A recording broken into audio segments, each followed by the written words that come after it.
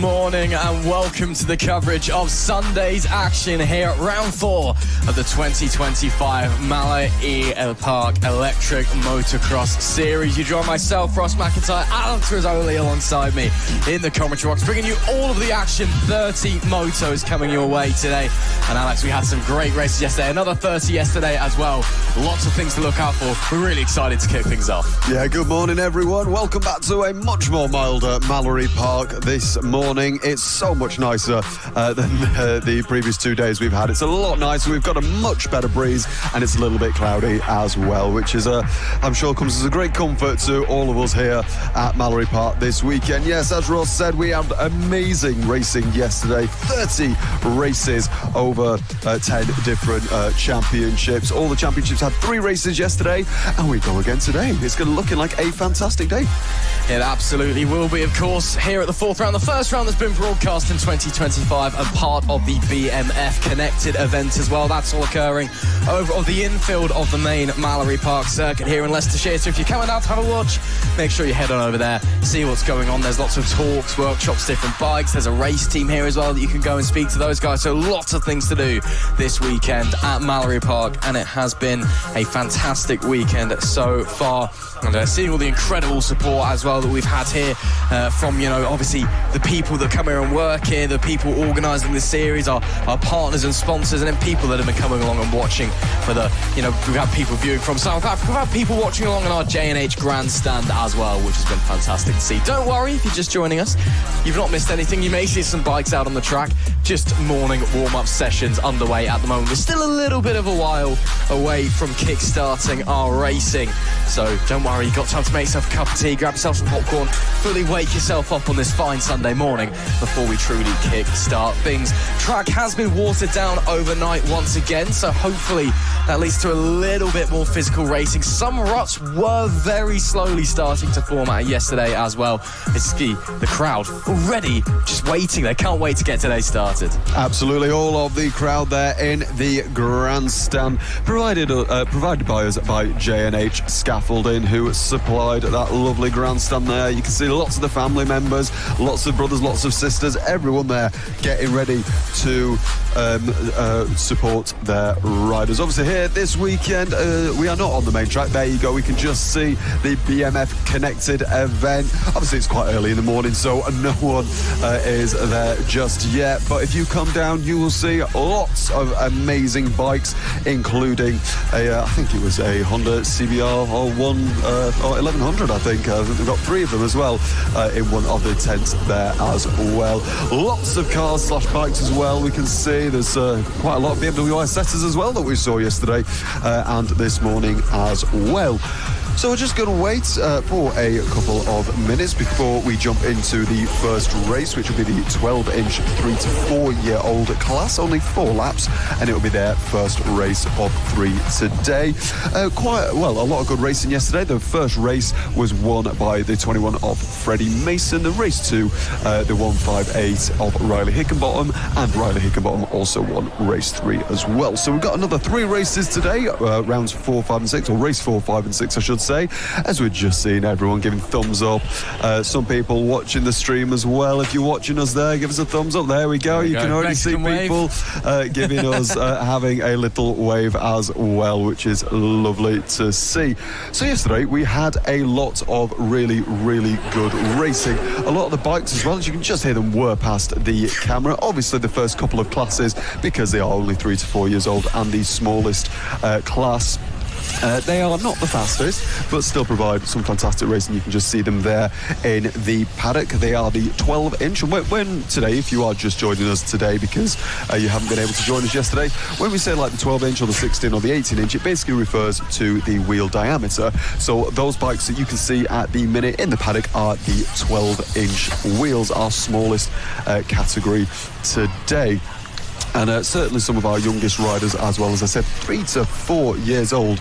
It's quite incredible to see, isn't it, Ross? The fact that we have so many young riders. Obviously, yesterday we mentioned as well that sort of finally in the UK scene, we are now starting to see, lots of young riders like we have abroad, which is going to be fantastic. Hopefully British riders making their way up.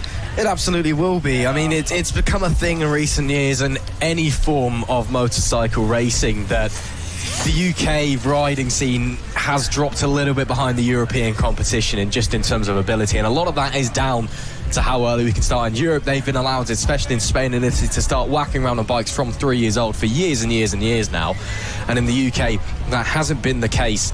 Only been ACU approved for riders as young as 3 to start going around this year. So this is the first time we have that. Of course, we do, unfortunately, well, it's a bit bizarre given the weather we've had this weekend and how warm it's been, but we're unfortunately blessed with the lovely British weather over the winter. That means that you can't also go testing in the winter, whether in Spain and Italy. They can just spend time whacking round and round. So you do get to the point where you just hit a certain point where they're naturally just going to be better and better. So hopefully this is kick-starting, the UK team catching up to young European riders, which means that hopefully in about 10, 20 years' time, you'll be seeing these riders up there on World Championship stages, on European stages, able to really compete with the best of the best in the world. Of course, we do have a few riders there, of course, and we've had riders achieve fantastic things in the Motocross World Championship over the last few decades. Max Anstey, I believe he was third at MX2 about 10 or so years ago. He's the immediate one that comes to mind. And of course, we have had Motocross World Championships in many classes, either in the 500cc, 250cc. I believe the last World Champion was in an MX3 when that was still a thing. That was about 15 years ago off the top of my head.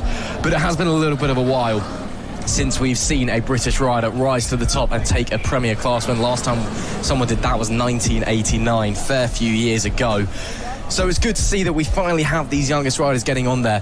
And yes, they're going out there racing, but for the youngest riders in the paddock this year and again the next few years of their career, it is just about having time on the bike, on the track, getting used to it, learning your skills, and hopefully they can now, take that and then, as I said, 10, 15, 20 years' time, go and really compete with the European guys. Yeah, absolutely. We've also seen, just going on track there, you can see it was the very nice fruit salad. I remember the name of the sweet. If you remember them, the fruit salad sweets, the liveried, the sweet liveried bike, which is lovely. So that was the number 32 of Paisley Cleft, who did bring out the red flag with a little incident in the last race yesterday. And the Siron Cup, amazing to see that she's absolutely A-OK and back on the bike. So a couple of the riders just going around now for our, I believe it's a Siron Cup practice. And if you've just tuned in, welcome. You're not missing anything. It's just warm up at the minute. As you can see, there is Paisley Cleft there, the bright yellow and the pink bike just in the middle of your shot there. And if you're just joining us, please let us know where you're from. We had some people from South Africa yesterday supporting one of our riders. So if you are as far away from there, give us a message and you'll get a bonus point if you're further away than South Africa. So we're just seeing the final couple of riders going up Siron Summit to the right hand side. So on the left, that bike there, you can see is just coming down Mallor-E Mountain and going up Siron Summit. We had, as I said, amazing racing yesterday. The younger classes will not be going up where that blue bike is now. They will just be cutting straight across to the right. So instead of turning right, they'll just go straight on now and then go across there and cutting off that mountain. Just going through there, we've got a couple of riders. Paisley Cleft being held up there. Lovely stuff. Just on the inside there. So this will be the last warm-up session that we have.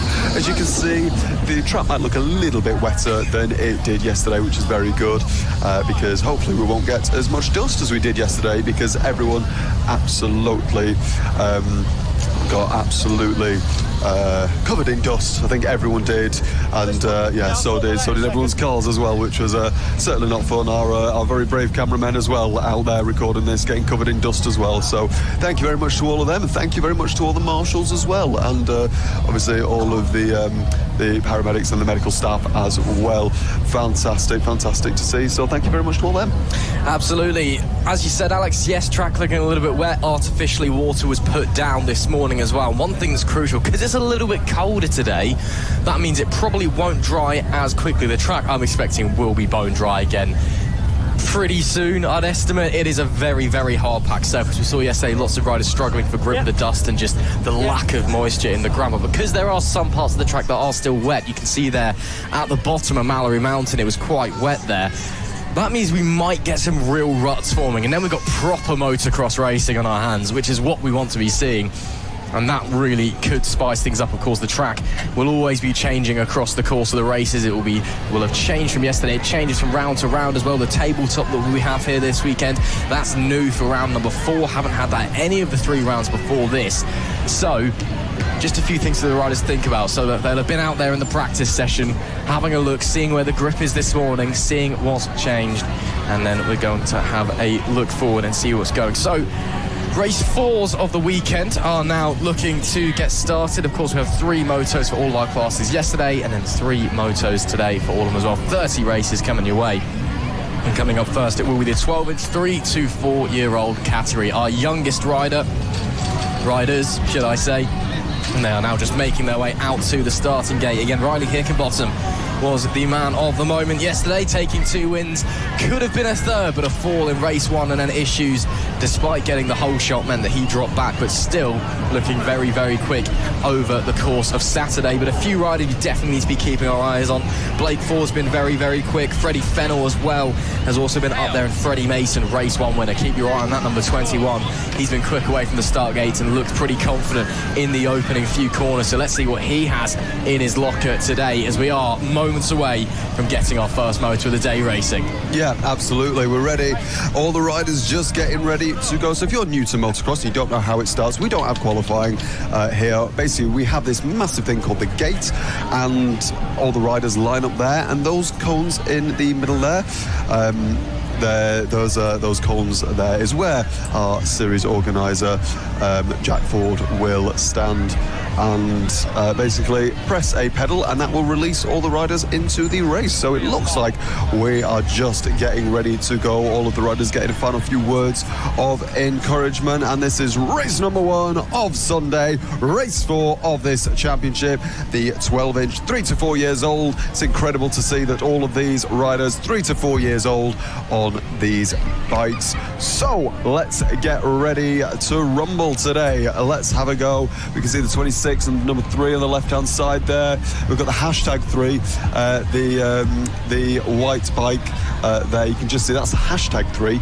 and the red and white 3, 2 to the left of the middle of the screen, that is the number 3. So quite a lot of 3s in this championship, which just makes our life a little more difficult, but it's a good job that they are different colours so we can see.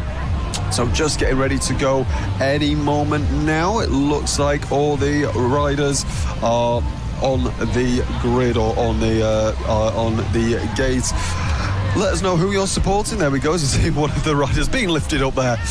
Just shows how light these bikes are as well. Just getting chucked on the end of the grid there, but let's see which rider gets the whole shot into the first corner, Ross. Hopefully shouldn't be too long till we're underway. As you said, no qualifying sessions. The starting positions drawn from a ballot, so you don't get to choose where you're lining up behind the gates like you will see at higher levels of motocross racing. So it's all luck of the draw. But quite frankly, it shouldn't really matter if you're good away from the gate. You should be good, looking good down into turn number 1. Gate goes down. We get moto number 4 underway here and kickstarts Sunday's action.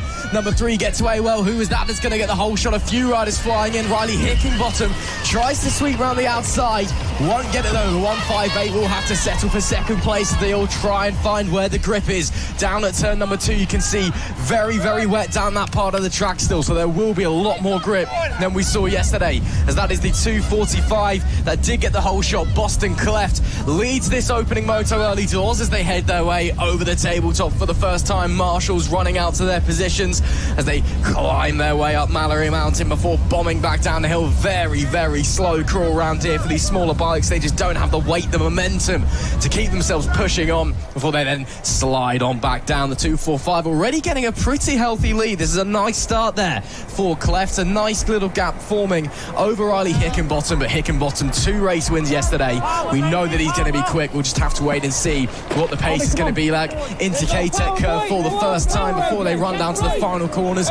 You can hear the shouts of the marshals and the parents, the crowd encouraging their colleagues on over the whoops for the first time to complete lap 1. And it is Boston Cleft that leads. Riley Hickenbottom, though, holding his head tail in second place. The black and green bike there, and the black and green gear, the 158 you can see on our screen. Riley Hickenbottom, as we say, took two of three races yesterday. You can listen to the crowd in the background. That is lovely to see that all these kids have got support this weekend. So the 158 trying everything he can to chase the 245 of Boston Cleft just ahead, looking left and right, going over these little bumps up to the top of Mallor-E Mountain now, trying if he can just get the throttle and maybe get a better exit out of the top of Mallor-E Mountain. So through the left-hander here, we see him go through, listen to all the parents cheering and supporting their kids, which is lovely to see. The 245 Boston Cleft still leads just to the right of your screen there. And as I said earlier, these riders will not be using the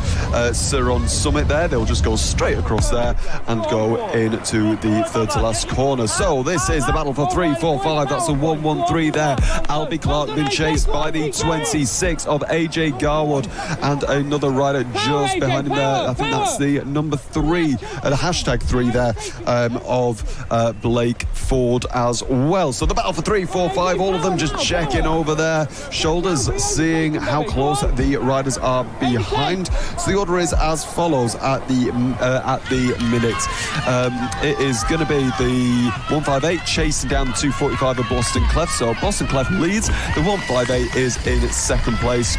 And we've got this battle going on for third place at minute. The hashtag 3 is going to be hopefully on our screen in a minute. There is Freddie, the number 21, Freddie Mason. He and Blake Ford are the current, or coming into this weekend, the joint championship leaders in this class, Ross.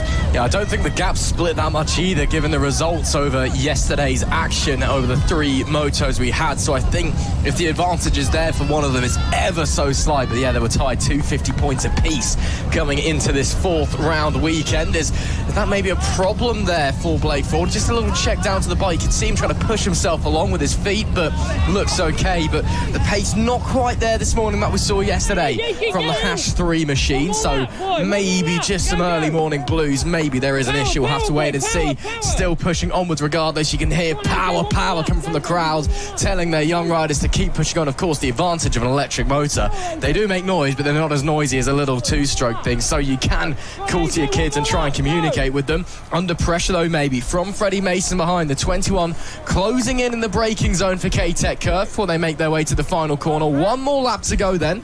Boston Cleft still leads from Riley Hickenbottom as this little group heads over the whoops for the penultimate time and takes the last lap flag. So one more tour to go in moto number 4 for the 12-inch 3 to 4 year class, and looks like Blake Ford still just about holding on to that position at the moment. Yeah, these two top of the championship table at the minute. The hashtag, or the hash 3 machine, been chased by his championship competitors. We say Freddie Mason on the 21. This is the leader, the number 245 there. We can just say I don't think Riley Hickenbottom managed to overtake Boston Cleft as he finishes his last lap. Coming through the K-Tech Curve now, and then through the penultimate corner as he's going through now into the final corner, and it's going to be a race win coming over the line for the number 245 of Boston Cleft that wins race 4 of the 12-inch 3 to 4 year class. A great ride from him, and the 158 of Riley Hickenbottom just didn't have an answer.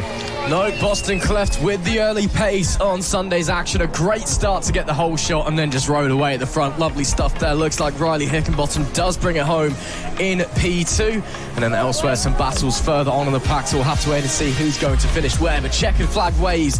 The first race of the day is done. Moto number 4 for the 12-inch 3 to 4 year class. Over halfway through their weekend's action now. There we see Freddie Mason was able to get through Blake Ford by the looks of things, who gets himself a little bit crossed up as he heads over the whoops for the final time. So Blake Ford, a disappointing start to his Sunday. He'll be looking to try and push forward and improve that one. Eli Rudd on the number 3 finishes just behind them as well. Remember that one, the hash 3 for Blake Ford, the number 3 for Eli Rudd, and the 0-3 for Ziggy Walker as well. A fair few number 3s in this category.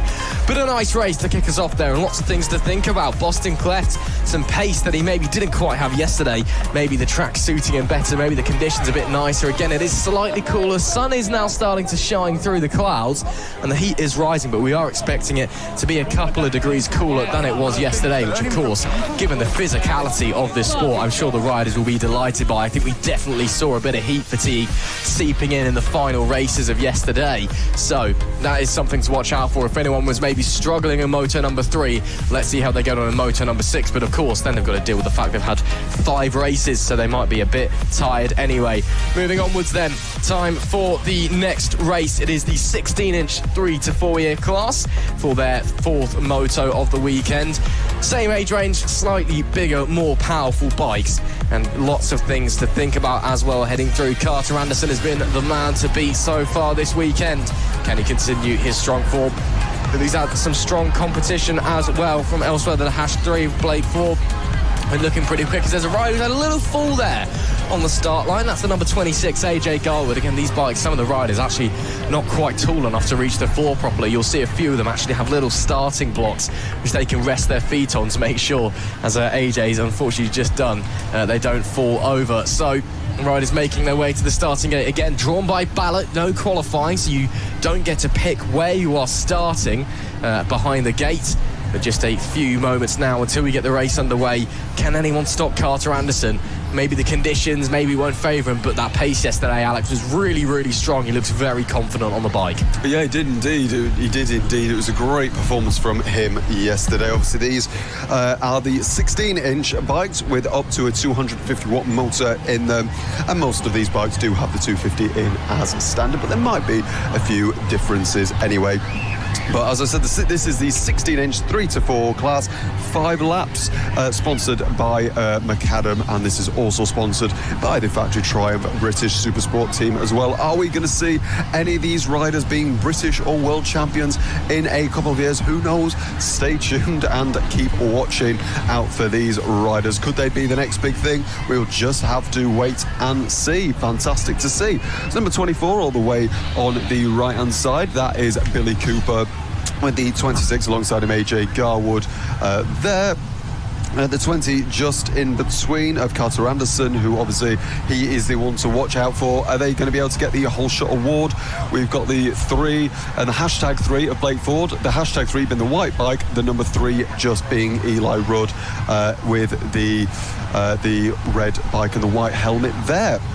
So, number 22, just to the left of the yellow cones, is Joey Plass, and it looks like we're about to get underway as well. The gate is about to be dropped any second. His arm goes up and it goes down. Who's going to get the whole shot into the first corner? The 24 and the 3 are looking like it's going to... Oh, but no, it's the 33 of Charlie Stake, who just absolutely rockets away from the start line there, getting the whole shot, for this race. In race 6, we do actually have the whole shot award, which is awarded to the rider who leads into the first corner, but it's only they get an award for the last race. But it's the 33 who leads from the number 20 there.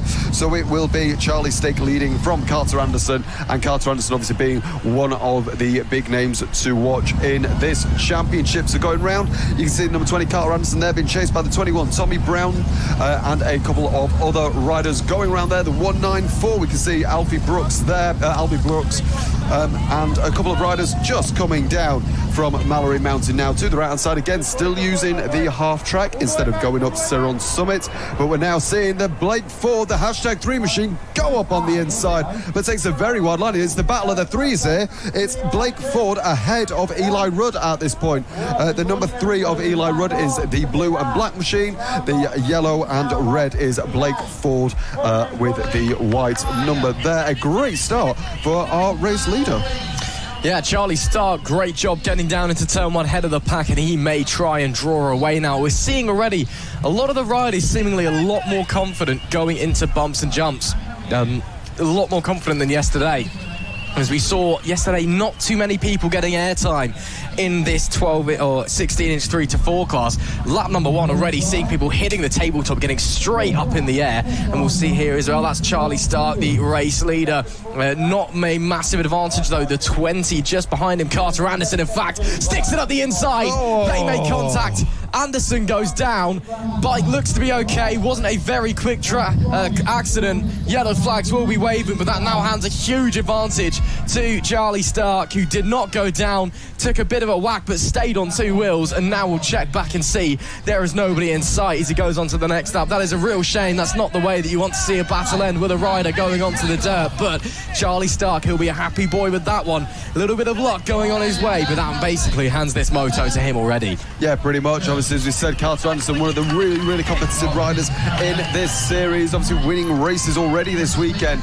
A big mistake for him, but the good news is he's still got race 5 and 6 to make up for that little mistake there. As we've seen the 20 and the 22 side by side, so that's obviously Carter Anderson now fighting with Joey Plass a couple of positions behind there, fighting for this battle here. Carter Anderson stays ahead of Plass on this occasion, but it looks like Plass is going to try and get a little bit more pace, maybe try and taking a tighter line, a little bit of throttle on exit as we're seeing the 21 and the 24 there. That's Tommy Brown being followed by Billy Cooper there, a couple of positions behind there. Lots of support from the crowd. It looks like, we're going to get a send on the inside, and it's happened again. An absolute repeat there of what we saw with Charlie Stark and Carter Anderson. That was the 24 Billy Cooper trying to overtake, I think it was Tommy Brown ahead there. So literally in this race, 2 repeat accidents already in this race, as we see the 24 coming around the final corner. That's the 22 there of Joey Plass still staying ahead there, so we're going to have a little bit of a mixed up race. Yeah, lots of people finding themselves on the dirt already, as the 22 almost goes down as well. Conditions seemingly favouring some compared to yesterday, others seemingly struggling more, with some areas of the track being wetted down as a result. There is the 20, Carter Anderson, making his way up to the top of Mallor-E Mountain and just eases his way around. Doesn't want to have another little off over the bumps there, just ran slightly wide on the exit of the corner. And again, a little bit of airtime, seeing, as I said, riders a bit more confident, carrying more pace into the jumps, and getting that front wheel popping up as they do so, which is fantastic to see. That they are gaining that confidence with the track, happy to attack it more and more with each and every lap. The 22 though could be setting up a move here. Looking very, very quick is Joey Plass at the moment. Final lap of the race as they make their way over the whoop section, and Plass a little bit too far back to have a go down into turn 1. So Anderson will still be ahead in this battle as they wind up the power and bomb on down into turn number 2. Again, still quite wet there. 2 different lines, as there we do see race leader Charlie Stark, a huge advantage as he makes his way over the tabletop. And well, as a result of that accident we saw earlier on, it hasn't really had much competition in this affair, to be brutally honest, but it has still been a very, very nice ride nonetheless. No mistakes really from Stark as he makes his way around, keeping it nice and consistent, keeping his head. There's no point pushing, and he knows that. He's got such a huge lead. He just needs to stay on 2 wheels. As I say that, almost unseats himself as he catches a divot just a little bit wrong. But staying on 2 wheels for one more corner as he rounds K-Tech curve, and that is going to be a wonderful, wonderful win for the number that is Charlie Stark as he comes to the line there. A lovely performance for the 33, takes the race win in moto number 4 here on Sunday morning. And again, a little bit easier than he would have expected, should I say, but it's a nice win nonetheless, as issues and chaos felled others around him. He stayed firm, stayed on the bike. It is Charlie Stark that takes the win. Carter Anderson brings it home in second, and it looks like it was the 22 of Joey Plass in P3. There's the 21 of Tommy Brown finishing with 4th. The 24 behind Billy Cooper brings it home in P5. A nice moto from all of those guys, and again, lots of things to think about. Some of these bigger bikes looks like they're struggling a bit with the conditions today. Some of them feeling more confident, but some of them struggling to stay on the bike. Yeah, some of them obviously trying to send it down the inside. Obviously we saw just before K-Tech curve, we had 2 pretty much identical accidents there in that race. But as we said, they have got another 2 races. Wow, some of the riders getting very wide and a bit loose coming out of the final corner there, as all of them getting a round of applauses from all of the parents and marshals there. But that rounds out round 4 of the the 16-inch 3 to 4 years, and now we're going on very similar bikes, again the 16 inches, but for 5 to 6 years old, as we can see them on the start line already. So instead of having the 250 watt motors, they are usually upgraded to 350 watts in this class as well, so about 100 watts more. So these bikes are a little bit faster than before. Just to the left of the cones, we can see the number 50 there. That is Junior Garbutt there with the number 25 alongside him as well. That's Ethan Rudd to the left. 22, Harry Perkins to the right side of the cones with the 313 Theo Hancock, who has been very competitive this weekend as well. Harry Perkins winning 3 out of 3 yesterday. So can the number 22, just to the right of the yellow gate there, can he do some more magic today? Have to wait and see, but he was looking very, very confident yesterday. But of course, as we've seen in the previous race, lots of people struggling with these conditions. Again, slightly cooler. The track's been wet down in some places. We were getting some divots and some ruts forming as well at the back end of yesterday.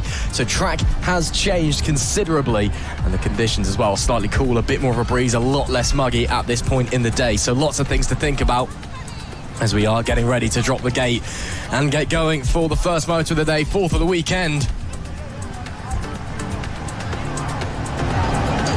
After a brief delay, the gate does drop and we get racing. Great launch there for the number 22 of Harry Perkins, who will get the whole shot as he exits turn 1 already with a couple of bike lengths to the good behind him. A lovely start for the man who has been dominant in this championship over the last couple of rounds and already looking to try and control this race from the front, build a gap and disappear off into the distance over the tabletop for the first time once again, as we've seen across the day so far. Riders a bit more confident on the throttle, getting into that jump, hitting it hard and getting up into the air over the cross, over the top of Mallor-E Mountain for the first time before bombing back down the hill.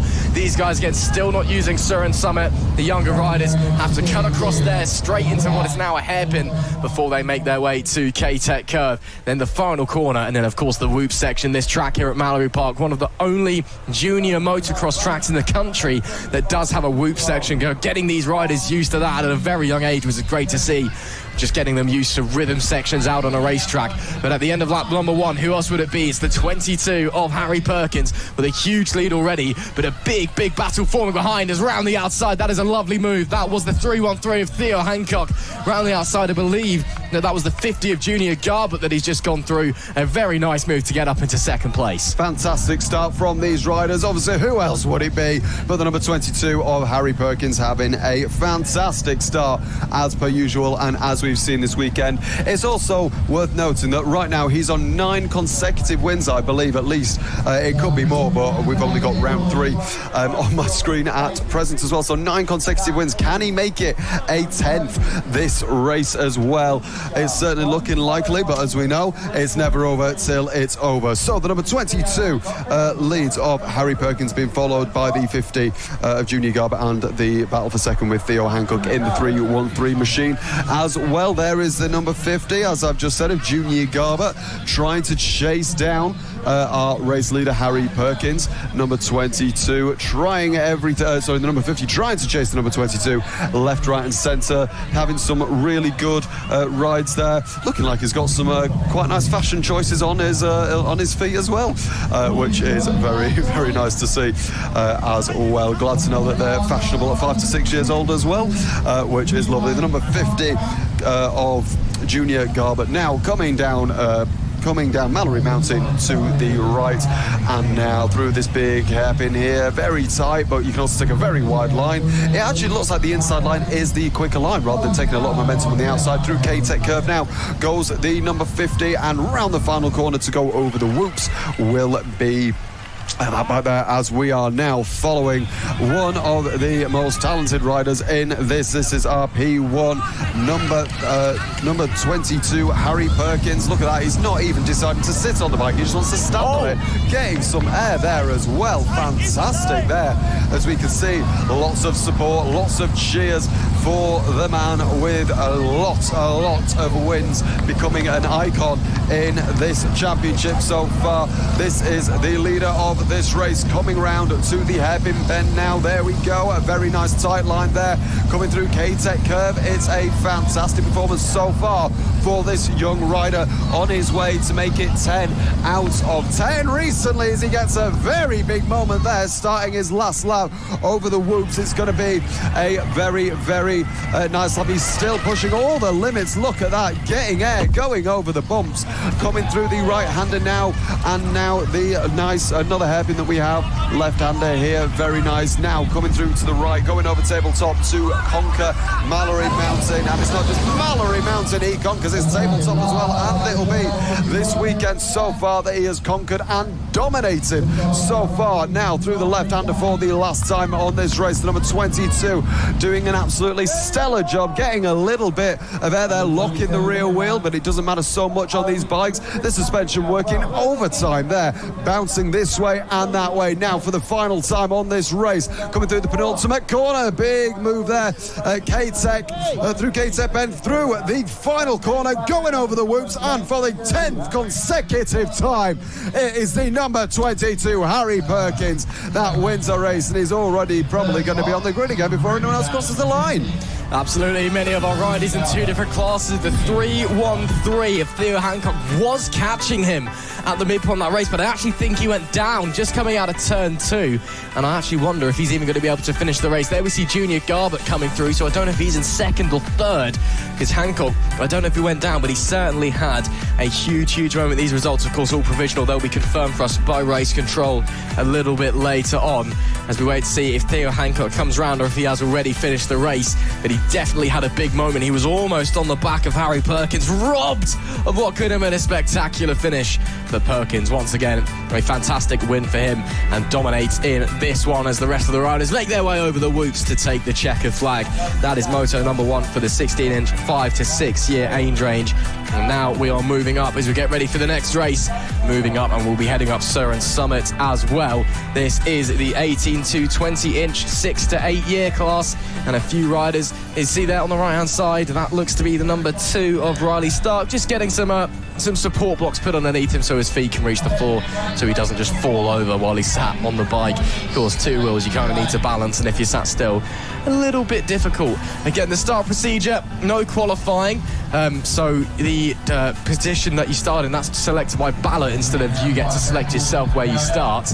And then we'll see that'll be Jack Ford, you can see there in the middle just in front of those cones. He will stand behind those cones. There is the gate pedal system there. He'll press that down, the rope will drop, and the riders will get underway. Of course, if anyone has a false start, we'll restart the race, but it's quite hard to have a false start in motocross, it must be said. Someone did try yesterday, didn't get very far when they ran straight into the rope. So looks like we're all ready to get racing. The hand will go up, the gate will drop, and we will get underway for the 4th moto of the day for the 18 to 20-inch category as they come down to turn number 1, as they slide their way through, all scrambling for position, but all looks clean so far. Some air time already as we make our way over the opening jump and then through turn 2 and into the bowl section, and pushing away. That looks to be Riley Stark in P2 that we can see there. Some big air time there. That looks to be, to me, I believe that'll be Caden Waldock, the number 29, so a great start from him. He's been dominating this weekend so far and got the whole shot as well, and will once again look to lead away from the front as they head down Mallor-E Mountain, and this time they'll be going left and back up this part of the racetrack, untouched today apart from the practice sessions. So the first time that they're turning wheels and anger over here, so it could be a bit interesting to see if the conditions have changed. Looks quite dry and dusty at the top as there's contact between 2 riders there. That is the 419 and the 251 Teddy Williams and Tommy Bridges coming together, already getting some elbows out racing, but both managed to stay on the bike and keep it clean at the end of lap 1, almost wheel to wheel as they head into the loop section. Fantastic start there.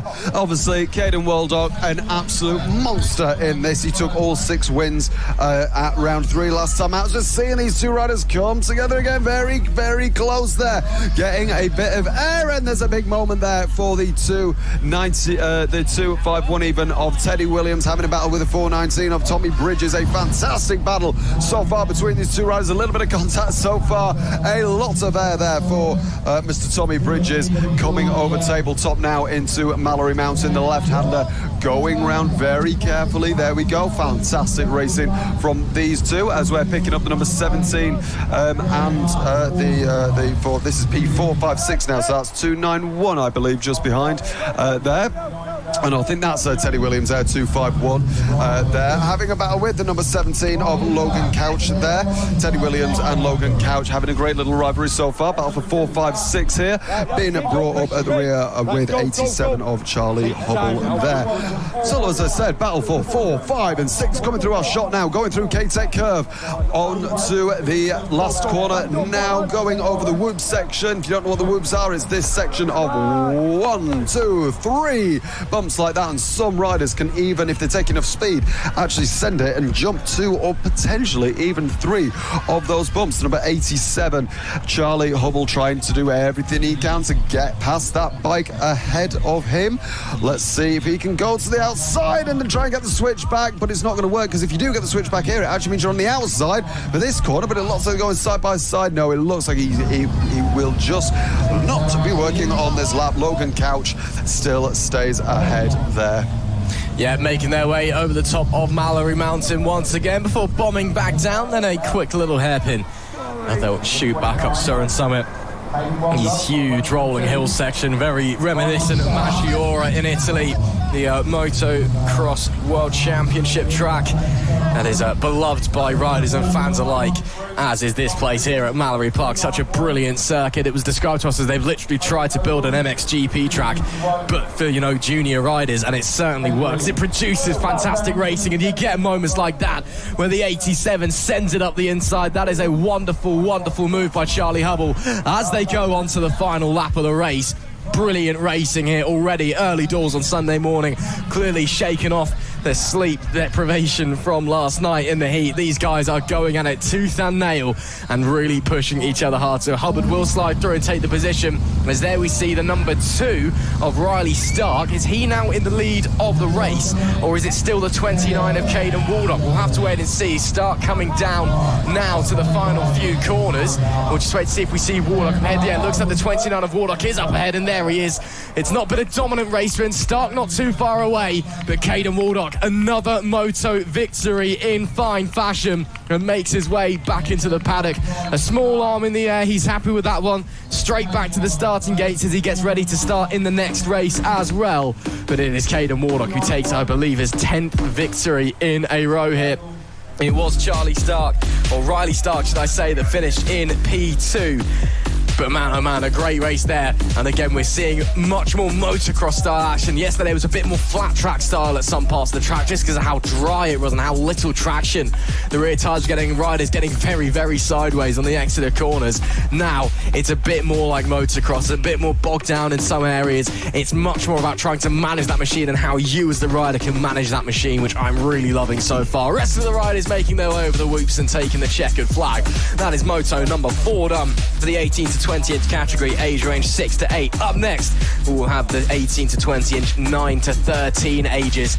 As you can see them there, lining up, getting ready to go. Some fantastic races yesterday. Riley Clef, Casey Stark, Poppy Burke, all very, very quick in this one. Paisley Clef, should I say. Poppy Burke taking the win in moto number 3 yesterday. Great to see some young female talent shining through in what is a very, very competitive class, and she has been very, very quick all weekend, it must be said. Casey Stark as well, one of the ones to beat winner in moto number 2 yesterday, as the riders just making their way to the starting gate. Again, a few of them were in the previous category, doing double duty this weekend. 12 races for some of the riders. Unbelievable athleticism, and yeah, unbelievable athleticism there to be able to go out there and do 12 races. It is tough in motocross. If you're just joining us, you are just in time.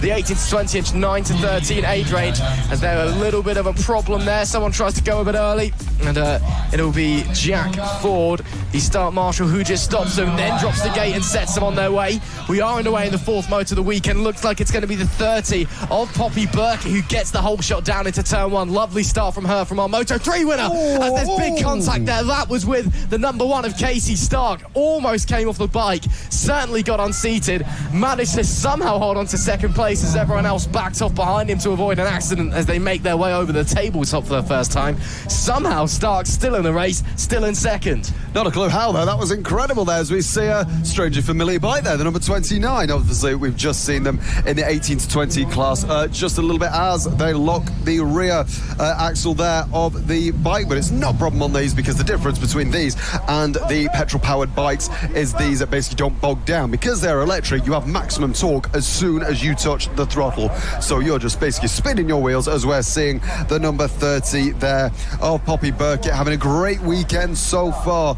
And she goes over the whoops, and it's a fantastic start from her under attack from one of the bikes behind, but she's keeping the lead so far. Obviously, we saw a little bit of contact just around this corner on the last lap. Coming now through the left-hander here as she makes her way over tabletop and up to Mallor-E Mountain. And Casey Stark is chasing and giving it as much chase as they can to the back of Poppy Burkett. Obviously, Casey Stark coming into this second in the championship. Poppy is P4. But going with, I will say this is a battle for third and fourth. Obviously, the number 29 there that we've just seen in the last race as well. That's Caden Waldock under attack from the 07 of Seth Johnson as well. So the battle between Waldock and Johnson rages through this race so far. As we say, the 07 there at K-Tech curve. The number 29 getting a bit of a poor exit there, but the number 7 can't seem to capitalise. Coming over the whoops, fantastic to see. And as they continue to push round, Waldock maybe under attack on the outside. Not quite on that occasion, as we saw the 07 try and have a look. Couldn't quite make it stick on that occasion, but both of them pushing each other very, very hard. And up the front of the lead battle, a similar gap between them as well. Maybe a little bit bigger. As you can see there, riders just really struggling. The bike's moving all underneath them as they rise up Mallor-E Mountain on the brakes. Ooh. Wow, huge sideways moment. Speedway style for Caden Waldock. Somehow still on the bike, somehow still in third place as well, as the 07 of Seth Johnson was not able to capitalise as a result. So you can tell just how hard these guys are pushing. Both of them riding on the absolute limit here in moto number 4, the opening moto for the 9 to 13 age range, 18 to 20 inch class on Sunday morning. This is brilliant action to see, making their way over the whoops once again. Waldock, not quite as quick there. I think that Johnson was a little bit quicker, but hit one of the bumps just a little bit wrong on the landing, and it did cost him some momentum. If he's able to get those whoops a bit smoother, he could be in for a move into turn 1. And it looks like it's going to come any second now. The number 29 trying to defend from the 07, going to the left, going to the right, going over tabletop, getting lovely air coming over Mallor-E Mountain. Now climbing to the top. This is where he had his moment last time. He's had another moment there on this lap as well. The 07 Seth Johnson trying to do everything that he can, as the number 29 I think is feeling the pressure now, making lots of mistakes. Can the 07 of Seth Johnson capitalise on this mistake? Yes, he can. Number 25 has had another moment there. He's going to go to the inside to defend the 07 on the outside. Coming up to K-Tech curve. Can he send it on the inside? Oh, and there's a little bit of contact there. But the number 29 stays ahead over this lap as we go on to the last lap. Is the 07 going to be able to do everything that they can to overtake? That is Caden Waldock ahead on the 29 orange bike. Let's have a look and see where that battle goes, as this is the battle for the lead, with Poppy Burkett there with being given chase by Casey Stark just behind as well, having a very clean race so far. The number 30, I say that, oh dear, commentators curse there. She makes contact with one of the back markers going up Siron Summit now through the left-hander. Only a couple corners now to go. She has a big moment there. She's feeling the pressure now. She just wants to get over the line. Casey Stark, I don't think is going to be I don't think she's going to be any closer now. But as we see the number 30 coming around the final few corners over the whoops, and it's going to be another win for the number 30 of Poppy Burkett. Another great race from her this weekend, Ross. Absolutely, potentially a start to keep an eye on. The Motocross Women's Championship is one that is so competitive up on the MXGP stage. Maybe we'll be seeing Poppy Burkett there in a few years' time. A great performance there from the 30. Must be said, Casey Stark as well. Fantastic job. Really quick pace, and especially after He had that near fall at turn 2 on the opening lap. Great job to finish in P2 there. Those two trading wins, trading places so far this weekend, but Poppy Burkett is the one on top. I believe that it was in the end Caden Waldock who managed to finish in P3, just about holding off Seth Johnson on the 07, who just wasn't quite able to capitalise on his slight pace advantage. A few dodgy moments in the whoop section that I think just killed his momentum a little bit, perhaps stopped his confidence as well. That is it for the 18 to 20 inch, 9 to 13 age range in this morning's action. Their fourth moto of the day done and dusted. 2 more to come later on today. Now we will be moving on to the E2 class very, very shortly. Again, a class with lots of fantastic action yesterday. Daisy Rudder raced with Joey Plass in moto number 3 as well. They were both very, very quick. So lots of good riders in this class, lots of competitive racing. Again, we've seen those some riders seemingly favouring the track conditions today more, some of them favouring yesterday. Yeah, these bikes up to 1800 watt motors as well. Lots of young riders, lots of small bikes. We can see a whole manner of bikes getting ready to go for this race. We can see the number 4 to the right hand side there, but the ones you want to watch out for is the number 3. That will be of Daisy Rudd, the number 22 of Joey Plass, and the number 4 that I've just pointed out of Reggie Doyle as well. Which of these riders is going to get the whole shot into the first corner? Daisy Rudd there, the number 3, white and pink and blue rider there on the left-hand side of the screen. Is she going to be able to get the whole shot? It's turn 1, the arm goes up. And the gate goes down. Who's going to get the whole shot? Lots of riders getting a fantastic start there. The 22 and the 4 having a battle, but it's going to be another one of the riders. That is Boston Cleft of the 245 getting a great start there. All of them bunching up, coming round turn 2 now. But Boston Cleft will be leading this race, or will he? One of the riders is going down on the inside. It's not going to have worked. But the number 3 of Daisy Rudd, not such a good start, but she's going to be there, and she's now right on pace with the number 4 of Reggie Doyle as well. I said these were the 2 to keep your eye on, as we now see a move on the outside from Daisy Rudd as she uses her legs to push her, and she goes to the lead as well in the space of 1 corner. She goes from 3rd to 1st, and the 245 just getting a little bogged down, holding up the number 4 of Reggie Doyle behind, as Daisy Rudd now runs away as quick as she can to get away from these riders. Look at that on the first lap. She's already at this corner now. It's fantastic to see this rider have a great start there. She's already got quite a few seconds on Reggie Doyle and the 245. Oh, she's fallen at the final corner. Is she going to be able to get back on the bike in time? She's lost the lead there. The number 4, the number 22 go by. The number 24, she's dropping down the order. She's now in 4th place. Is she going to be able to keep 3rd and maybe even try and get up to 1st place again? The number 4 is our new race leader. That is Reggie Doyle, who took the lead. The number 22 just behind there, Joey Plass in 2nd place as well. But high drama on this first lap of this race. I mean, she got given a huge advantage. The fast starting Boston Cleft got the whole shot down into turn 1, but then was really struggling for speed up and down these mountain and summit sections. That held everyone up behind, so that was lucky there for Daisy Rudd. When she went down, there was a big enough gap so she was able to remount and get going again. She's still in 3rd place and already catching our leaders once again. You just saw her there at the back of the picture. You'll see her coming in now. There she is. So she's already back in this fight for the lead as they start to head down Siron Summit. So we've got a real race on our hands. What a story this could be if Daisy Rudd is able to get back onto the top step of the podium into K-Tech Curve for the 2nd time. The 4 still ahead of the 22, the 3 giving them chase though. Is it a bin it and win it race perhaps for Daisy Rudd? Over the whoop section they go. All of them seemingly struggling a little bit at the moment, just trying to find where the grip is, where the speed is, where you can keep your momentum as they head through this jump. Nice little bit of airtime for all of the riders there. Rudd makes it a little bit deep as that's a run there potentially for the 22. The Husqvarna there of Joey Plass looked really good on the outside into turn number 3, but Daisy Rudd at the inside gets into the 2nd just before the tabletop, and now we're encountering some traffic as well. I think the number 4 of Reggie Doyle, if he wasn't worried before, he needs to be worried now because that 3 is really moving. Yeah, she is indeed, and it's worth noting as well that these 3 riders in the top 3 are our same 3 podium sitters from Moto 3 yesterday as well. It was Joey Plass that won the race yesterday from Reggie Doyle and Daisy Rudd, but Daisy Rudd does not want a repeat of that. She wants to win as she tries to go on the outside with a very sketchy move move there on the outside again of the number 4, seeing where she can keep the most speed. On the inside now, Gate-Tech Curve, and there's a little bit of contact there between the 4 and the 3.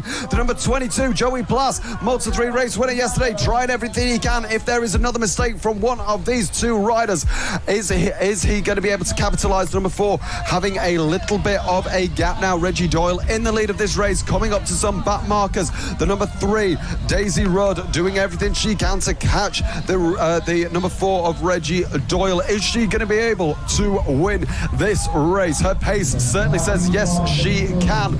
But let's have a look and wait for the end of the race to see if she can. But it's a great race so far. The number 4 of Reggie Doyle leads from Daisy Rudd, and Joey Plas in third place, just at the back of shot there. But is Daisy going to be able to go on the inside? They make a brief bit of contact there, coming down at the bottom of Mallor-E Mountain up Siron Summit now. The tight left-hander here. Is she going to get a better run down at the bottom?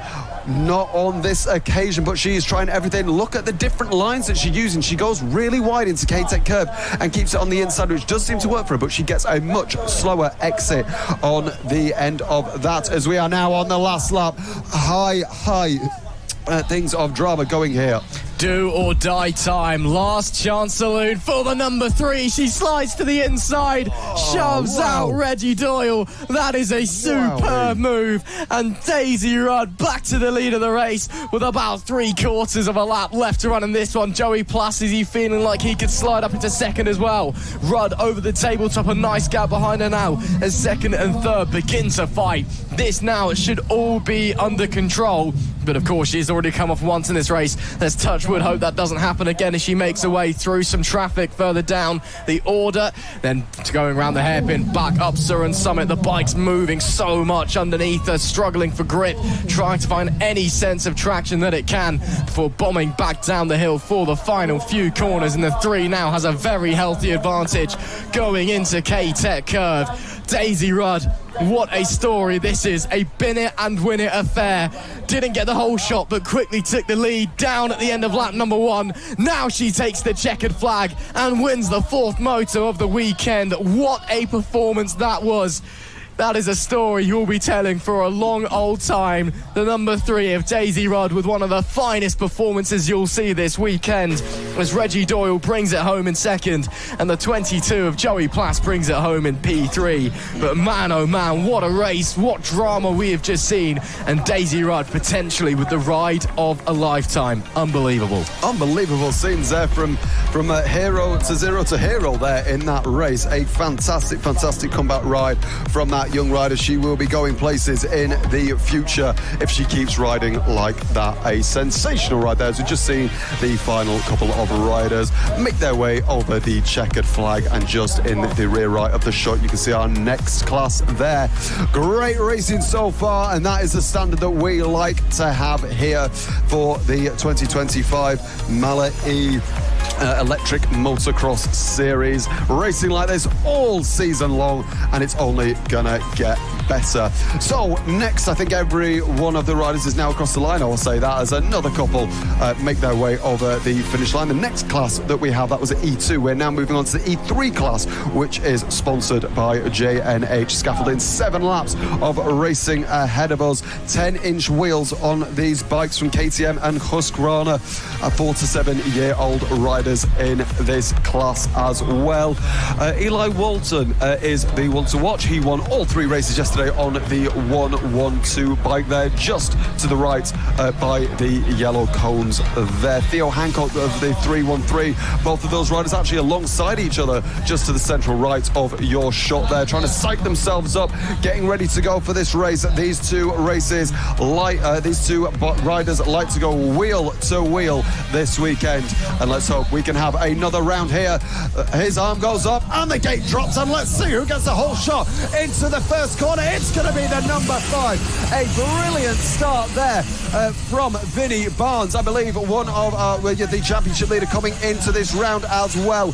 But that is going to bring a lot of disappointment to Eli Walton and Theo Hancock, who want the win. You can immediately see a lot of air from these riders as well. Obviously the number 3 of Alfie Barnes, who likes to get a lot of air. Very, very impressive. Some reports saying he's getting actually 4 foot of the ground, but it's the number 5 that leads from the 112 and the 313 just behind. The 112 and the 313 definitely had the better race pace yesterday, so let's keep your eye on it. Maybe that the number 5 acting as a bit of a roadblock, or maybe he's woken up on Sunday morning with a bit of fire in his belly and vengeance on his mind, because he is rip-roaring. But to the outside of K-Tech Curve goes the 112. Eli Walton, that's a wonderful move through K-Tech Curve there, and gets the lead as he almost doubles the whoop section on the first try. And as those behind him don't, that will give him a slight advantage as he keeps his momentum. K-Tech, of course, our trophy and trophy board sponsors this weekend. A big thank you to them for their partnership and all the support they're bringing us here at Mallor-E Park. And as we continue onwards onto the second lap, and now Hancock is through as well in this J&H Scaffolding E3 class race. And it looks like Walton really liking to use the outside lines early doors. First rider we've been seeing doing that this Sunday morning. A few that we saw yesterday prefer to use the outside, and most of them stuck to the inside. Walton clearly having some faith in those banked wider lines. Hancock preferring to stick on the inside, maybe just trying something a little bit different. The 313 is hot on the 112's tail though. Fantastic to see as we see the 112 almost going into the K-Tech signs going up there, but it's a great battle. It's going to be side by side going over the whoops. Who's going to lead into the first corner? The 313 trying everything to get by the 112, as I said at the start of this race. The 112 Eli Walton and the 313 of Theo Hancock. That's the running order so far, and that's how it's been for the 3 races yesterday as well. Theo Hancock will want to try everything in his power to pass the 112, but the 112 kicking up all the dirt of Mallor-E Mountain there. But he goes wide, and does that give an opportunity to the 313? No, it doesn't on this occasion. But as we said, some of the riders like to have, and both of them get a little wide there. Both of these riders do like to maybe take some wider lines or some tighter lines as well. The number 25 there, Frankie Botham, going in our 3rd place spot. He's in a nice spot at the minute. He doesn't have too much pressure ahead, doesn't have too much pressure behind, so hopefully he can have a nice podium today with a couple of laps to go as he goes through K-Tech Curve there, having a little bit the bike fighting him as he's coming through the final corner and going over the whoop section. 1, 2, 3, and on the floor, the number 5 there. This is P4, the number 5 of Vinnie Barnes, our championship leader, coming into this weekend, just needing to accrue some more points and some consistent points to keep that championship lead. But Eli Walton and Theo Hancock have something to say about that this weekend. Fantastic to see these performances from these riders this weekend. Yeah, absolutely. Lots of strong riders in this field. Big airtime there from the 5. As I said earlier on, some of these riders really attacking into the jumps compared to yesterday. Much more confident, just hitting the up and getting a lot of airtime compared to yesterday. But then as well, some of the riders seemingly struggling in the slightly wetter track conditions. It has dried up since it was wet down this morning, with some sections like we see here coming up Siron Summit still a little bit damp, which for some people they prefer it. Some people preferring the more flat track style bone dry track that we had yesterday. That's P5 at the moment. The number 32 there of Reggie Herring just making his way through K-Tech Curve. Again, another rider that prefers to run that higher, that banked wide line through that part of the racetrack before he makes his way to the whoops. And there is our leaders, and that looks like to me that Theo Hancock has got through the 112 of Eli Walton and is now in the lead of this moto.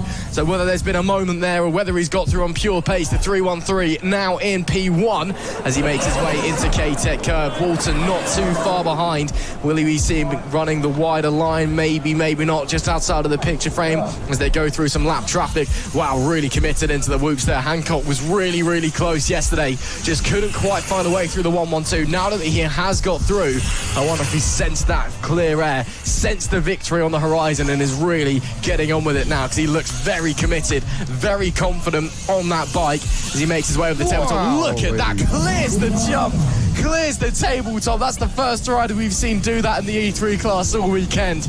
Amazing commitment through there. Theo Hancock really wants this. He's absolutely in the zone in this race, obviously trying to take that first race win this weekend from Eli Walton, the 313, having a fantastic performance so far. Just look at the pace, look at how comfortable he is applying the throttle, going through those really quick turns through K-Tech Curve. Now a couple of laps to go, and he will win. Oh, indeed, this is the last lap as well. So he just needs to bring it home now, but I've got a feeling he's not going to be going nice and easy. He's going to be trying everything he can do to keep extending that gap to Eli Walton on the 112 behind, who we can't even see, in fairness. So the 313 having some fantastic pace. Let's watch him go over the jump. Look at that. Brilliant to watch. He doesn't even manage to land that cleanly, but he manages to get through nice cleanly. The 139, a little bit of a back marker now.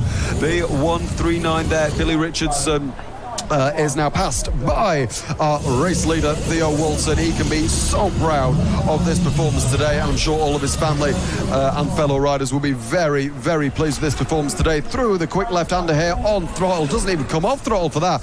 Fantastic to see. He will certainly be a celebrity at school tomorrow, showing all of his friends his race win this weekend. It will be the 313 of Theo Walton that wins round and race 4 of the E3 class. A sensational performance by this young rider. Fists up in the air going, yes, yes. Lots of hugs as well, which is lovely to see for him. A brilliant performance, and finally this weekend he managed to beat that rider just ahead of him there, the 112 of Eli Walton. Always great riding between these two riders. Finally, Theo Hancock gets his moto victory. What a performance in that one. Slid his way through the 112 and then never looked back. It's been a long time coming this weekend, but finally he is on top.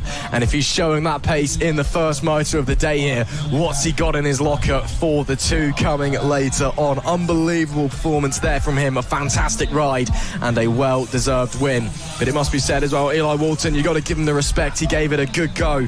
But we are now moving on to the E4 class, which will be coming up next. And well, there's been one rider to talk about in this class so far, really, and that man has been Harry Perkins. The number 22 has been absolutely phenomenal so far, but he's had some competition. Orly Luxton's been looking quick. Gunnar Day's been there or there about the 419 of Tommy Bridges, also with some pace. So let's wait and see what they're going to do in the fourth moto of the day. They won't get started just yet because there's a marshal running on the track, and obviously we don't want to run him over and get hurt. It would give the paramedics something to do, I suppose, but it would be a bit irritating for him, I think, to put it mildly. So once he's clear, I'm sure that Jack Ford, the series organiser, and Startgate Marshal will send them on their way. Again, the rope that you see there, it's not quite a full level motocross gate. Unfortunately, we are working on a budget compared to the guys up at British Motocross and MXGP and stuff, but the gate does drop and we do get underway. Who's going to get the whole shot? 22 slides around the outside. Lovely start there for Harry Perkins, race 1 winner yesterday, and looks to start Sunday in the same fashion, as already trying to pull away at the front there as they all negotiate their way through. Dust really starting to get kicked up now. The track has dried up as some of them already clearing the tabletop on lap number 1. The pace today massively increased from yesterday, possibly due to the cooler temperatures. A little bit less strenuous for the riders on the bikes. They can stay a bit cooler, a bit more focused, but Harry Perkins already bombing away at the front. That is the 50 there in P2 of Junior Garbutt, just about holding on for the time being as they come up Siron Summit, but now making their way down there. You can see Gunnar Day in P4 there, and then in P3 the 419 of Tommy Bridges sweeps around the outside. That's a lovely move from Bridges as he heads into K-Tech curve up into second place. Gunnar Day potentially looking to use the momentum as well. No, can't quite. Look at the gap that Harry Perkins has already as the battle for second goes over the whoops. He's already down at turn 2. Yeah, Gunnar Day there, very, very recognisable, bright yellow and green there with a lovely green Mohican helmet as well. So very, very easy to recognise Gunnar Day there.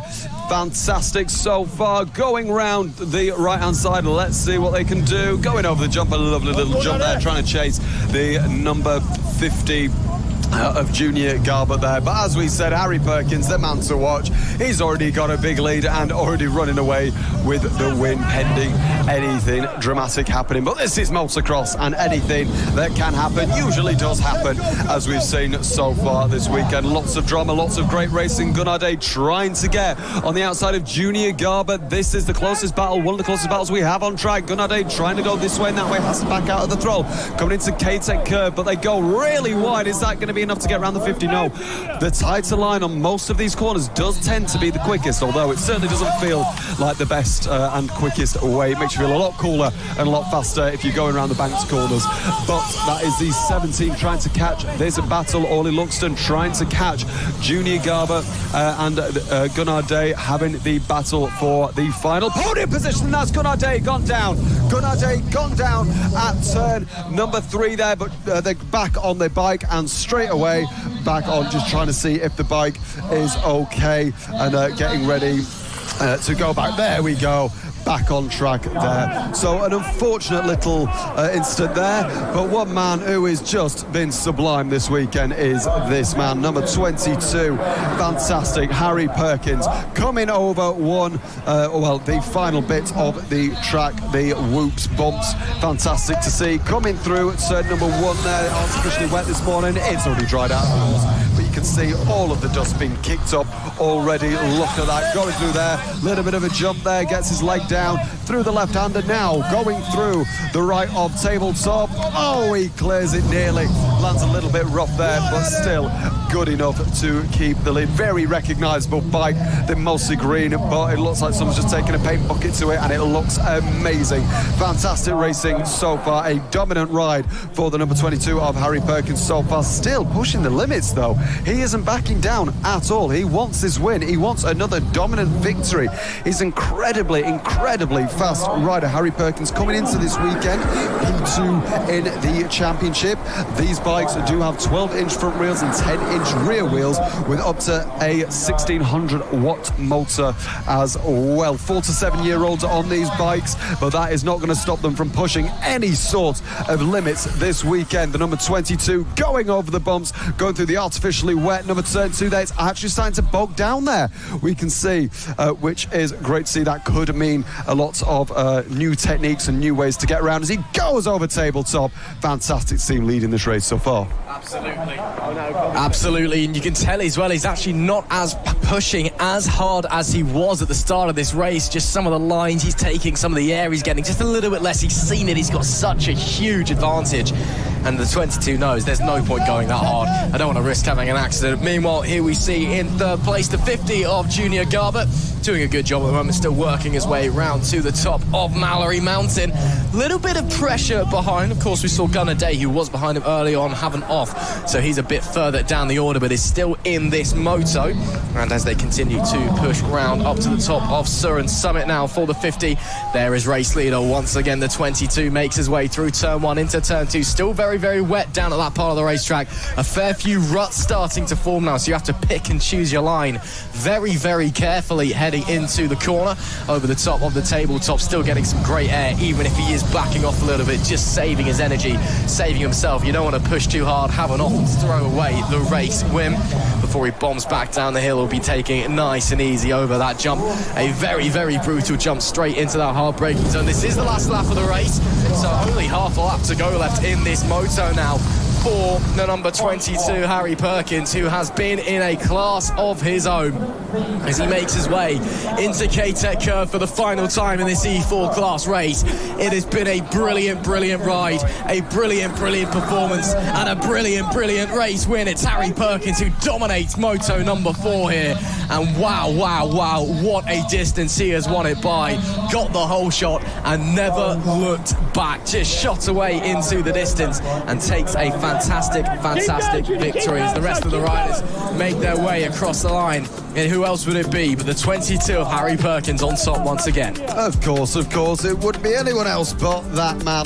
This weekend is a great rider, as we see in the final couple of bites coming over the whoops there. But as we said, the track getting increasingly more difficult. It's still not shining sunny here, so it has clouded over quite a lot, which means that the track won't dry as quickly as it did yesterday. And so I think a lot of riders and a lot of marshals, quite good, because it's not going to be anywhere near as dusty.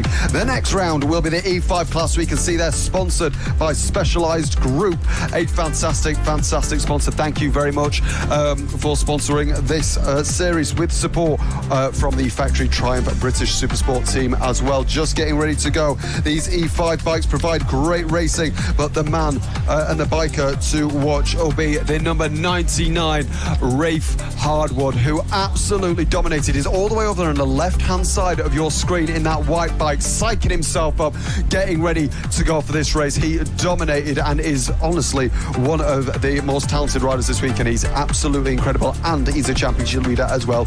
No surprise there when you see how he rides.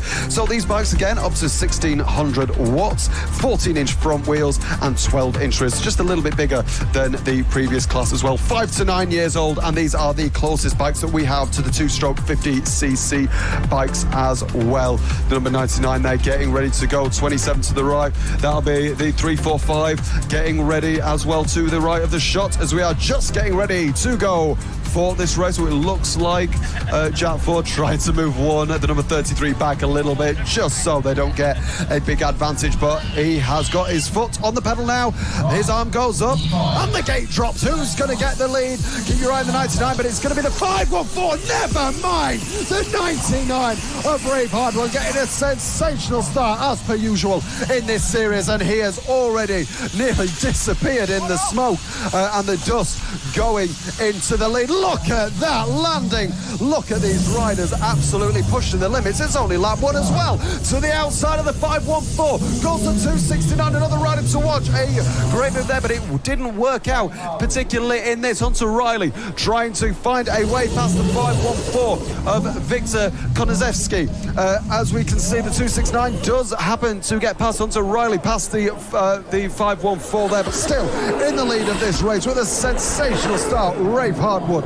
Let's see what he can do in this race. I mean, he got the luck of the draw a little bit there, because he has the outside starting position at the gate. Again, no qualifying here at Mallor-E Park, so it's just all the 33 problems there. That is Arthur Brailsford, who's gone down there in issues. Looks like there's problems with the handlebars, but gets going again. As I was saying, though, for the 99 Rafe Hardwood, there's all problems there as well. That is Hunter Riley, the 269, who just got up into second place, gets straight back on it, though, clears the tabletop. As I've been trying to say, let's try, third time's a charm. Rafe Hardwood got very lucky with the ballot draw, which means that he starts on the outside of the gate, which means he can just sweep down into Telman. Of course, there's two schools of thought with that one, especially if you're up at a world championship or, you know, a national championship level where you get to pick where you start as a result of your qualifying time. You either go for the inside, the furthest inside to you get the inside to the corner, or you go for the outside so you can sweep round and use that momentum. So he's got lucky with the ballot draw there. It's allowed him to get the whole shot every single time, and it's allowed him to shoot off into the distance in this moto as well. So Hardwood starts yet another lap, not pushing back hard at the moment. Again, I think he sees the lead that he's got, doesn't want to cause an accident, doesn't want to risk it. As behind him, Hunter Riley recovering from that moment early on, and he himself is pushing quite hard actually, and potentially catching the back of the 99. So we'll have to see where the pace is, as there we do see the 99. Look at the speed that he carries up Mallor-E Mountain. It defies description just how committed he is up that section of the racetrack, as there we see some back markers letting him through very politely. Of course, no obligation to get out of the way, but some of them just see it as the sportsman-like thing to do. And Hardwood now coming down Siron Summit, and yep, he is miles up the road and feeling very, very confident. The 99 bike doing everything he can, weaving this way and that way, going around Cade's Curve. Look at that, it's practically 45 degrees going around that corner, and same there as well as he jumps over the final corner there of the whoops and the bumps there. The number 269 trying to do everything he can to go and left and right, and he is really pushing gravity now. He's really defying all the odds and pushing everything he can, going over these. Fantastic to see him in P2. Obviously earlier on in the race getting by Victor Konaszewski in the on the 514 bike, pushing to try and catch the number 99 as he clears tabletop once again. Fantastic to see him. Oh my word, he's getting very, very, very loose there. Fantastic to see him, but he is slowing down. I don't know if that's just it's just him slowing down for the corner there. Did look a little odd there, but he's just been nice and cautious. Yeah, there's no point pushing and trying to risk coming off the bike when you're on for a fantastic result, and I think he knows that. Riding smart rather than riding with his heart as he makes his way through K-Tech curve. Gets a little bit wobbly, has to drop off of the bank as he applied the power. Again, these electric bikes, you get all the torque instantly as well. That was really committed over the whoops, bouncing across the top there, supercross style almost. But yeah, because you get all the torque from these bikes instantly, sometimes you apply a little bit of throttle, and because the track's so dry in some places and it's so hard packed, it just spins up the rear tyre and suddenly you find yourself wobbling all over the place. That is the 514, Victor Konozewski in P3, working his way around the bowl now into the tabletop. Let's see if he gets a lot of air. No, not too much. Again, just backing off a little bit later into this race again. He's in a very solid P3 at the moment, much like Riley in front of him. Knows he doesn't really need to push. He's not under a lot of pressure from behind. May as well just ride sensible and bring home a very, very strong finish. And that's what I think we're seeing across a lot of the field in this race. Motocross, it is so physical, and it is so easy to get it wrong and end up on the dirt. So there's no point wasting your energy and potentially risking a crash when you are on for a strong result. And as I say, that does get a bit squirrely with the rear end, and you can see just how much dust now is getting kicked up by these bikes. The track was wetted down this morning with a hose pipe, which did keep the dust away for a little bit, but now most of the track has dried up once again, and it is turning into a dust bowl, flat track style. As there we do see coming through Konozewski still. There is race leader, the 99, Rafe Harwood, making his way up Siron Summit. And Law looks very good through there. Rear end stepping out slightly before he gets back onto the throttle, back down the hill again. One of the riders that we've been seeing who loves to use those outside banks, and just seems very, very confident. Some corners I'm not quite convinced if it's the fast line, like through the final corner there, for example, as he starts his final lap momentarily. I'm not quite convinced that the outside, the wider, the banked line is the one to go for through there. But the 99 feels very confident, and he's been running it all race on. Well, it's certainly working. Look at the lead that he's got. Well, certainly not the fastest, but it's certainly the most fun, especially when you're watching there. He's getting a little bit of a wheelie there. It looks like he's joyriding this bike. Look at the air he's got and landed beautifully over tabletop there. Fantastic 99 taking the wide line, 45 degrees there. Beautiful to see. Look at that. He's just enjoying his last lap now. Look at that. I don't think he's trying to go off the line for fastest lap or anything now. He's just absolutely riding the wheels of that bike in a metaphorical sense as he comes round to, look at that. Brilliant. He even does a little wheelie there as the front wheel catches the dirt. Going around K-Tech curve for the last time. It's going to be another dominant victory for this young rider. Oh, taking it very, very gently over the line. Taking the checkered flag, the 99 Rafe Harwood, a very, very talented rider, and certainly one to watch in the future, getting lots of high fives and fist bumps and lots of support from all of the other riders there. The number 269 just giving each other little fist bumps there. Oh, lovely to see the sportsmanship between the two riders there. The number 99 of Rafe Harwood wins race number 1 with a 269 just behind him. A great race there, Ross, and another just dominant ride by the number 99. Absolutely fantastic performance from him. Hunter Riley P2 and Victor Konozewski in P3. Those guys still got 2 more motos to come, but it is time for the final Moto 4 of the race, of the day, should I say. Sunday's action has been absolutely fantastic so far, and some great racing riders. Some of them feeling confident, some of them not so much this morning. Regardless, it is time for Moto number 4 of the Siron Cup.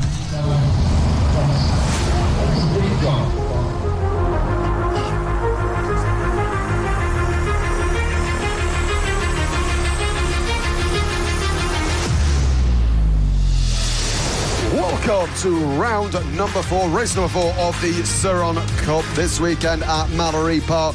This is the one that we've all been waiting for, a 7-lap race between these fantastic Hyper-B bikes. These riders provide some of the best racing this weekend, which is saying something considering all of the racing we've seen so far. Paisley Cleft bringing a brilliant performance this weekend. The number 32 there, just to the left left of the yellow cons. Had a great day yesterday. Did go down in the third race, but she's okay and back racing this weekend and today as well. The other one to watch is the number 269 of Hunter Riley, who we've just seen as well in that previous race as well. Ross, it's going to be a fantastic race. It absolutely will be. Hunter Riley was given that race 3 victory after Cleft went down as well. The race ended under red flag conditions. Luckily though, Cleft all okay and back on the bike today. Fantastic to see that.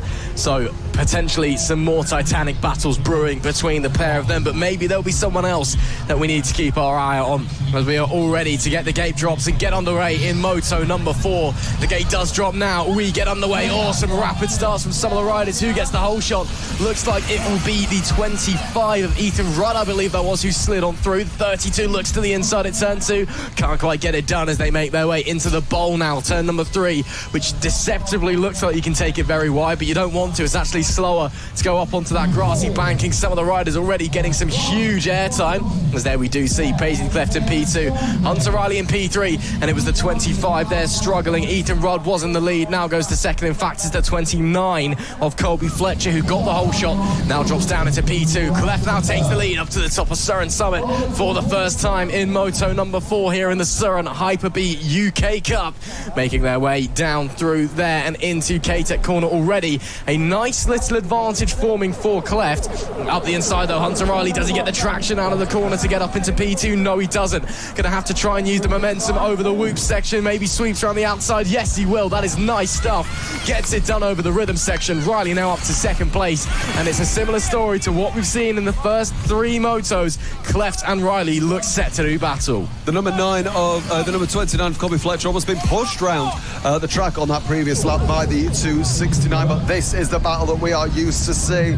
The number 32 in the lead of Paisley Cleft being hunted by Hunter Riley on the 269 bike as well, and that is the battle for first, as we're just seeing here on lap number 2. A great titanic battle forming between these two riders. The 269 bringing the pace to the table. The number 32 just putting her bike where it needs to be. Look at the different lines that they take, and it actually looks like he cuts to the inside there and he goes to the outside of K-Tech curve there. The number 32 keeping it nice and tight. So just look at the difference or the similar pace with these different lines. Number 32, does Paisley Cleft have a problem? She looks like she's going quite slow in comparison to the 269 of Hunter Riley. Maybe it's just a little bit of a confidence thing, obviously with that little bit of an incident yesterday, but I'm sure her confidence will come back. She's an incredibly talented rider. It's fantastic to see the 269 right on the back now. Goes to the outside of the 32. Is it going to be enough? No, it's not, but he's going to hopefully have the outside for this corner. The number 32 keeps it nice and tight. So does the 269, copying Paisley's line. Through there, they go almost side by side at the top of the Siron Summit. Who's going to get the better exit? Coming down Siron Summit, as that is one of the back markers there. To the outside go both of these riders fighting for the lead on race 4 of the Siron Cup through K-Tech curve now. Coming through the final corner, the number 32. It might look like she's going a lot slower, but the pace is still there in comparison to the 269. She's doing exactly what she needs to do to win this race, being nice and cautious, but being very defensive, and more importantly, having good exits and traction out of the corners. Absolutely, it's just about being consistent. I think the confidence, as you said, Alex, probably still not quite there after the accident yesterday, because you look, for example, over the tabletop, Hunter Riley attacking it with so much more ferocity, goes to the outside at the top of Mallor-E Mountain. Once again, Cleft will shut the door on corner exit. So I think it is probably a confidence thing, but she's doing well enough to get those exits and just cover off the angles so that Riley just cannot really find a way through as it stands. As they come down Siron Summit now into the left-hander that leads into K-Tech curve. This is one of the best opportunities for Riley. If he goes the long way round, he does, but just not enough momentum, and had to back out of the banking as well. So a bit more of an advantage now, as it looks like Riley was able to successfully double the whoops. Cleft not quite able to do so on that occasion. So it looks like there's definitely parts of the racetrack where Riley is so much stronger, just not able to go through. There is the 29, the rider who did get the whole shot, Colby Fletcher. Fletcher currently riding in P3 in a bit of no man's land at the moment, and just riding round, staying on the bike, keeping it on two wheels and keeping on the brown dirt underneath him. Is that a change for the lead? As it looked like tried to go to the outside, Riley did get into the lead briefly, but traffic held him up, and now Paisley Cleft has to go the long way round as well. Traffic causing chaos in this one. A brief change for the lead.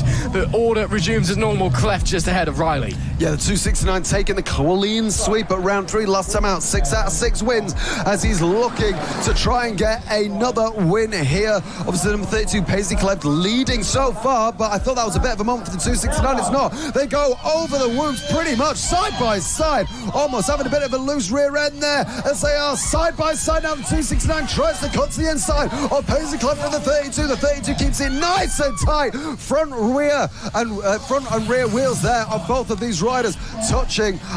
They're going through, going over the tabletop. Now look at the height the 269 gets over the tabletop to the outside. Now the 269, the 32 keeping it nice and steady, coming through the right-hander now at the bottom of Mallor-E Mountain. The 32 trying everything that she can do. She actually looks like she's picked up a couple of tenths of a second on the back of the 269. The 269, having quite a scruffy moment there on Siron Summit. Great to see that both of these riders still pushing with all the ferocity, and you can see just when Hunter Riley, the 269, as we go on to the last lap, yeah, look, she's already got a bit more of a lead there, and I think what really brought back her confidence was when Hunter Riley was right on the back of her, and I think you just sort of, you go into it, the race mode there, that she's needed to win this race. Absolutely turned up the wick late in this moto. Bit more traffic to contend with as she makes her way into the tabletop, but Riley too far back to really challenge up Mallor-E Mountain, making their way through. Just keep it nice and cool, nice and easy. Don't want to throw it away at this phase of the race. Through the right, looks like Riley got through all the traffic okay, but running out of time and a long way back. It'll be Last Chance Saloon, might have to make a miracle happen as they come down Siron Summit for the final time into K-Tech Curve. Paisley Cleft, a huge accident in moto number 3 yesterday, brought out the red flag, but straight back on the bike for Sunday's action and straight back to winning ways. The 32 clinches moto number 4 in the Siron Hyper-B UK Cup and clinches it in some style. It took a little while to get that confidence back on the bike, but once it was there and once the pace returned, no one could quite match it. The 32 of Paisley Cleft wins moto number 4. Within second place, Hunter Riley looks like he had the pace at the mid-phase of the race, but just wasn't quite able to get it done. Briefly took the lead, but then unfortunately only finished in second place. It is Paisley Cleft on top once again. Once again, that confidence, as soon as it came back, as soon as he was able to turn the wick up and get that pace going, she shot off into the distance. She did indeed, and as we said, the moment that the number 269 of Riley gave her a little bit of a battle, she was straight back in that race mode, which is a sign of an incredibly talented rider and what we like to see. So that is it for our first sort of round of races. We've had all 10 series racing and doing their race 4, and we're just about to start our race 5 section as well. If you're just joining us, we still have another 2 rounds of 10 series racing. We've done 40 races so far and another 20 to go. 60 races this weekend. As we can see, the grandstand provided by J&H Scaffolding, a lot of the family members there supporting their family and loved ones in the race. So if you just join us, let us know on YouTube or Facebook or wherever you're watching this from. Where are you from? Who are you supporting? We had some people yesterday from South Africa, would you believe, watching. Great to see, and supporting their family members. So we are back for round number 5 as the arm goes up, getting ready to go down for the 12-inch 3 to 4 year cup. Who's going to get the whole shot into the first quarter of the number? #3 of Blake Ford. Looks like he's going to do it. Yes, he is, as the 158 there in second place. A great start from them. The 245 in third place so far. All the riders getting through the corners very, very nice and cleanly. The number #3 Blake Ford is currently leading this race and is currently, was joint championship leader with number 21 Freddie Mason coming into this round. The number 158 and 245 there. The 245 of Boston Cleft and the 158 of Riley Hickenbottom, all having great races this weekend. That number 245, that multicoloured red and blue bike you can just see on our screen there, took the win earlier today. Let's have a look to see what these riders can do. Absolutely making their way across the ride. Of course, no Siron Summit for these younger riders on the smaller bikes. They have to cut credit across. This now becomes a hairpin before K-Tech Curve. All of them just making their way through, negotiating the very dry track conditions now. And it looks like as there's an all from the crowd there, potentially a rider down. Have to wait and see. And indeed it is. It is the number #3. Our race leader of Blake Ford has gone down. Will rejoin, I believe, in just third place. I think the 21 of Freddie Mason is now in second and taking the lead of the race. Riley Hickenbottom will be sliding on by. Ford runs very wide, tries to get that momentum up once again. In fact, he's dropped down to fourth. Looks like one of the other riders, Boston Cleft on the 245, who was very fast starting in the first moto earlier on, will have slid by and managed to get into second place. So Ford now maybe riding with a little bit of anger. There is your new race leader, though, the 158 of Riley Hickenbottom, who has been so consistently good all weekend long as he climbs up Mallor-E Mountain under a little bit of pressure from behind, but I don't think he's too worried about that. He seems like a very cool and collected customer, and when the helmet goes on, he just gets on with the job in hand. And again, not a lot of pressure, but there will still be pressure. Let's see if Boston Cleft has anything in his locker right now, though. Riley Hickenbottom looking very comfortable in the lead. Absolutely a big moment there for our old race leader, the number 3 of Blake Ford. Let's see what he can do in this race. Can he get back up to the podium positions? As we see the 245 now, we're saying that the 158 of Riley Hickenbottom doesn't have much pressure, but now it looks like he does. The 245 of Boston Cleft, left and right now. Can he get past Riley Hickenbottom for the lead of this race? The 245 won our first race of the day today. Race number 4 this weekend. He has won but 2 races yesterday, won by Riley Hickenbottom. So if Boston Cleft manages to clinch this win, it means they will be equal going into race number 6, which will be our last race in about an hour and a bit time. The number 245 trying everything he can. Boston Cleft, they're very recognisable, the blue and orange / red with a pink helmet, and Riley Hickenbottom, the 158, as this is the battle for third place. The 21 of Freddie Mason trying to be overtaken by the number 3 of Blake Ford. Our old race lead obviously had that moment, but it hasn't stopped his confidence at all, trying to get by race 1 winner yesterday of the 21, the black and pink bike and rider of Freddie Mason. Let's see what he can do. Can the number 3 go to the inside? No, it's just not going to work on this occasion, but he's going really wide to the outside, and I think trying to get a bit of a switchback, but he manages to take him on the outside, and Blake Ford, the number #3, goes into P3. A great change for position there. He's back on the podium, took a P2 in race 1 earlier today when Freddie Mason won, and it is Freddie Mason coming to the side of the track. No, he's not. I think it's just a little moment there as we go on to the last lap of this 4-lap race. It's going to be a very interesting race. Ending is Riley Hickenbottom going to be able to win this race. Not too sure where Boston Cleft has gone. Maybe he's dropped a couple of tenths. There he is just behind, but if all goes well, it could be the 158 of Riley Hickenbottom who could win this race. Still has to negotiate a roughly half a lap though to bring it to the end, but he's looked very comfortable and very confident, not just in this moto but the whole weekend as well. Bit of traffic to negotiate up the inside of Mallor-E Mountain and a bit more ahead as well, but bombs his way down the hill to the outside, and then we'll have the inside as well. This could allow Boston Cleft to try and catch up though if he is quick getting through the other riders. We'll have to wait and see. Hickenbottom though making very quick work of those, as looks like someone running very deep there into the third to last corner, into K-Tech Curve for the very final time in this moto number 5, and Riley Hickenbottom once again got the whole shot this time and then looked untouchable. And in fact, is that the number #3 of Blake Ford? Oh my goodness me, are we about to get a photo finish all the way to the line? Blake Ford out of nowhere just comes home in second. Where did he come from? And that though, Riley Hickenbottom wins. Blake Ford, who led this race early door, got the whole shot, went down on lap number 1, was riding in about P3, or fighting for it anyway, just a lap ago, and then very nearly steals it as they head over the whoop section. Unbelievable late finish to this race there, but it was Riley Hickenbottom who won it by a razor's width.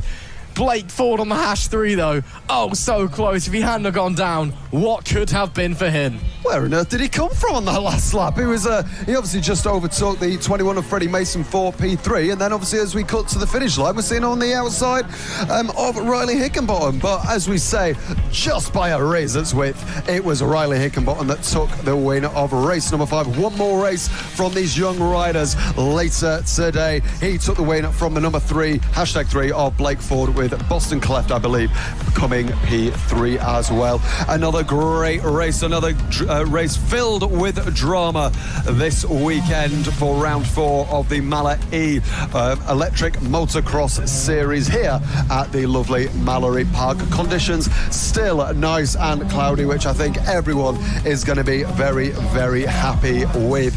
It's great to see all of these riders and all of the family members there on the scaffolding as well. So now moving on to the 16-inch category, 3 to 4 years old riders, sponsored by Macadam Ross. What can we expect in this race? Can expect drama, chaos, and pure motocross action. Well, I might be taking it a little bit there, but it has been 4 fantastic motos so far from this class. Carter Anderson winning in moto number 1, but a fair few strong rides around. Keep your eyes on Joey Plass, Blake Ford on the hash 3 that we've just seen as well. Charlie Stark on the 33. Another one to keep your eye on. He's been really, really quick over this weekend, taking a couple of wins himself. Of course, this race and this championship brought to you by Macadam. A big thank you to them for their partnership with us here at the Mallor-E Park Electric Motocross Series.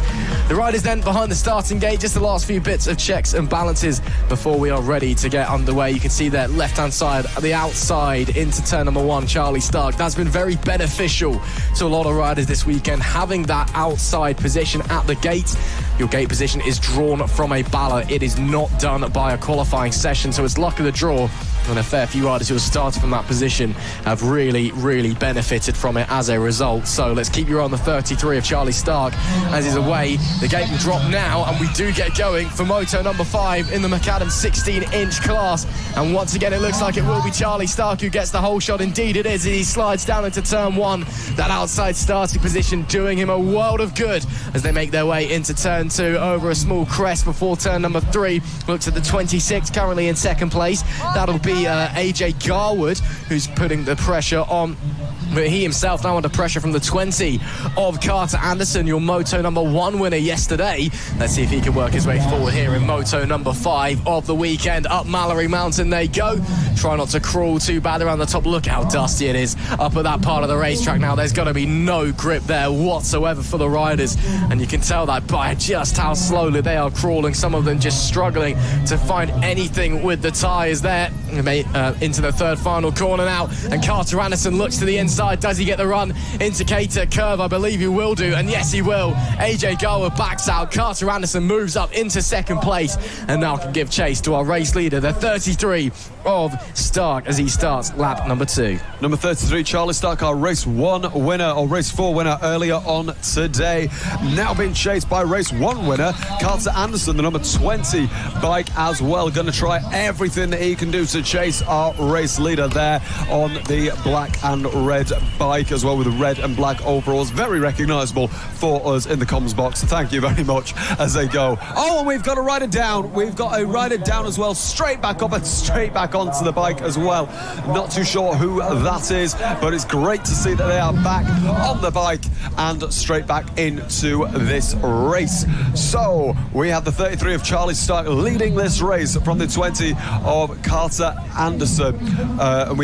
This is the battle for P4 and 5. The number hashtag 3 of Blake Ford, I believe that is, just from last race. Yes, you can see it's the number hashtag 3 because it will be the white background with the red text on. Chasing one of our other riders there for the race lead, that is, or for P2 even, that is the number 22 of Joey Plass, just behind on the 21, ahead of them of Tommy Brown. A great weekend of racing so far from these riders, the 21 and 22 battle of the 20s in this championship. We've got 20, 21, 22, 24 and 26 in this race, so we are all filled with the 20s as we see the 22 having a great battle there, sending it on the inside of the 21. It moves to the position ahead where the number 21 just was. A great move there on the inside and outside, and just shows that the track conditions so far are getting a little more difficult for some riders. The 22 now pulling away from the 21, going up Mallor-E Mountain. Yeah, nice move there from the 22 of Joey Plass. Just got the traction out of turn 2, got the drive pushed on by it. Brilliant stuff. And now maybe he can try and chase down our race leaders. You can just see them there at the back of your picture. Quite a big gap separating them though. It is still the 33 of Charlie Stark that leads this race, and just behind him the 20 of Carter Anderson. Those two have been the riders to beat so far this weekend and look to continue that as Plass almost gets thrown off the bike there as he heads through the final corner. Not quite the last lap yet, don't worry. I saw the flag marshal going through it as well, just preemptively getting ready.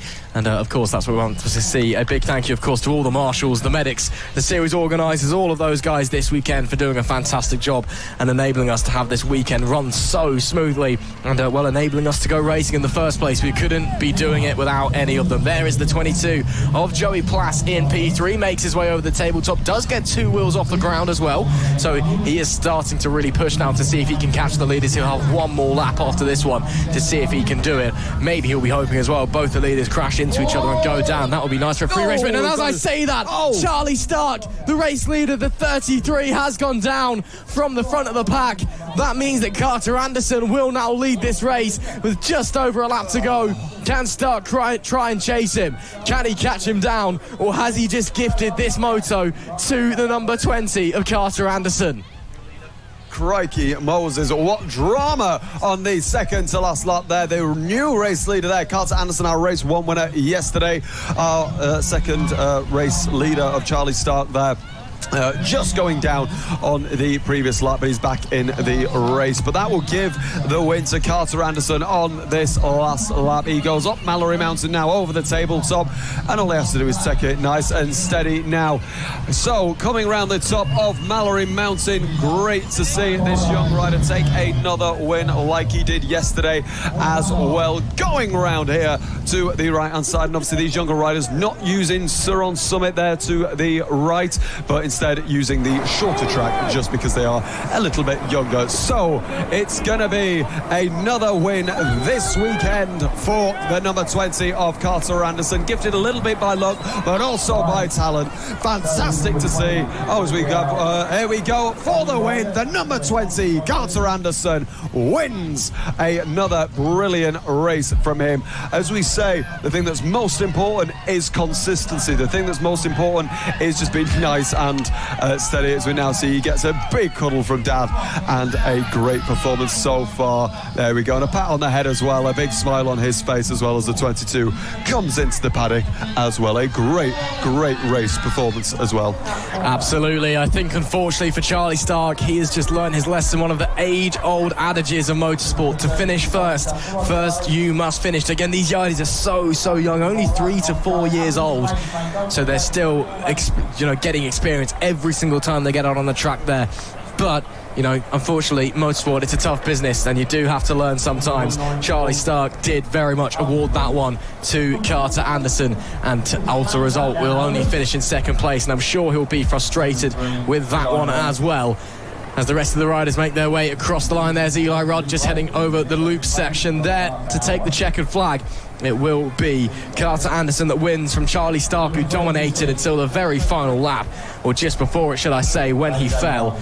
In P3, I believe it would have been Joey Plass, the 22, who came across the line there. Time then for the next race, the 5th moto for the 16-inch 5 to 6-year-old age range. Just waiting for some of the riders to make their way through. And this has been a very exciting class so far this weekend as well. Some fast starters. Harry Perkins, 4 moto wins so far this weekend. He's made it 10 race victories in a row in this championship. And now he is all ready to see if he can make it 11. We're ready to see if he can do that. He's not been without competition as Jack Full gets ready to send them on their way. We just wait now for a few moments, a few delays, a few riders being sold just to shift back ever so slightly before they get going, and that's going to be frustrating if you're locked in and in the zone and someone else is messing around, might just distract you a little bit. But the hand goes up and the gate goes down now.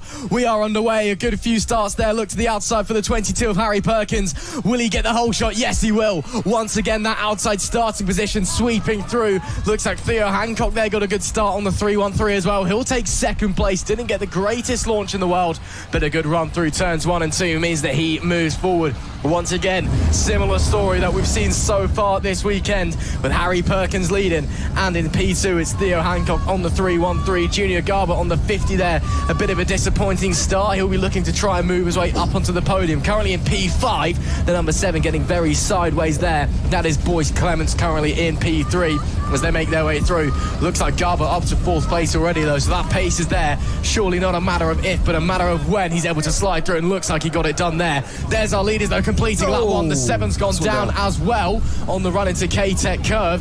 We'll get back on the bike. It will be though up the front of the pack leading this race. Who else would it be but the fast starting Harry Perkins, the 313 of Theo Hancock just behind.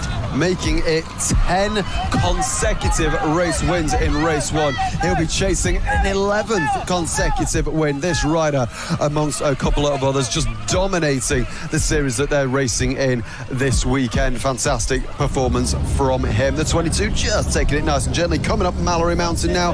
A nice and tight line as he powers on the exit. Obviously the big advantage between these is he gets 2 wheels off the ground on the exit of Mallor-E Mountain. Obviously younger riders, as we say earlier, don't use the big part of the track. It's just a little bit of a shorter track that he's coming around K-Tech curve now into the final corner, and he will finish another lap of this race in the lead, as is so often the case in this championship. It's brilliant performance to see from the 22. Now, as I said, the advantage of these bikes over their petrol competitors is the fact that and the leader's down. The leader is down. That's turn 22 of Harry Perkins. Oh my word, what drama we're seeing so far in this race, and that is going to be him seeing red right now. He is going to be chasing our new race leader, the number 313 of Theo Hancock. It's fantastic to see now that he will be leading a race. Could this be the end of a 10 consecutive win run?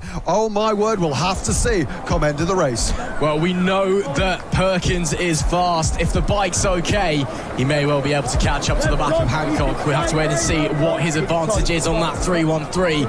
But again, consistency is key with the changeable conditions. The track was wetted down this morning. The dust stayed away. Now the track dried up once again, back to more flat track style surface. And it's catching a lot of the riders out. Very different to what it was in Moto number 4 earlier on today. As Hancock makes his way out of turn 2 into the bowl, down at turn number 3, then pushes his way. There'll be a small right-hander before the tabletop. Does he get 2 wheels in the air? Yes, he does. So he's committed. He knows he's got this race lead now, but who knows as well that Perkins will be pushing on that number 22. So he needs to get a move on if he doesn't want to drop back down into second place. Does have quite a healthy lead though on that 313 machine as he makes his way down the bottom of Mallor-E Mountain into the left-hand hairpin through that short shoot section that the younger riders on the smaller bikes are using. Then at K-Tech curve. K-Tech, of course, our trophy and trophy board sponsors this weekend. A big thank you to them. As there we do see that is Harry Perkins, I believe, on the 22. Yes, it is. So he's now in second place. 1 lap to go, though, as he heads over the whoop section. He's got a huge amount of time to make up in one tour. This could very well be the 313's race. I think it might be, unless anything happens. But as we've seen in this race, anything can happen. Obviously, Harry Perkins, 10 consecutive race wins, which I sort of feel at fault of because we were both saying, can he go for an 11th? The commentator's curse, as per usual, kicks in. But this is the 313 that we are watching, who has the lead of this race. Fantastic effort from Theo Hancock, just having a nice clean race. And that's another rider down on the left-hander just after Mallor-E Mountain. There is our race leader, the 313, going past that little incident there as he comes through K-Tech curve to finish the final lap. A brilliant performance. He's broken Harry Perkins a 10 race win consecutive streak, and it's going to be the 313 3-1-3 of Theo Hancock that takes the win away from Harry Perkins, who unfortunately will finish second on this. And that is a brilliant result there for that rider. Brilliant to see, and again, what drama we're seeing in this championship, Ross. And that's been a long time coming for the 3-1-3 as well. Again, 10 consecutive race wins for Harry Perkins, now broken by Theo Hancock. And you've got to start wondering as well, sometimes when you're in a bit of a duck or someone else is dominating, all it takes is that one win, that little spark, that good performance to really just unlock you. Suddenly you unleash yourself. Maybe we'll be seeing that a little bit later on from Theo Hancock in the final moto of the weekend later on today. Moto number 6 for the 16-inch 5 to 6 year old category. What a great race that was. Lots of drama. Really unlucky there for Harry Perkins to go down once again, fast starting, once again getting the whole shot. Of course, reminder as well for the race, all our race 6s a little bit later on, there is the Dirt Storm Whole Shot Award going out. But it's only for race 6, so whoever gets the whole shot in all of our Moto number 6s later on will be receiving the Dirt Storm Whole Shot Award. As you can see there, members of the paddock watching along, excited to get the next race underway, which will be the 18 to 20-inch 6 to 8 year age range. And this should be very, very exciting as the riders already behind the starting gate, getting ready to go. Some of the organisers there, we can see Jack Ford, the series chief, I suppose you could say, and the start gate marshal as well, ready to set them underway. So far, Caden Waldock, absolutely untouchable in this series. 4 race wins so far this weekend. That is 10 in a row for him. Similar to Harry Perkins, we've seen 1 consecutive streak fall. Will we maybe see another, or will the 29 be untouchable? Once again, important to note, unlike a lot of our other race winners and fast riders so far this weekend, Waldock actually starts in the middle instead of on the outside by the gate. Just luck of the draw with that one.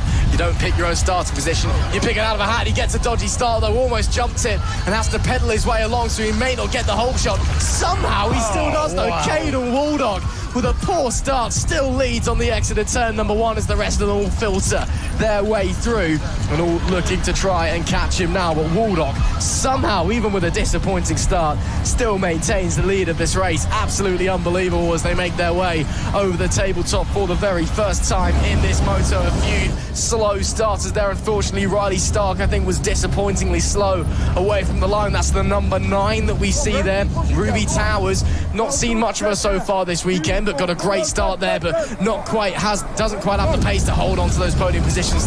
Through slides the 2.91 of Toby Ogle, or Teddy Williams on the 2.51, should I say, and Tommy Bridges on a 4.19 following him as well.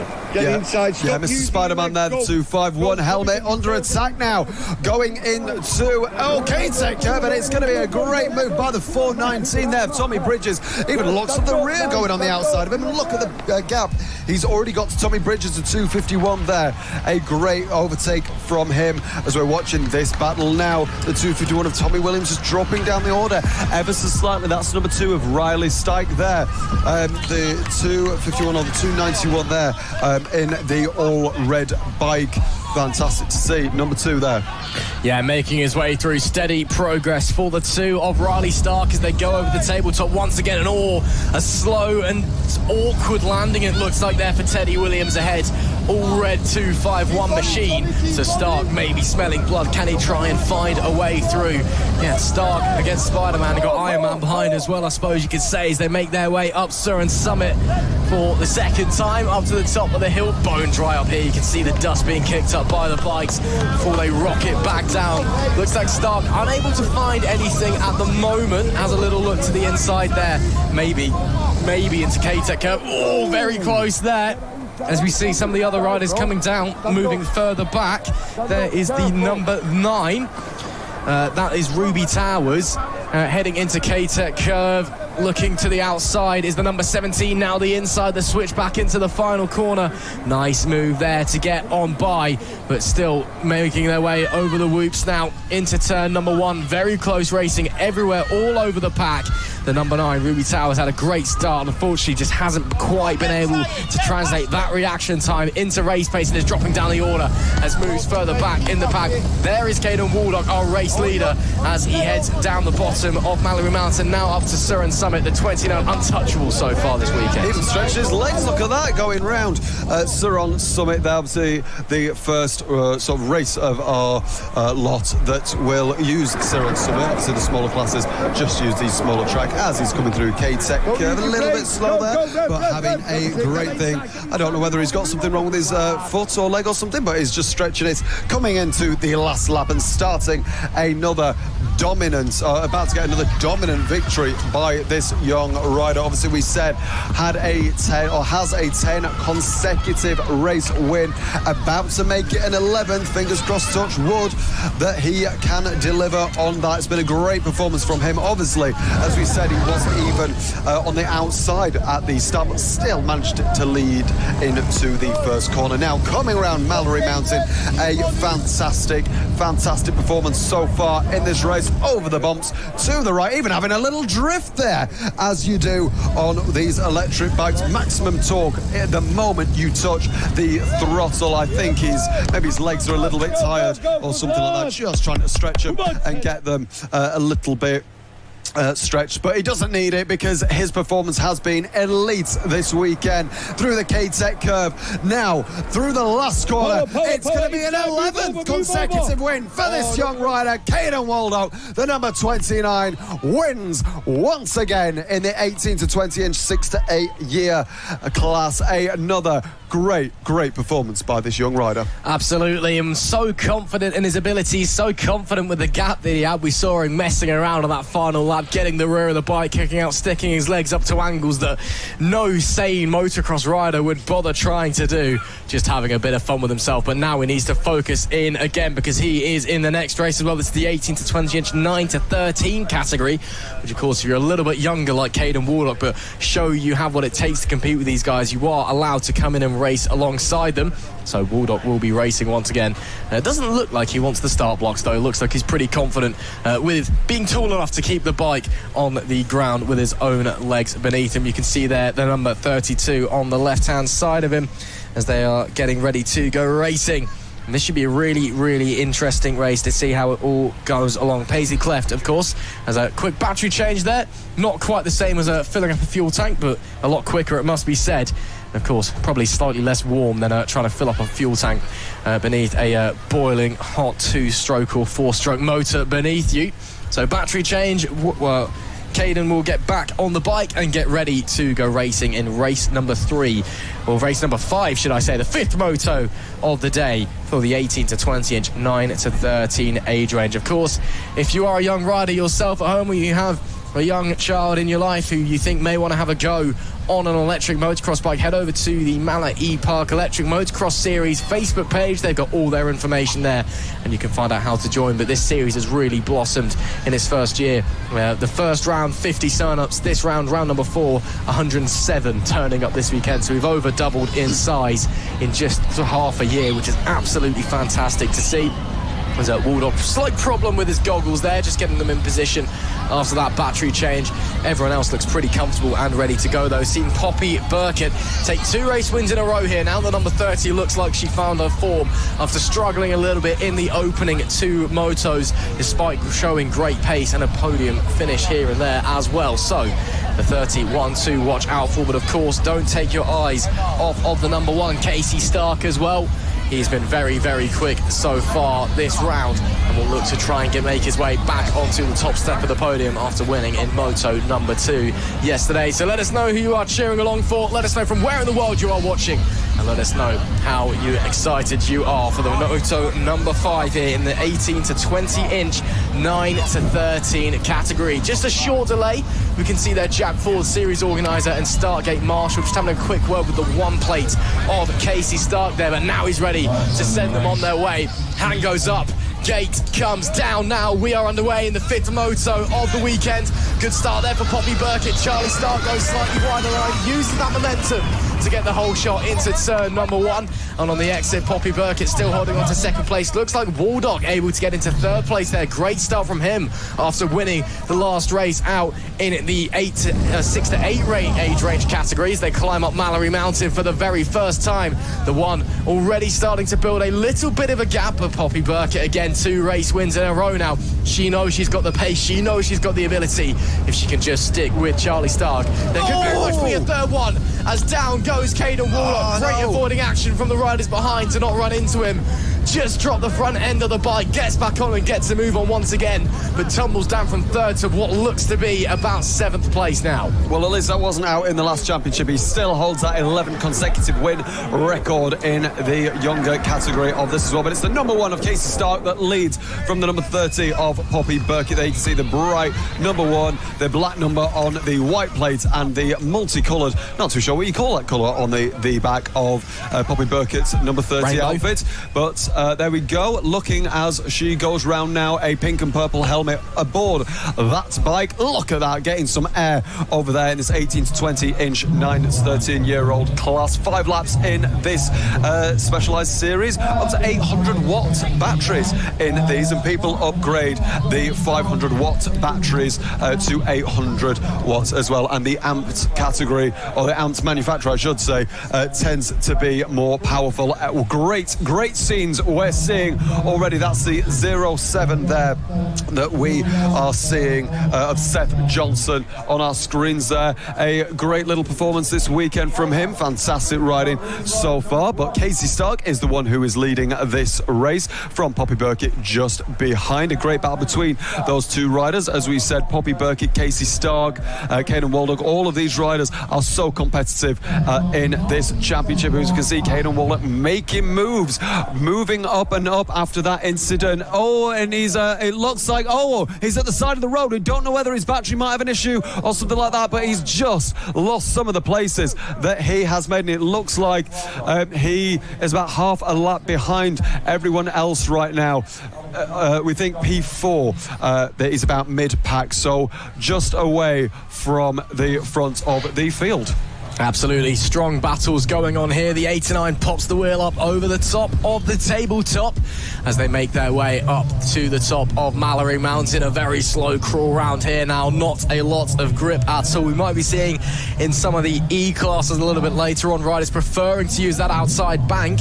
89 there having a little bit of an issue. It looked like that's Jack Fairs as he now comes to the top of Siron Summit before they bomb back down, but he's under a lot of pressure at the moment, so could potentially be losing out on positions unless he has the pace, of course, to stay in front of the 213 of Leighton Wickendham, who himself is looking very racy in the Wellington boots.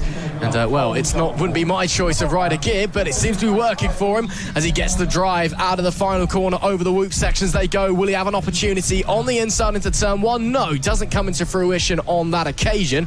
And behind as well, Paisley, Clef, goodness me, and Caden Waldock, should I say, getting very, very close, almost too close for comfort, in fact, out turn number 1. And this battle very, very elbows out. Really aggressive motocross racing going on right now, and battles all over the track, everywhere you look. To the top of Mallor-E Mountain once again. Has anyone got anything to try and get through the 89 of Jack Fairs? I don't think at the moment that Leighton Wickenden does. Just behind them, Caden Waldock as well. Looks like he's got through. It looks like he's got through Paisley Cleft on the number 32. Is actually going to try and go around the outside. Oh, that's a brilliant, brilliant move there to get through Leighton Wickenden. Oh, wow. Caden Waldock having problems earlier on. Managed to get back on the bike, get it moving once again, and continues to push round. That is brilliant. That's the 613 of Daisy May Perkins a little bit further back behind this battle.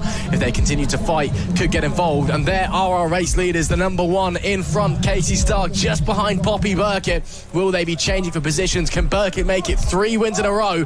Have to wait and see as we are on the final lap. Only a handful of corners to go. Burkett looks to the inside. Stark closes the door. Burkett tries to send it up the inside. Whoop section just to go. I believe Stark's too far in front. He is too far in front, as even though he gets it all crossed up, it is Casey Stark that that takes the victory in moto number 5 here in that 18 to 20 inch, 9 to 13 age range class. Poppy Burkett will have to settle for second place, but a fantastic race we've just seen there. Lots of action everywhere on the track. Stark back on top. Absolutely, lots of drama there. Caden Waldock obviously making a great recovery ride there as well after slipping on one of the first laps. A great race there, obviously. Congratulations to all of our riders for winning there. A great win and a great battle between Casey Stark and Poppy Burkett on that occasion. Fantastic to see the battle, as I said, between both of those riders, as we can just see some of the riders on the grandstands having a great time watching some incredible racing between lots of different riders this weekend. So our next round will be the E2 class. 5 laps to go and to watch in this race. We've got 4 different brands. We've got the Toro, KTM, Husqvarna and Gas up to 1800 watt batteries, and these riders are 4 to 6 years old. A brilliant performance already and a brilliant battle between these riders. Daisy Rudd having a great performance on the number 3. Obviously the number 4 all the way to the right hand side. Can't quite see. Oh, the number 3, 2 bikes to the right of the yellow cones there. She is one to watch, and she is the one who won our race number 4, our first race today. And she also won race number 1 last time out yesterday as well. So let's see what these riders can do. The number 245 to the left, the 22, the 21, 212, the number 3, all of these riders getting ready to go. We are ready to see the arm go up in the air. The gate will drop any second now.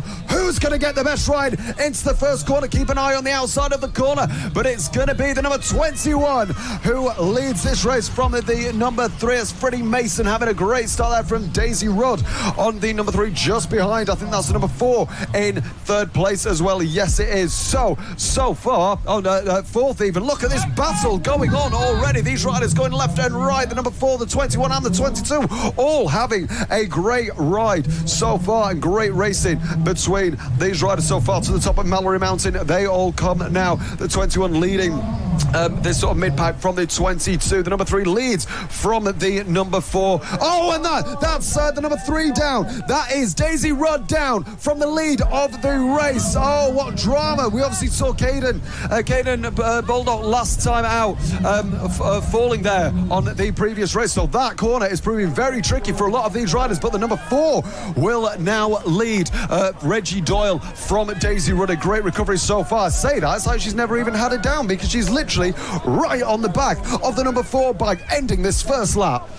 Daisy Rudd already did the bin it and win it strategy in moto number 4 earlier on, and now looking like she could be doing it twice in a row. Pecco Bagnaia, eat your heart out for any Grand Prix road racing fans watching. Oh! And that's a big one. Daisy Rudd again. That is a big one. Front wheel to rear wheel, and Daisy Rudd coming over the top of the bike. Will she be able to continue?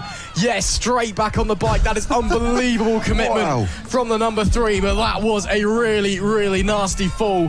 Rudd, though, the number 3, pushes onwards. That is the number 4 of Reggie Doyle, who does now lead this race up the front. Just behind him, the 22 of Joey Plass. So this is now your race leaders, and let's see what Daisy Rudd has. She's rejoined the race. If the bike's okay, we know she's got the ability. Could it be the double bin it and win it? I suppose that would be a story to tell, wouldn't it? Let's wait and see. But right now, it is Reggie Doyle. That leads just ahead of Joey Plass. Plass looks like he's maybe thinking about setting up a move as they come into K-Tech curve. Anyone choosing to run the high line? No, both of them choosing to stick firmly on the inside there, get the bike stopped and tip it in and get it going once again. Now the whoop section, no doubles over here, just have to ride it single one at a time. Looks like the 22 heard his momentum a little bit, did get the front wheel picked up and clattered down onto the 3rd crest, so that just cost him a little bit. But the 22 right now, Joey Plass, to my eyes anyway, Alex, definitely looks like the quicker out of the front 2 riders. Absolutely. Remember, both of these riders taking a very, very nice tight line through here, and both of these riders were P2 and 3 on our race earlier. Look at that, the number 22 having a great little jump there, just coming through on some back markers there. Daisy Rudd having a great performance as well. I think she just obviously dropped by a little bit, but she's in P3 currently. I think it'll actually be the triple Bennett or win it. A great performance so far. Number 4 leading the race from the 22, Reggie Doyle, leading from Joey Plass. One of these two riders, well, but maybe not even one of these two riders will win this race. For all we know, Daisy Rudd is going to come back and do a brilliant ride like she is doing. So number 4 finishing another lap, coming over the whoop section now, the 22. Both of them riding very sensibly, not pushing the limits of their bikes too much, I think, because they've seen maybe what's happened to Daisy. Both of them want to have a very nice clean race between them. This is the battle for a bit of one of the mid-pack battles. It's the 21 and the 07. This is Freddie Mason and Tristan Bailey as the number 21 keeps position, but they are going side by side, the number 7 and the 21, wheel to wheel, coming into turn 1. We think it's the battle for 5th, 5, 6 and 7 as Bailey goes all the way on the outside. It's a really wide line there, trying to take some more speed, but the 21 is already out there, but they are very, very close. Number 7 getting a little bit of a wobble there, coming in to the bowl there, into the right, coming into this position there. Absolutely, looking really, really strong as they head over the top of the tabletop.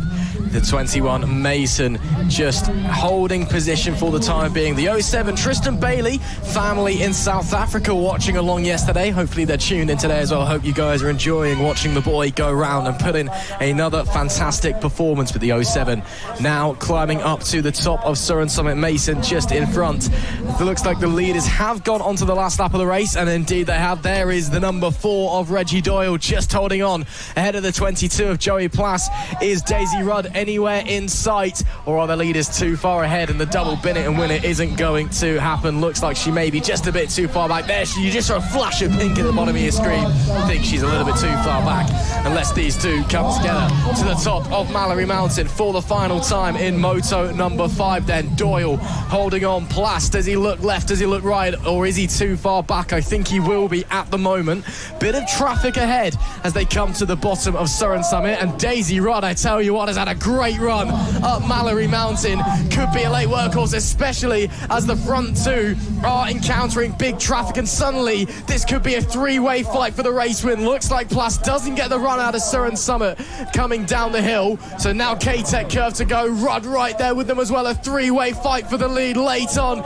Into the final corner we come. It is Reggie Doyle. Is he going to hold on ahead of Joey Plass? Yes, he will. Doyle takes the moto. Plass just holds on for second place, and Daisy Rudd, a fantastic recovery wide to third after 2 heavy offs. But it is Reggie Doyle who picks up the spoils in that one. A Lady Luck shining his way a little bit, but once he got to the front, a great defensive ride, kept his pace, picked his lines perfectly, and kept the 22 of Joey Plass just behind. A fantastic ride from those front 3, with Daisy Rudd third, Joey Plass in P2, and Reggie Doyle taking the victory in the 5th moto of the E2 class. Fantastic to see. Oh, look over there, we are joined by this event over here. So we are celebrating 65 years of the BMF. BMF, sorry, the British Motorcycle Foundation. 65 years this weekend. So we're just having a look at some of these riders, having a bit of fun. Look, you can see all of the tents there set up with some beautiful, beautiful events going on. We've got talks. You can come try ride in your pro skills. Brilliant to see there. So now we have the E3 class, sponsored by J&H Scaffolding, who also provides us with the grandstand for the family members as well. So Eli Walton, the number 112, and the 313, Theo Hancock, all absolutely brilliantly talented riders. You can see the 313 of Theo Hancock, 2 bikes to the left of the yellow cones there. Now that is actually the most favourable line so far as we've seen this weekend, because you're going to be able to take a lot, basically it's a lot straighter of a line coming into turn 1. You can get the whole shot. Whole shot just means you are the first into the first corner but the 112, Eli Walton, all the way on the right-hand side. So it's going to be very interesting to see which rider between the 112 and the 313 manages to get the whole shot, or will it even be one of the other riders? We're about to find out what's going to happen in the E3 class. The arm is up and the gate's about to drop, and it is dropped. The 112 and the 313, everyone coming together very, very tight, and it's going to be neither of those two that I've just mentioned. It's another bike into the lead. It's going to be Arthur Whiteclaw, the 259 into the lead, but the 313 trying to go to the outside, and we've got two riders down there. Let's have a look. They are both up, which is great to see. The number 3 and the number 5 there, that'll be Alfie Barnes and Vinnie Barnes, both brothers there. Vinnie Barnes are championship leaders so far, but the 259 is now under attack from the 112, even that's Eli Walton, and the 313 going on the inside as well. 3 positions lost there. The number 25, Frankie Botham as well, taking third place there. So the running order is the 112 of Eli Walton, followed by the 313, Theo Hancock and Frankie Botham just behind him as well. This is how race 4, our first race today, finished. So let's have a look to see if these riders can finish in the way that they've started. That confidence from Walton coming down Mallor-E Mountain after a disappointing getaway from the gate, just bombing it down into the bottom hairpin as everyone else taking it nice and cautious on the brakes. Now, doors open, I'm going for the lead. Brilliant stuff from the 112 to get to the front of the pack. He clearly loves just controlling a race from the front, as look at the level of dust now that's getting kicked up. It is getting ridiculously dusty out there. Conditions getting drier and drier by the minute as the temperature rises. Not too much sun today compared to yesterday, but still very, very warm. So it's the 112 ahead of the 313 as they make their way to the top of Siron Summit and then bomb back down again. These Maggiora-esque rolling hills here at Mallor-E Park into K-Tech Curve. The 313 likes to try the outside line, gets it done successfully on that occasion. So another really fascinating battle looks to be brewing as they triple over the whoop section coming to the start line as they then lap the number 3 bike. That's Alfie Barnes, one of the riders who was caught in our first lap incident down at turn number 2. So what we're seeing once again is a really, really good physical race between these two. Maybe not so much wheel-to-wheel racing, but just putting the mental pressure on and both of them pushing each other to the extreme limit. But we could be going wheel-to-wheel very soon as the 313 goes the long way around but doesn't get the run that he needs ahead to get ahead of Eli Walton. So Walton will maintain the lead at the moment, but Hancock really riding quick and pushing very, very hard as well up to the top of Siron Summit once again before they bomb back down. Another incident there. Looks to be okay. That's coming into the tabletop, but everyone looks to be okay. The 112 is still ahead of the 313. 112 kicking up lots and lots of dust for his competitor there. The 313 of Theo Hancock trying everything he can to get by the 112 of Eli Walton coming into turn 1 now and going over this jump. Let's see how much air they both get. A respectable amount there. Now this bit's very interesting. As I say that, the 313 on the outside of the 112. Is he going to be able to make the switchback work? That was so nearly contact between those two riders there. Now the 112, Eli Walton, is really feeling the pressure from Theo Hancock. It's almost a bit like a joker lap that you get in other categories. If you go wider, you might be able to carry the momentum through the corners, as we're seeing now. 112 being chased by the 313 going up Siron Summit here.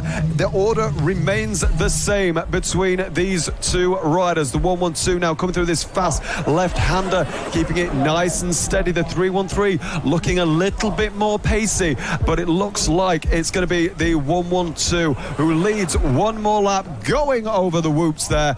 Lovely to see. The 112 now just going very, very gently. The 313 as well in second. Let's see if Theo Hancock can make it to J&H scaffolding E3 wins in a row. Or is it going to be Eli Watson holding on and getting back onto the top step of the podium? There is the 5. Looks like they were going quite slowly there, coming down the bottom of Mallor-E Mountain. Vinnie Barnes, another one of our riders who was caught up with his brother down at turn number 2 on lap 1 in that incident, but working his way around, looks pretty confident on the Husqvarna. The leader, of course, the 112 of Eli Walton, who we were following for about 3 laps just a moment ago. And as there we see the 5 coming and making his way across the whoop section. And there we do see our leaders now just behind, in fact, as they make their way across the whoops. And looks like the 3-on-3 was getting closer, but a really, really nasty landing and coming over one of the whoops just halted his momentum ever so slightly. So Hancock may have to build that speed up again, but these guys getting so close. And you can see there as well the transition, Alex, from the wet part of the track down at turn 2 where it's still quite damp and still quite muddy. You go from that dark spray, as that looks to be the 32 that's gone down there, straight back on the bike. You get the dark kick up of the mud, then transitioning into the clear dust, and that's where the grip drops off. That's where visibility gets hard. So really tough conditions out there. Yeah, absolutely. In the corner that these two riders are just going through now, we've seen a few mistakes happen from a couple of other riders in previous series as well. The 112 still keeping a brilliant performance so far. The 112 leading this race, the 313 having a brilliant performance. Look at all the dust being kicked up by other bikes, and that is the last lap flag. It's now the last chance in this race for the 313 of Theo Hancock to chase Eli Walton for the lead. Now this, as we've seen many times before, back markers cost wins potentially. Let's see if again, and the 313 trying to go on the inside of the 112. He goes to the outside, and the 112 has been held up. The 313 on the last lap. Theo Hancock takes the lead over the 112. A brilliant performance there. I think the 112 has still been caught up. Oh, I think he had he had a massive moment there in Mallor-E Mountain. Fantastic to see the 313 taking advantage. You see, that is what we're saying. The outside line sometimes favours the brave, but the man who has been brave this race is this man taking another win this weekend. The 313 Theo Hancock wins once again in this race. A brilliant performance. As I said, just halfway through that last lap, back markers can change the entire course of a race. The difference between those two riders there, Eli Walton liked to take the inside line, but obviously when you've got back markers there, that can cause a lot of problems like it did in that race. A brilliant win though for Theo Hancock once again in this championship. Really smart riding as well. He may have gone to the inside, try and chanced it, but saw that there was traffic ahead and went, no, let's just stick to the outside. That's going to hold up my rival. And it certainly did. Eli Walton, I think, actually ended up coming together with one of the back markers and went down. Did still finish in second. But Theo Hancock, a fantastic ride to make it 2 in a row, and really smart racing with a last lap overtake to get through there. Fantastic stuff from him. That concludes then moto number 5 for the JNH E3 class. So fantastic stuff from him, and fantastic stuff from all of these guys. They'll be back out for their final race of the day a little bit later on today, as we are now getting into the afternoon. Just gone beyond midday and over halfway through the day's action as well. It is time for the E4 class now. And this has been really exciting all across this weekend. Harry Perkins has been pretty dominant, but a fair few riders have been challenging him. Let's see how he's going to do. Starts this time from the inside, does the 22, so he's drawn a different ballot for this race, had the outside line last time. And they'll be getting ready to go racing in just a moment as Jack Ford, the gate marshal, gets ready to send them on their way. The gate drops. Now we get going. Good launch there from the 251. The 22 has the inside. The 17 sweeps around the outside. That's Ollie Luxton who gets the whole shot in moto number 5 as they make their way through turn 2. Still quite wet and boggy down there. A bit more proper motocross style as big kick on the rear there. I believe that was the 419, I want to say, of Tommy Bridges having a slight moment as the 22 Harry Perkins tries to get around, looks to the outside. Does he find anything? No. Still stuck in second or third place. Not for long though as he slides up the inside for second. Very opportunistic move there, and may not be long till he's in first place as the 17 having big issues. Harry Perkins all sorts of out of shape, stays on the bike, almost got unseated. Fantastic bike control from him as they now bomb down Siron Summit, coming into the third to last corner. Now K-Tech curve. Does Tommy Bridges fancy go to the inside? Oh, it's a traffic jam coming through K-Tech curve. Perkins drops back into second place, and the 419 gives it too much, loses the rear here and goes down. Will drop off of the podium places down to 5th place by the looks of things. Then there was 2 up the front.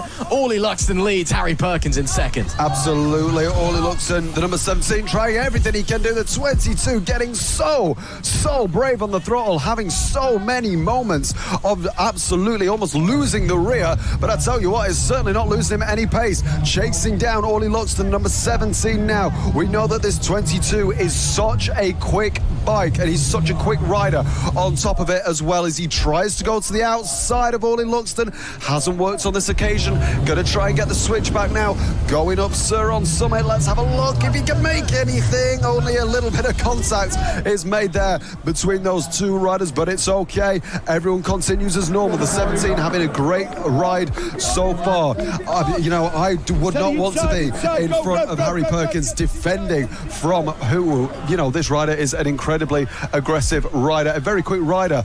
As I said, as he loses a little bit of time going over the whoop section, but makes it back in the braking of turn 1. Is he gonna go to the outside of the 17? Yes, he is. Wheel to wheel now, and the number 17 closes the door there, and the number 22 of Harry Perkins has to butt out and go, no, unfortunately, I wanted that spot, but I can't have it anymore because there's a bike in the way. Really, really exciting stuff. Elbows out racing, pure physicality on these bikes here at Mallor-E Park, and it's still fairly early doors into this race as well. The 17 of Orly Luxton having to go really defensive, and Harry Perkins almost coming a cropper there as a result. Had to jam on the anchors, and once again looks to the inside, no space, maybe into the 3rd to last corner. Nope, the 17 still holding that advantage. K-Tech curve the weights as they make their way through. Once again, the 17 just stopping in the mid-corner. Wonderful defensive riding, just kills the momentum, yes, of yourself, but even more so of Perkins behind. So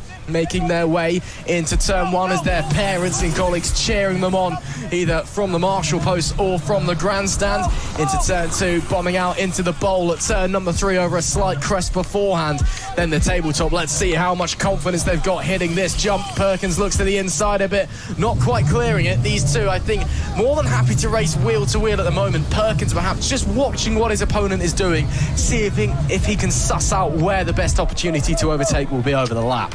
Let's have a look where the 22 can find a weakness on the number 17, and once again the 22, fantastic bike control. He's saved that bike from going over so many times in this race, and it looks like he might be going on the inside. Wow, he has to absolutely almost lock both wheels there to try and stop making contact with the 17. Orly Luxton getting a bit of a loose rear end there, going over the whoop section here to complete this lap. Number 17 defending very, very well, it must be said, from the 22, and the 22 having a bit of a moment there again. He's such an aggressive rider. I don't think I've seen a rider save so many times, and it could just be a matter of time before maybe he goes down. But this is the battle that we are watching right now for 3rd place, the last podium position here between these 2 riders. A great battle between these 2. We're having a look here, which is fantastic to see. Absolutely, making their way over through the top of the tabletop. There is Gunnar making his way through. Gunnar Day having a much better Moto 5 than he did in race number 4 earlier on this morning. Off in that one, unfortunately, and then just struggled really to recuperate the pace that he showed at the start of the race. But in this one, feeling much more confident on the bike. The 125 looking a lot more comfortable and a lot more quick as well through the corners. As back to our race leaders going on to the last lap as well. The 17 of Orly Luxton still ahead of the 22 of Harry Perkins. Can Luxton hold on and clinch his first victory of the weekend? We'll have to find out with less than a lap to go. Perkins looks to the inside. That was definitely a mistake. Had to get out of it to avoid running off track. Little bit of rear kicking out there from Luxton as they make their way up Mallor-E Mountain for the final time in the 5th race of the day. Getting through the hairpin, Luxton once again super defensive on the inside, just parks the bike at the apex of the corner, and the 22 can do absolutely nothing. Tried to look to the inside there as they headed through Siron Summit. This could invite 3rd place into the affair as well, as almost thrown off the bike was the 22. The 419 of Tommy Bridges now there as well. Into K-Tech curve for the final time, and anybody change position with anyone. 1 corner left to go, and that'll be Tommy Bridges outside of Perkins. Does he getting to? Maybe to the leader as well. And it will be. Wow. The 419 of Tommy Bridges. Talk about leave it to the death, swept around the outside of Harry Perkins, and then Luxton just got a poor run over the whoops, and it allowed him to steal it at the death. Tommy Bridges wins on the 419 by mere millimetres, with Ollie Luxton, who led the entire moto, in second place. Harry Perkins finishes P3.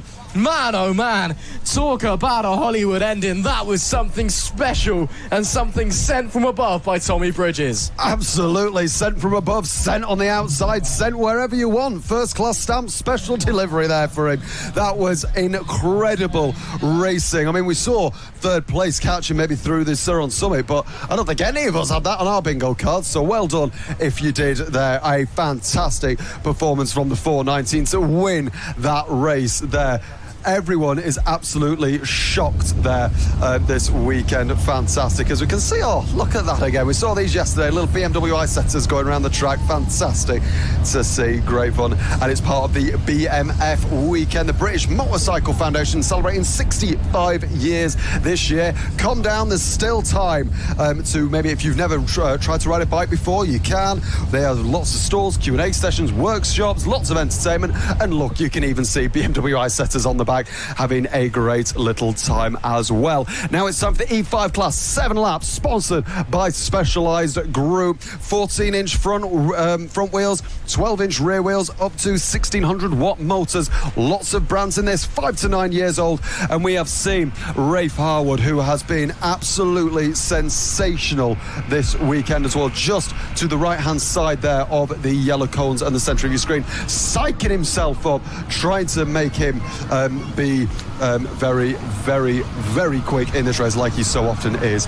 A very brilliant rider and a very talented rider as well, it must be said, as all the riders on the grid getting ready to go racing. So if you've enjoyed our commentary this weekend, let us know where you're watching from, let us know who you're supporting. I've got a feeling there's going to be a lot of love for Rafe Harwood in this championship, the E5 class, as I said, and these are actually the closest bikes that we have to 50cc two-stroke bikes as well, so this is always great fun to watch. The number 99 Rafe Harwood banging his helmet, getting himself psyched up as we are ready to go racing here. The arm goes up, the gate is going to drop now, and it's going to be a great start for quite a few riders. Rafe Harwood will lead into the first corner. I didn't think he would for a second there.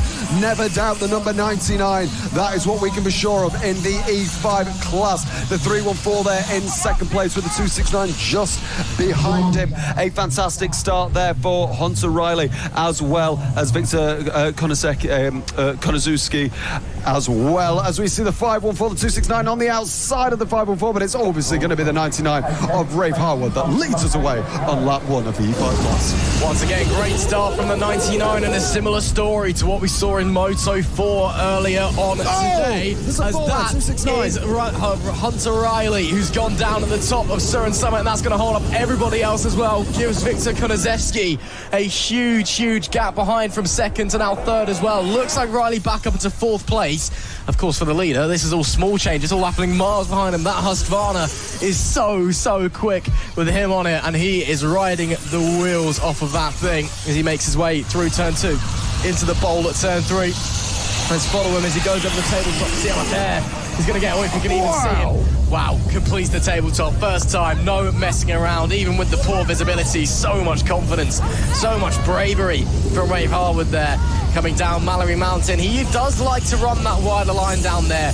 Very unique in that. We're seeing a few riders running wider lines elsewhere on the circuit. He is one of them, but down there at the bottom of Mallor-E Mountain, that right-hand hairpin up to the top of Siron Summit, he's the only rider who's really taken that one. That is really interesting, as that is Hunter Riley once again, the 269, second off of the day, and now big problems. He was running in P3 earlier on, and now huge drama for him.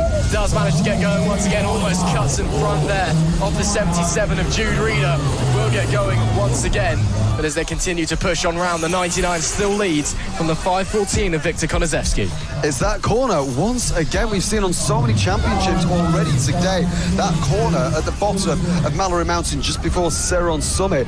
everyone seems to have slips just where the number 99 is coming through now. This bottom right-hander always seems to be very slippy on that inside line, but no problems there for the number 99 as per usual. We've got another rider down as well. The conditions really get into these riders. That's the 345 and the 291 getting together there. The 345 of Alfie Hayes going down there, but great to see him back on the bike as well, as we all beautifully transition to the number 99 as well. He goes over the whoop section there, coming into turn one.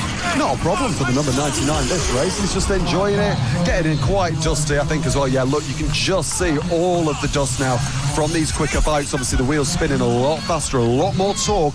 Wow, look at that on the outside there, but Marker, brilliant to see.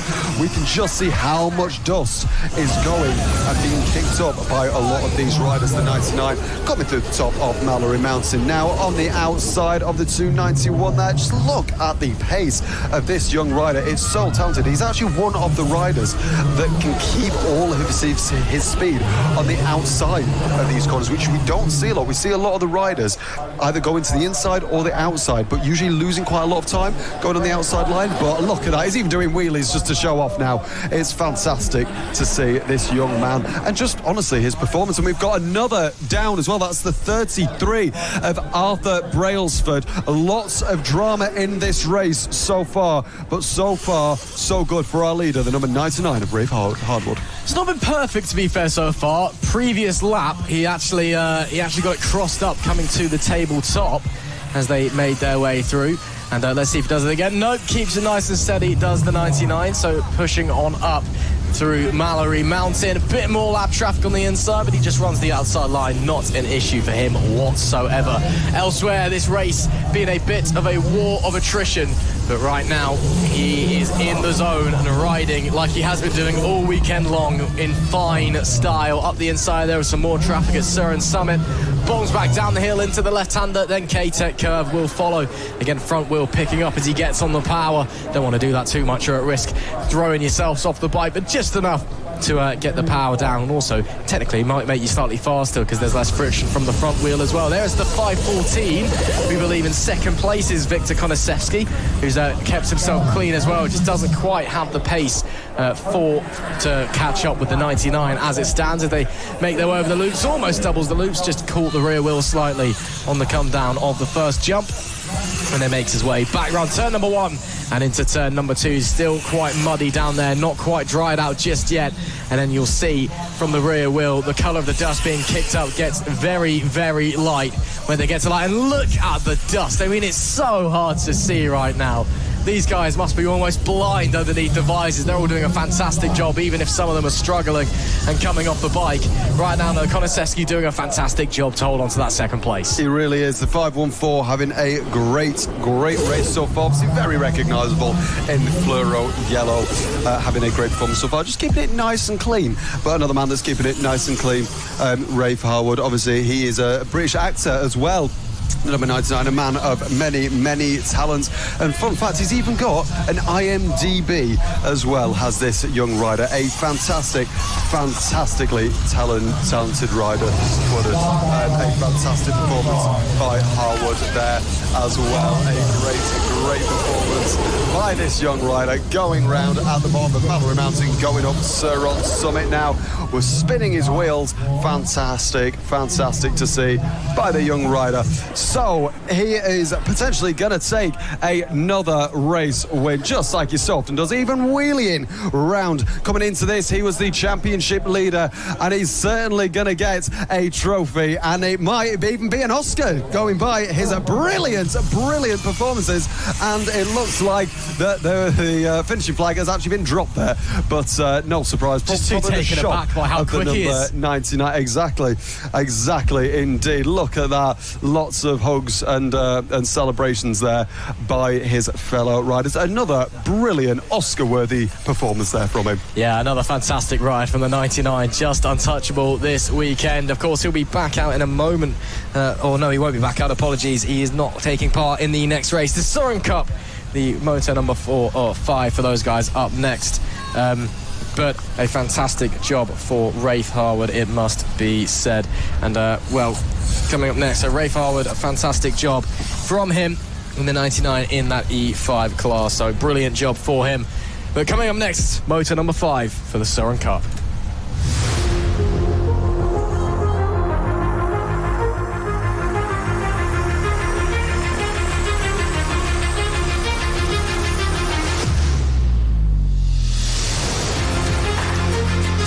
For the 5th moto of the weekend for the Siron Hyper-B UK Cup, and what a weekend it has been so far for these guys. Some fantastic racing on display. Hunter Riley and Paisley Cleft have been ding-donging the entire time.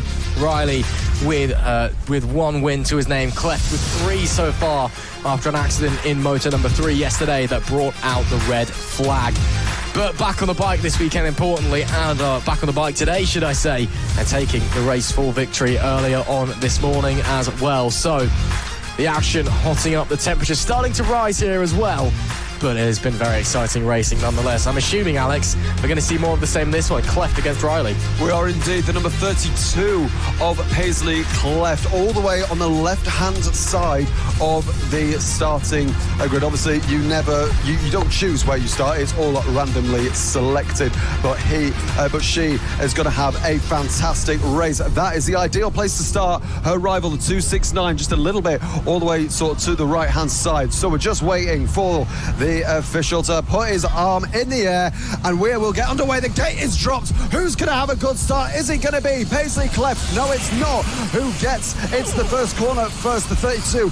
A great start so far, but it will be the 269 that leads away. These two always having a fantastic ding-dong battle in the Siron Cup. 7 laps of racing, well, very dusty racing, it must be said, ahead of us in this race. Only 1 race to go after this one, but let's concentrate on this one for now. The 269 leads. That's Hunter Riley. Now no longer playing the Hunter.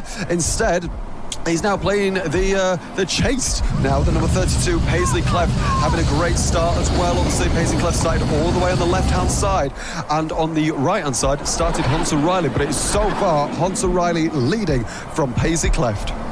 Absolutely great start there then for Hunter Riley. Can he hold on to that position when they are swapped the other way around as the 18's gone down there?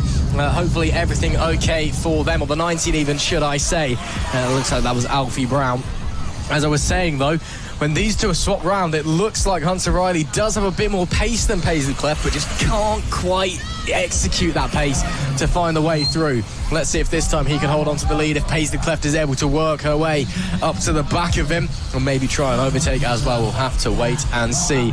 As there you see Mallor-E Mountain looking very, very pretty, and you can see the gap already between the top 2 and 3rd place downwards as well. As we cut back to our leaders now coming up to the top of Siron Summit and then bombing their way back down. Looks like Hunter Riley has extended that gap ever so slightly, so maybe he's got a bit of clear track ahead of him now, as that's the battle for 3rd place there.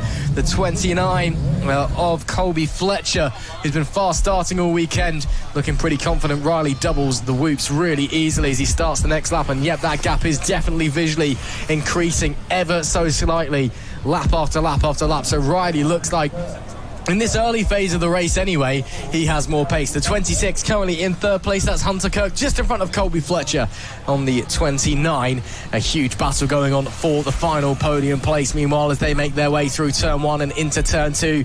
Still very muddy down there, lots of ruts forming. You have to pick your line. That is a wonderful move from Colby Fletcher, but he just catches the front wheel of the other rider, Hunter Kirk, who's gone down. Colby Fletcher will take P3, yellow flags will be waving, but now he is in a bit of no man's land as his nearest competition is quite a significant way back. Yellow flags waving there in the background, you can see it looks like Hunter Kirk is up on his feet, and yep, he's back on the bike as well, which is fantastic to see, but a real shame because that's ruined his chances of a podium. It has indeed, very sad to see, but I'm sure, again, we've still got one more race later today, which is going to be fantastic. That's number 19 as well, of Alfie Brown, obviously getting a little bit mixed up earlier as well, but again, back on the bike and straight back on track. Good to see there. So again, we're having lots of drama already in this race. The 269 still leading from Paisley Cleft and actually pulling a couple of seconds on her, it seems, at this point. The 269, Hunter Riley as well, only winning Paisley Cleft winning a lot of the other races, but it's great to see that the 269 does have the confidence to be able to push their bike or round the K-Tech curve now. So coming around the final corner now, going over the whoop section, good to see that the 269 is in front. Paisley Cleft though, you don't want to mess around with her because she's absolutely going to be pushing here, there and everywhere to get by the 269, maybe trying different lines to go left and right, and it's great to see Paisley Cleft's performance so far in this race. Look at the air there by the 269 going over that jump there. Fantastic. 269 still ahead of Paisley Cleft as well. Absolutely, you can hear crickets chirping away in the background as well. Part of the joys of electric motocross racing. No noisy 2- or 4-stroke engines. You get to hear the many insects that have seemingly swarmed on Mallor-E Park this weekend. Clearly, they're just excited to take part in the BMF Connected event. As there we see Hunter Riley making his way through K-Tech corner and doing a fantastic job. Last lap of the race, in fact, and he's extended the gap even further over Paisley Cleft, who's actually nowhere really in sight. So Riley showing that when he does have clear track in front of him, he is able to just continue to push on upwards up the front of the race. And well, control the pace is one thing. Disappearing off into the distance like this is very much another. Still really committed over the tabletop. Got a little bit crossed up there in midair. Managed to get away with it on the landing though before he makes his way back down Mallor-E Mountain. There is Paisley Cleft. So if there is a problem for Hunter Riley, she may be in for a result. As there is the 26 actually of Hunter Kirk, who had an off earlier. I believe he is a lap down now as a result. But back to our race leader, the 269 finally got that clear air that he so wanted, and he has shown what he can do with it as a result. With 1 turn to go, the 269 takes the race win. A fantastic performance there from the Hunter Riley as he makes his way into the dummy grid and takes moto number 5 in the Siron Hyper-B UK Cup. A fantastic ride, just dominated out the front and showed once again, once he got that lead down at turn number 1, which he struggled to do all weekend long, if he gets the whole shot, gets clear track in front of him, he will just go away at the front. Absolutely, great performance there from both of those riders. A great race from both of them. And that concludes our second batch of races. We've done 50 races so far this weekend, which seems scarce to believe, but we are now on for number 51 and our last sort of batch of the day. This will be the last time this weekend that we are seeing all of these championships now, and especially for race number 6. Ross, what do we have just for specialised race 6 only? We have the Dirt Storm Whole Shot Award, of course. We've been looking at who gets the whole shot every single race so far. It is quite important in motocross racing to decide who's going to be out the front controlling the race. But in race number 6 for all of our classes, there is the special Dirt Storm Whole Shot Award, which will be awarded to the rider who, funnily enough, gets the whole shot. I know you wouldn't think that, given it's called the Whole Shot Award, but it's amazing how these things work sometimes. So that's the special thing coming into moto number 6 for all of our classes, of course, the Dirt Storm Whole Shot Award. It is time almost for the final race of the weekend for the 12-inch 3 to 4 year category. The guys on the smallest bikes out there, some of our youngest riders as well, getting ready to go out and show us what they can do. Riley Hickenbottom has been the man to beat so far this weekend. 4 race wins in this class, should I say, in a second place this morning as Boston Cleft took victory. Can he make it 5? Can Boston make it 2? Or can somebody else get involved? We'll have to wait and see. Hickenbottom looks like he is off to the left-hand side. Again, where your starting position is behind the gate, it is selected via a lucky dip, essentially. So you pull a number out of the hat, and whatever number that is corresponds to the number on the ground where you'll be starting. You do that before every single moto to make it fair for everyone. But we don't do qualifying, so you don't get to pick where you start. So you can't just go, I'm going to have the absolute inside or the outside, like most people would do. And funnily enough, most of the fast starters this weekend have been on the outside down into turn number 1. So keep your eye on who that is. That looks to be the number 23 there, possibly, or the 22 even, should I say. That's Harry Llewellyn, who's got the outside line, so keep your eye on them. And the 158 of Riley Hickenbottom, who has been the one to beat just the 3 bikes over. You can see him there in the green just on the left-hand side of your picture. So he may be very, very quick from that position as well. The 22 also there, or thereabouts, or Harry Colonna. Actually, no, that's the 22 there, so that might be the 21 over to the left-hand side of your picture. They're all out there somewhere out on the track, but we can't wait to go racing. It's going to be fantastic to see, and we can't wait to see what they're going to do over there at the starting gate. Just waiting. Looks like they're just respraying some of the starting grid, or the starting markers, should I say, behind the gate. So hopefully won't be too long. So just a quick little delay, and looks like Jack Ford, the start gate marshal, has all sorted it out. And actually just a few more. I think there's a lot of dust being kicked up from the start, so I think he's just making sure that everyone can see their line, no one's jumping over the front of it, and just making sure that the start is as fair as it possibly can be. And just heading around, putting his spray paint down behind race control, and then he will get ready to set them on their way as he comes back across for the final moto of the weekend for the 12-inch 3 to 4 year category.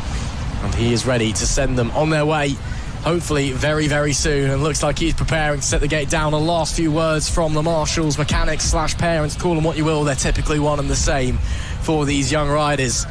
But it's all time for them to get out onto the track and show what they can do as we get ready for the final moto of the weekend. Gate goes down, we get underway. Riley Hickenbottom doesn't go. The man who's dominated this weekend gets away slowly. Looks like it'll be Blake Ford that will get the Dirt Storm Whole Shot Award in moto number 6 and will lead early doors in this one. But huge drama. The 158 of Riley Hickenbottom, who has dominated almost every single race this weekend, just did not get the launch at the start. Blake Ford and Boston Cleft now doing battle as they come to the tabletop. The #3 of Blake Ford cuts off the 26. Keeps him behind, that's AJ Garwood. In fact, Riley Hickenbottom looks like he's in 3rd place. So Blake Ford an early lead there. But once again, Riley Hickenbottom, huge drama there. Just did not go when the gate went down. No, he didn't. He was one of the last to actually leave, it seemed, to leave at the gate. But let's see what he can do. We know he's we know he's a talented rider. So let's see where he can go. The number #3 goes quite wide there. That seems to be the line that he does like to use in this race. So the #3 leads from AJ Garwood in 2nd place. And let's have a look. They go over the whoop section here. So just seeing them now come into the first turn, ending lap 1. My word, the number 3's almost going into a cameraman there, it seems, and the number 26 goes a little bit less, a little bit wide there as well, but nowhere near as fast as the #3. Absolutely, yeah, really wide line there from Blake Ford through turn number 1. We saw him experimenting with that a little bit in Moto 5 earlier on. Clearly in moto number 6 he likes running that wider line, even though most people have been avoiding it. In fact, almost everyone's been avoiding running that wide through turn number 1, and as well through turn number 3 it's actually a bit detrimental to go that wide. You'd think it gives you more momentum, but those grassy knolls slow you down. So the 26 of AJ Garwood continues to whack around in 2nd place as there looks to be a rider down at turn 3 in the background of your picture. Looks like they're up on their feet though. Hopefully everyone is A-OK as they make their way down to the 3rd to last corner through that short chute section, of course, that's only used by the younger riders on the smaller bikes. And indeed that is the rider that was down at turn number 3 but has managed to get going once again. Great to see that everyone is OK and back on the bike as we go on to lap number 3 now, and Ford still leads ahead of AJ Garwood in P2. There is the #3 of Ford once again running very deep into turn number 1. Over the jump he goes, and then into turn 2 where it has now started to dry up. You can see those ruts there, so you do need to be careful now into turn number 2. If you get it wrong, it will catch you out and it will send you over. Likes the wider line into turn number 3 as well. There is Boston Cleft on the 245. I believe he's in 3rd place at the moment. There is Riley Hickenbottom in P6, just behind Freddie Mason in 4th, and that looks to me like the 113 of Albie Clark in P5. as Hickenbottom runs very, very wide again. Just did not go at all when the starting gate dropped and was just sat there for a few moments while everybody else vanished away in front of him. And yes, it is 3-4-5. And actually, no, it's 3-4-5 and 6, should I say, just in front of these guys you were seeing there. That is Boston Cleft in P3, Mason in P4 just in front as well. So no changes for position yet. But Hickenbottom, there is at least an opportunity for a podium to make up for his issues at the start. There is indeed. He takes the wider line just coming out of Mallor-E Mountain there. Obviously not going up Siron Summit with these younger riders. The last race of the weekend for these 12-inch 3 to 4 year championship. Obviously when we say 12-inch, we're referring to the tyre, the wheel diameter.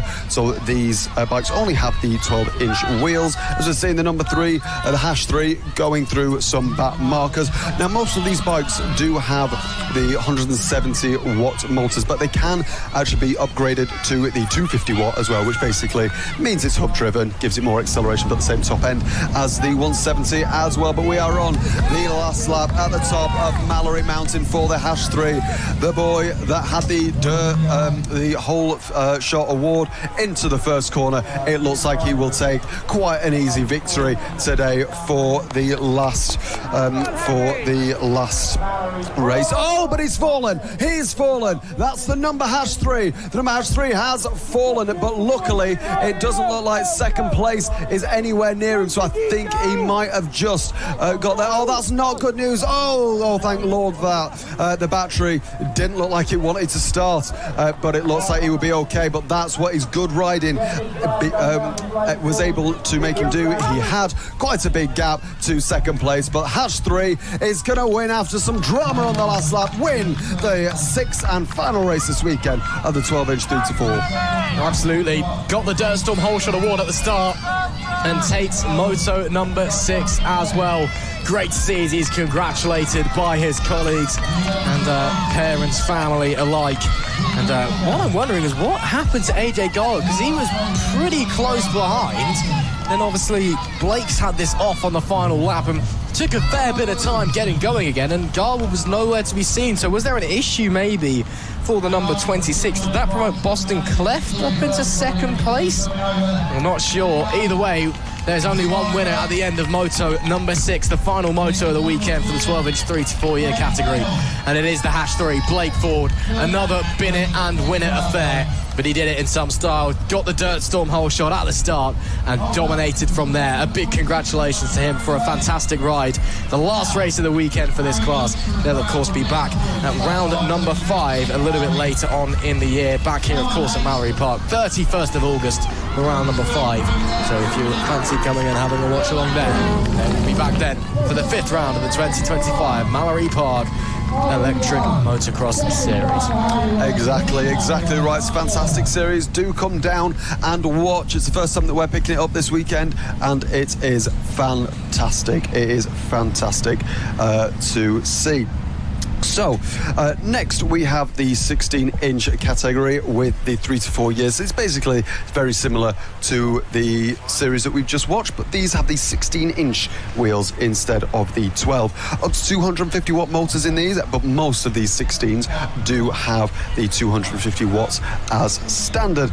So these have the much bigger wheels than the 12-inch, which is great to see. It makes bigger racing, faster racing, and it means that they can go over bumps a lot better. So previous race winners in this was Carter Anderson. He really is one to watch. Number 20, just 3 from the left on the right hand side of our screen. Number 20 there, he won last time out in race 5 and also won race 1 as well.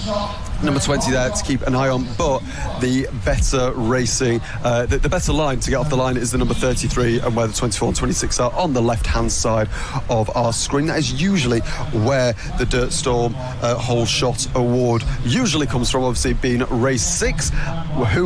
Which rider is going to get the Dirt Storm Whole Shot Award? We are ready to go. The arm is up in the air.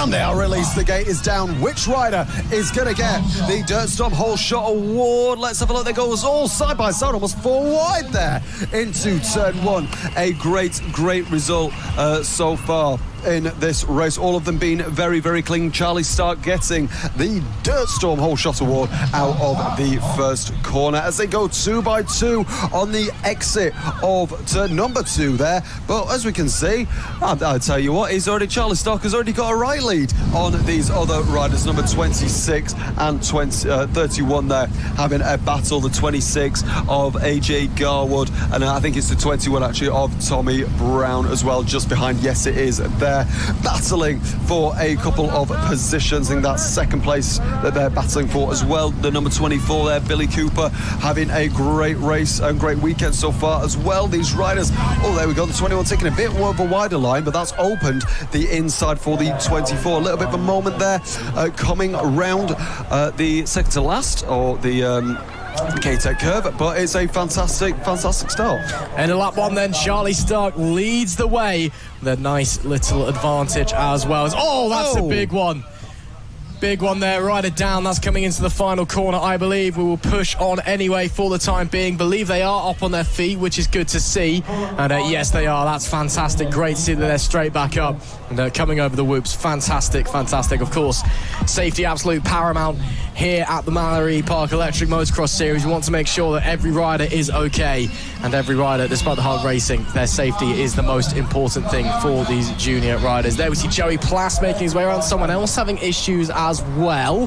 So clearly turning into a bit of a war of attrition, this one. It's the end of a long weekend and suddenly everything is breaking just a little bit, but hopefully all the riders are okay. As there we see some of the riders further back in the pack. There's the 22 of Joey Plass. Just in front of him is the 21 there. That's Tommy Brown as they make their way through this short shoot section before what is now the hairpin and then into K-Tech curve. And as they continue to push onwards, there we see our leaders once again. The 33 of Charlie Stark, the 20 of Carter Anderson has closed that gap. Actually, it was much bigger at the end of lap number 1 than it is now as they make their way over the bumps into the bowl at turn number 3. And Anderson looks very confident on his machine. Can he try and find a way through as they come to the tabletop? Little bit of air. Big pop on the front wheel from the number 20 there. That might hurt his momentum just a little bit as they climb up Mallor-E Mountain. A long old trek for these things. They don't have a lot of power as Stark makes a mistake. Does that cost them the lead as they bomb down together to the right-hander at the bottom of Mallor-E Mountain? Somehow Stark stays in the lead as he got it sideways and almost stopped the bike, got thrown off the seat. Anderson to the outside, still side by side. More problems for Stark. Anderson gets out of it to avoid an incident. Stark will slam the door, and after a very shaky lap, will still hold on to the lead as he comes around the final corner. Man, oh man, Charlie Stark must be feeling the pressure now. One race apiece for these riders on today on Sunday. One race win each. Fantastic to see. So, coming through the right-hander of turn 2 now. Again, you can start to bog down on this. That is probably the wettest corner that we have so far. You do not want to get caught in those ruts because that can potentially even lead to high sides or anything like that. But both of those riders navigating through there. Brilliant. Through tabletop now, up Mallor-E Mountain. Let's have a look to see who will lead out of that. That's the number 24 there of Billy Cooper. A great performance so far. This is the battle for P4 and P5. That's number 22 of Joey Plass there and the 21 of Tommy Brown. The 21 being chased by the 22. It's a good job that they are together because they're having great racing. They're actually chasing the number 24 of Billy Cooper as well. So it's the 24 being led in this battle by the 21 and the 22. The battle for 4th place. This is the 24, the 21 and the 22. 22 taking a much tighter line there than the 21 coming around the corner there. On the inside is the number 22, but the 21 just sticks to the outside line, which gives him the inside line for this corner as well. The 22 still trying to chase for the number 21 as well. Fantastic racing for both of these riders. Absolutely, really tight racing, very physical, elbows out stuff there as they head over the whoop section. Coming into turn number 1, the 21 still with an ever so slight advantage there. Now over the jump. Oh, Joey Plass got really sideways there as the bike had a bit of an issue as they continued to push onwards. And managed to avoid that accident very, very well. So the 21 Tommy Brown still stays in front of the 22 of Plass as they make their way to the tabletop. Just in front of them, the 24 of Billy Cooper as well as they rise up the hill. Mallor-E, that's the 33. That's Stark. That was our race leader. Charlie Stark's got issues. Has that allowed Carter Anderson into the race lead as he had it off? Is there an issue? As he's getting a talking to from one of the marshals. Who's this coming through now? That's the number 194. Stark pulls to the side of the track. Is that Curtains in moto number 6 of the McAdam 16-inch 3 to 4-year-old class here? Charlie Stark with late drama. The 194 of Albie Brooks now goes through to take the last lap flag. Is he leading? Is he second? I'm assuming he's going to be second place. And that will mean that the 24 of Billy Cooper goes into third. So we're keeping our eyes open for the 20 of Carter Anderson. We believe he is now leading this affair, as there is the 194 now making his way through. And the 194 pushing onwards regardless. So we're looking for the 20 of Carter Anderson as it stands. And as they push on round, overtakes being made, the 20, the 22, the 24, the 21, all getting together nearly as they push on round. And that is Carter Anderson there. A little bit of luck on his side, but the number 20 over the whoops for the final time is going to take the checkered flag. Carter Anderson wins moto number 6 in the McAdam 16-inch 3 to 4-year age range class. It was an unfortunate ending for Charlie Stark, who had to pull to the side of the racetrack. You never want to see a race decided off the road. But as a result, it does hand Carter Anderson a very, very nice victory, which is very much deserved. I believe that it will be then Albie Brooks coming home in P3 with Billy Cooper in second, but we'll wait to see where they cross the line. There's a few lapped riders coming home. Of course, all of these results are provisional. They will be confirmed by race control later on. But it is Carter Anderson that takes a very nice victory, but with luck going his way, Charlie Stark having to drop out late in the race. Not the way that you want your weekend to end. No, unfortunately not. A very, very unfortunate end of the race for him. Obviously, it looks like I think he might have even retired from that race. Yeah, very unfortunate, but it is, as we say, starting to get hot now. As you can see, the sun has unfortunately come out now and the clouds have dispersed, which means that a lot more, maybe driver tiredness. It's been a very, very hot weekend for these young riders, as well as the riders are having a very tough weekend. Mechanical problems always show their face as well, especially in the 6th race of the weekend. So now we're looking at the 16-inch 5 to 6-year class, 5-lap race, up to 350 watt motors, but a lot of people upgrade the 250 watts to the 350s. So the 250s are what the 3 to 4 class use, but a lot of people upgrade them to 350 just to make them a little bit faster in this championship. Now, we have seen Harry Perkins having a fantastic run of form, apart from race 2, where unfortunately he came P2, ending his 10-race consecutive win streak. But let's see if he can start another one in race 3, and who is going to get the Dirt Storm Whole Shot Award, which, if you are just joining us, means the first rider to the first corner. It's the only rider, it only happens in race 6 of this of any series, only happens in the final race. But as we see, all of the riders on their bikes just by the gates and getting ready to go for this race. So the 313 of Theo Hancock is one to watch for, which is just the first bike to the left of the yellow cones, as well as the 22 of Harry Perkins, who actually looks like he's all the way on the left-hand side. That is usually meaning that whoever or whichever rider is on the outside usually has the whole shot award in the bag. But let's see, because this is motocross and anything can happen in this, as we've seen already this weekend. So we are getting ready to go underway. The gate is about to be dropped, just waiting for the arm to go up in the air like that, and the gate is about to be dropped now. There we go. Which rider is going to be able to get the whole shot award? The number 22 absolutely pedaling into the lead and getting that Dirt Storm whole shot award on race number 6 this weekend for the 16-inch 5 to 6 year class. 5 laps of racing awaits us. It's going to be a fantastic weekend for these riders. So, as we said, the number 22, Harry Perkins, leads this race. The number 7 there being chased by the number 16. That's Boyce Clements, being chased by Jackson Gillett for, I think that might be P4. I think as we're having a look at the number 32, Reggie Herring trying to go on the outside of that bike there. Great little battle forming here on this first lap, almost going side by side through that corner there. But wherever you're watching from, what rider are you supporting? What championship are you supporting? But I tell you who will be getting a lot of support, it's this lad here, Harry Perkins, obviously having that 10 race consecutive winning streak.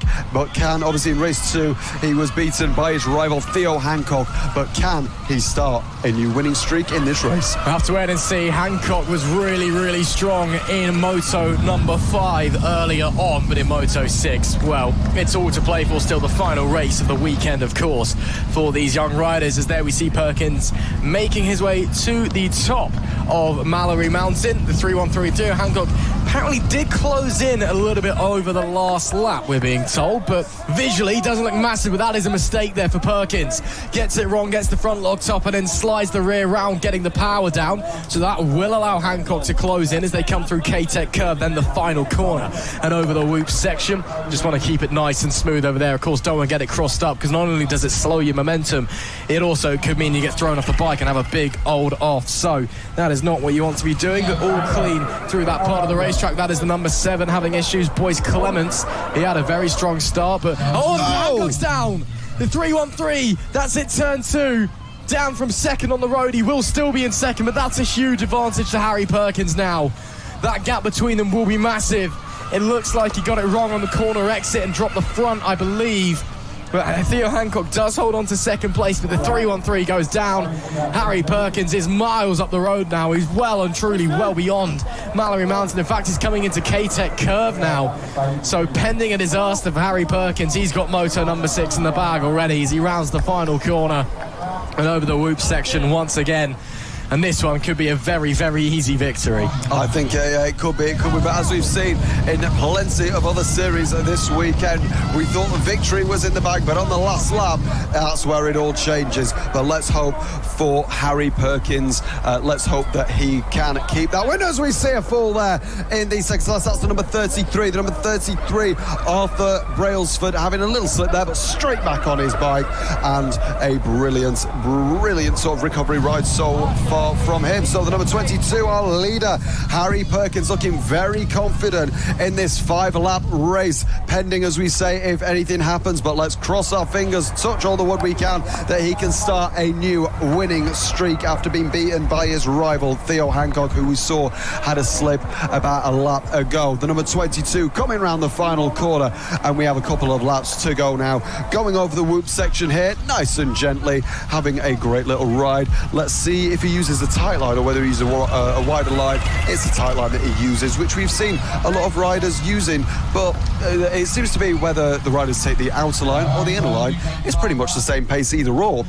So the number 22 going round there, coming over tabletop now. Can he get a jump? Yes, he does. He gets a massive jump there on these little 16-inch bikes. I think I can tell that he does have the 350-watt battery in there, because his pace is incredible. This could be the last lap for this young rider. A sensational performance so far from him this weekend. Just not a perfect weekend like he had out in round 3, but it will still be 5 out of 6, which is nothing to snore at all. There's the number 7, Boyce Clements, again, possibly the last lap of this race. Let's have a look. Yes, it will be. And another victory for Harry Perkins, the number 22. A brilliant ride from him. So out of the last 12 races, he's won 11 of them. Certainly not shabby at all, is it, Ross? No, and maybe that one was handed to him a little bit by Theo Hancock having that off, but you still got to have the pace to be up the front in the first place. What a performance there from Harry Perkins, messing around a little bit on the final few laps as well, seeing if he could get a bit of air, seeing how high he could go, and well, he was certainly seeing how fast he could go as well up the front of the pack. A fantastic result for him, and that is of course the final moto of the day for the 16-inch 5 to 6 age range class. they will be... Oh, someone's gone down coming into the holding area there. Who was that?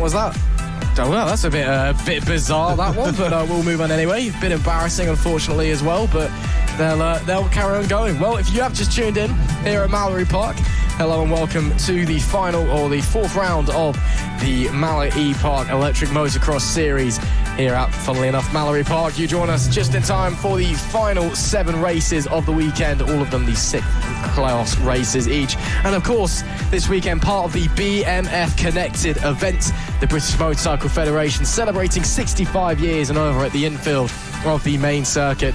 They've got lots of different things going on, different talks, workshops. You can ride a trials bike, you can go out on the circuit in a couple of bikes and cruise around if you want. So lots of things to do. It's been a really fantastic event. It's been a real pleasure being here, part of it here with the Mallor-E Park Electric Motocross Series. So a big thank you to all of the guys at Mallor-E Park and the BMF for putting this event on and dealing with us here being annoying in the corner on our little motocross track. So a big thank you to them. It is time for the 18 to 20 and 6 to 8 year old class coming up next, and should be a fascinating one. Caden Waldock has absolutely dominated everything so far this weekend and is currently set to make it 12 race wins in a row, 2 clean round sweeps back to back, which would be an absolutely incredible result if he could get it. The number 29 looks formidable. Can anyone stop him though? We're seeing the likes of Riley Stark getting pretty close. Tommy Bridges has also been up there on the 419 machine. So plenty of opportunity for other riders to give it a good go, see what they can do. But right now, keep your eyes on the rider second to the right from the cones in the middle on the right-hand side of the pink bike there, the number 8 of Pearl Hanlon, the 29. Fast off the start. Will he be getting the whole shot? Let's wait and find out. We know he likes to control a race from the front, so I'm sure he'll be very keen to do that one. Last few conversations there between Jack Ford, the Startgate Marshal, and some parents. But now it is time to get us on the way. A few chats on the radio as well to make sure that everything is okay by the looks of things. And then hopefully we'll be ready to get going. Now, just waiting a short delay then it would seem. The riders are all ready to go. You can see them, eyes locked on the start gate. They're hopeful to get going. Are we going to get sent on our way in just a short moment? Someone's already decided to go. That's a bit unideal there. That looks to be the 291 of Toby Ogle. Had a little bit of an off there. I think he may have just accidentally squeezed the throttle. But now we are ready to go. Stargate drops and we get underway for the final moto of the weekend. Bombing down into turn 1. Who else is it going to be? The 29 on Caden Waldock does get the Dirt Storm whole shot and will lead the way out of turn 2 and into turn number 3, and will continue where he left off last time and across the weekend in general with a dominant start as he almost clears the tabletop. First time of asking, as there's still some side-by-side racing going on there. Battles further behind in the pack. That's the 490 and the 17 Tommy Bridges and Logan Couch. Bridges to the inside, gets it done, stopped at the top of Mallor-E Mountain and bombs down. He'll be in 3rd place now. All issues for whoever that is up in front in P2. Got a little bit sideways off of the corner. I believe that may be the 2 of Riley Stark as they make their way up Siron Summit for the very first time, then get it turned around and head back down the hill. Caden Waldock hasn't vanished into the distance just yet, it would seem. No, he has not at all, but it is still a pretty healthy advantage as he gets to the whoops for the first time. To end lap number 1, it is Caden Waldock that very much leads the way. Absolutely, Caden Waldock, a great start getting that Dirt Storm whole shot award. Who else would it be? Trying to make it 12 out of 12 consecutive wins on the table in this race. No one has got an answer for how quick this young rider is. Obviously, 6 to 8 year olds in this championship, 4-lap races, 18 to 20 inch wheels. Revy and Ant bikes are the manufacturers of these bikes as well. And you can have up to 500 watt batteries as well. So the numbers are down. We've got a rider down there as well. Not too sure which rider that is, but it's okay. We already have marshals there. So currently watching these racing is, I think it's the 4, 5, 6 down as well. Which is unfortunate, but they are looking like they've got marshals around them and straight back up. So, looking at these 3 riders now, I think this is battle for one of the podium positions here. We've got Spider-Man leading the way in all that red, the 251 of Teddy Williams there, leading this little battle that we have here, coming through K-Tech curve and going round the final curve. Fantastic to see number 251 taking the whoops bumps. Very nice. races. We've got a move to the inside there. Fantastic by one of the bikes there, and that's 87 of Charlie Hubble. Great move there on the inside of this bike here. So just waiting to see a little bit more drama hopefully in this race. Only a 4-lap race here, which we're halfway through. Absolutely continuing to push onwards then, as we see the riders making their way to the top of Mallor-E Mountain. That is the 251 that we see there making his way through. So nice stuff from him. Teddy Williams having a pretty solid weekend so far. Gets a little bit sideways out of the bottom of Mallor-E Mountain before getting up to Siron Summit. Yeah, he's had some very, very good runs so far. Final lap of the race, though, for Caden Waldock. Riley Stark is still in tow, but a little bit too far back to really challenge, unless there is a mistake from the 29, which we have just not seen all weekend long. He's looked absolutely imperious up at the front of the pack. Every single moto, lap after lap after lap, just pushing the whole way from start to finish, and he has been absolutely fantastic at it as well, as he continues to push on up through Mallor-E Mountain, makes his way through the left, then bombs back down the hill, the right hairpin at the bottom. Won't run the wider line, will take it inside, no need to push. Then coming back up Siron Summit he goes. There's an all-rider down there. Is that Riley Stark that's gone down potentially? Yes, it was. Riley Stark from second place drops the number 2 machine. Has he dropped a position? I don't think he has, but he could be under big pressure as Waldock once again starts to showboat as he comes into K-Tech curve, sticking the legs up in the air. He knows what he's done. What an achievement. 2 sweeps in a row, 12 races winning for Caden Waldock.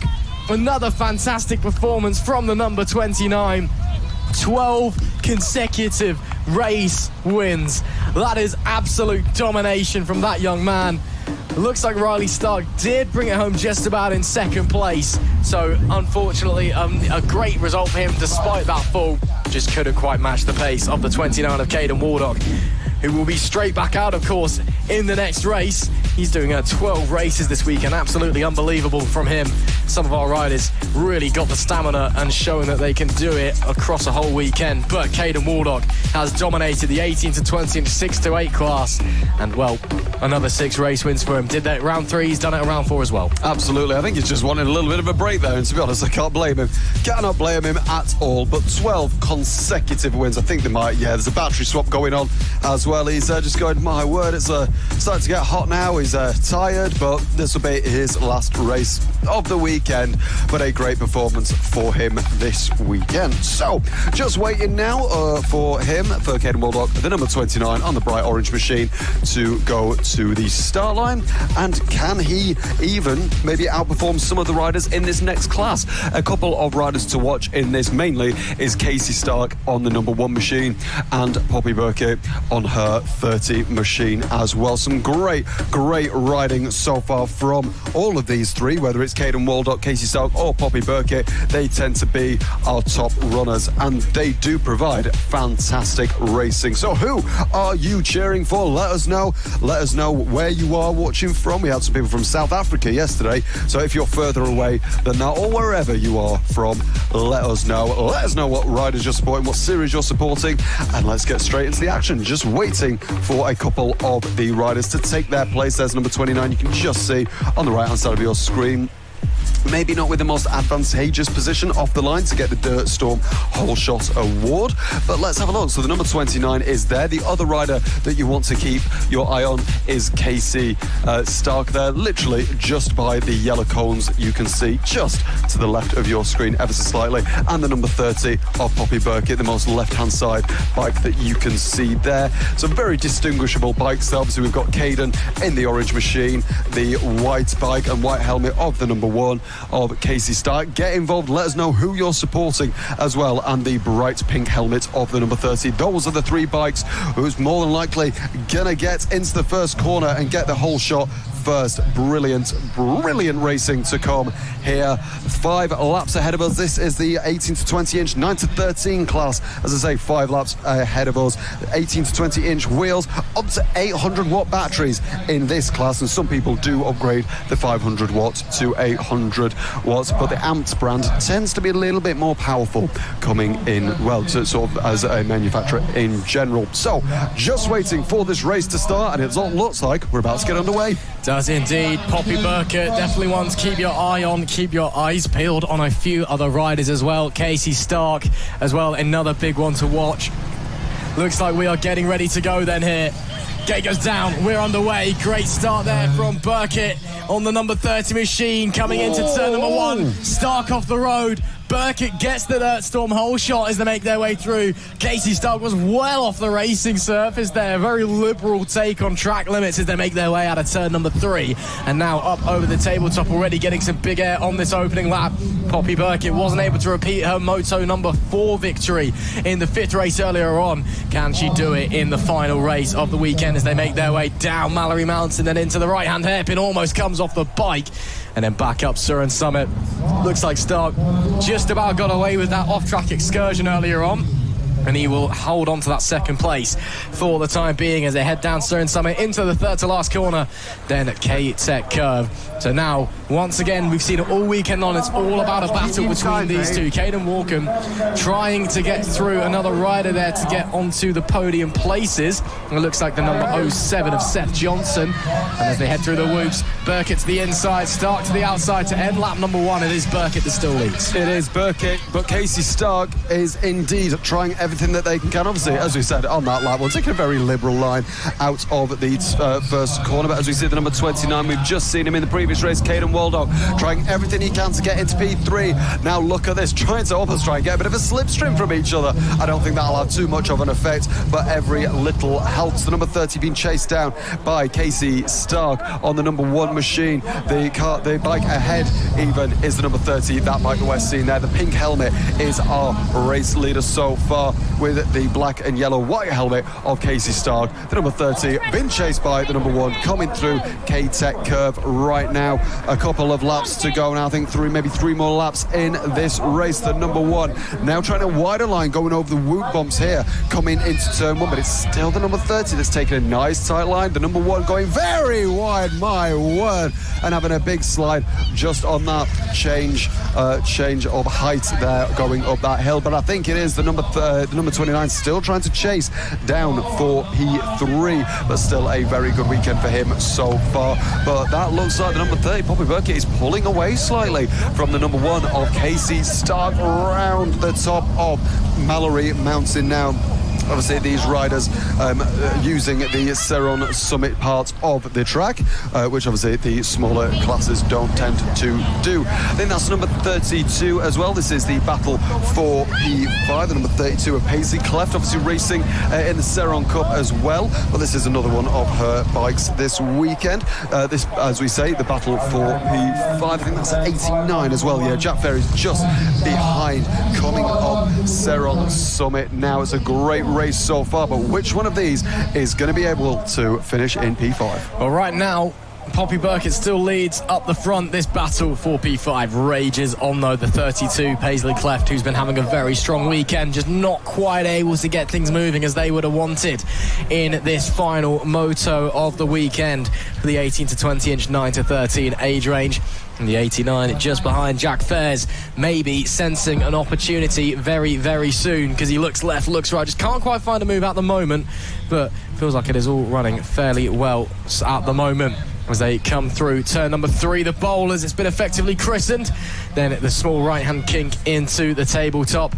Over the top there, nice clean landing. Fairs gets a good run, goodness me. Paisley Cleft has run Jack Fairs off the road. He's completed the overtake off the road as well. Track limits be damned, they're all over the shop. Cleft getting really, really aggressive there. We're on the final lap of the race, we've been told, or the leaders have got onto the final lap by the sounds of things. But this battle still rages on as they climb Siron Summit. They're about half a lap behind the leaders as well, but the sounds of things, we go to them now, and they are locked in a very, very intense battle. Burkett still just ahead of Casey Stark as they begin the rise up Mallor-E Mountain. into the left-hander. These guys choosing to stick with track limits this time. That's much more like it. Then back down, bit of traffic ahead of Burkett, which will hold her up. Goes to the inside, forces her way through the number 9 there. That is a very, very brave move indeed. Now to the top of Siron Summit for the final time. Does Casey Stark have anything left in his locker? It's last chance saloon for the 30. Will she be on top once again in the 6th race, the final race of the weekend? Oh, she makes a mistake. Stark gets it wrong, goes down, and that awards Burkett the win. A small error from Burkett. Then Stark had to jam on the brakes and went down. Ultimately, it is Poppy Burkett that wins race number 6. Casey Stark, nowhere to go but onto the floor. And it is Poppy Burkett who takes her 3rd win of the weekend, matches that of Casey Stark, also with 3. And the number 30 on top in the final moto of the weekend for the 18 to 20 inch, 9 to 13 age range. A fantastic race. There's so many strong battles, as there we see Paisley Cleft is just about going to hold on to that position there. There may have been a change of position. I believe Seth Johnson got through Leighton Wickenden there, so a great job from him to move up a place late in the day. But it is Poppy Burkett who takes her 3rd victory of the weekend. Man, oh man, what a race that was, as the rest of the riders make their way home to receive the checkered flag being waved. The flag marshal having an ice cream there tells you all you need to know. It is getting warmer and warmer by the minute here. Thank you very much, though, for joining us for all of the action. Only a handful of race 6s left to go now before the weekend's action is done and dusted. It is time now for Moto number 6 in the E2 class, which has been fascinating today. Daisy Robb with the bin and win in Moto number 4 this morning, then crashed twice in Moto number 5 earlier on, could only recover to 3rd. She's clearly the quickest rider out there today, but just inconsistency and issues. As we see some, looks like some tricycles going around there in the background on the main circuit, and a couple of bikes as well. Yeah, some trikes going around. Yeah, there you go. Well, they're towing something on anyway. So is that one with an American flag on as well? Oh, I've immediately lost interest then. All part of the fun though this weekend at BMF Connected. Yeah, with the guy with the American flag, British Motorcycle Federation. Get it right. All joking aside though, great. It's been a fantastic event here at BMF Connected, and we've really, really enjoyed ourselves here in the commentary box and soaking in all the atmosphere. And the Mallor-E Park Electric Motocross Championship, being part of this event has been absolutely fantastic. Almost time to get this race started, Alex. The E2 class, their final race today. Will Daisy Robb be able to stay on the bike this time, or is she going to encounter more issues? Well, let's have a look. I mean, she can only hope for a very good result here, but the number 3 and 4 just to the right of these yellow cones are the 2 to watch. That's Daisy Rudd and Reggie Doyle, the number 22, as well as the arm goes up in the air and the gate is released. Let's see who gets the Dirt Storm Whole Shot Award. The 118 is looking like it's going to be them. Fantastic, but I think that's going to be the number 3 of Daisy Rudd that leads into the first corner. Oh, and there's a big bit of contact, and there's multiple riders down. 4 riders down in the second corner there, including Daisy Rudd. Oh, she was having such a good run of form going on the outside of turn 1 and almost going for the lead. But if you no longer go for a gap that exists, you're no longer a biker. Let's change that expression there. So now coming through the corner, it looks like we're going to carry on through that 4-bike carnage that went down there. The number 113 led into the first corner, getting the Dirt Storm Whole Shot Award. But as we said, they are still in the lead. It's Albie Clark leading the class from gosh knows who's behind, because that was a big incident there, but everyone is okay. It was a very slow incident, so everyone is okay. But so far, Albie Clark is leading the pack away, and not much else to talk about behind them because we're not too sure. Yep, bit of chaos to kickstart the final moto of the day. Obviously we don't want to see riders going down and potentially hurting themselves, but it does make it a bit exciting sometimes when there's all sorts of chaos and riders piling in. It just makes it, chaos, the only way I can describe it. So it is then Albie Clark that leads the way in the 113. This is P3 and 4, we believe. It's the 07 of Tristan Bailey. Just behind him was Freddie Mason. Then we see Joey Plaza. Oh, Daisy Rudd gets all sorts of crossed up coming over the whoops. Man, oh man, great control to stay on that thing, but that would have killed her momentum as well. There's Freddie Mason on the 21 as he makes his way. That's coming up to the tabletop and then up Mallor-E Mountain now. There's a few riders behind as well. So there is the 07 and the 24. So that's Billy Cooper. So we believe this is for P3 currently. And the 07 doing a great job just about holding on. Could in fact be for P2. We'll wait and see if there's anyone ahead. There is Albie Clark, I believe. Oh, there's a rider down. That's coming up. Oh, that was P2, I think.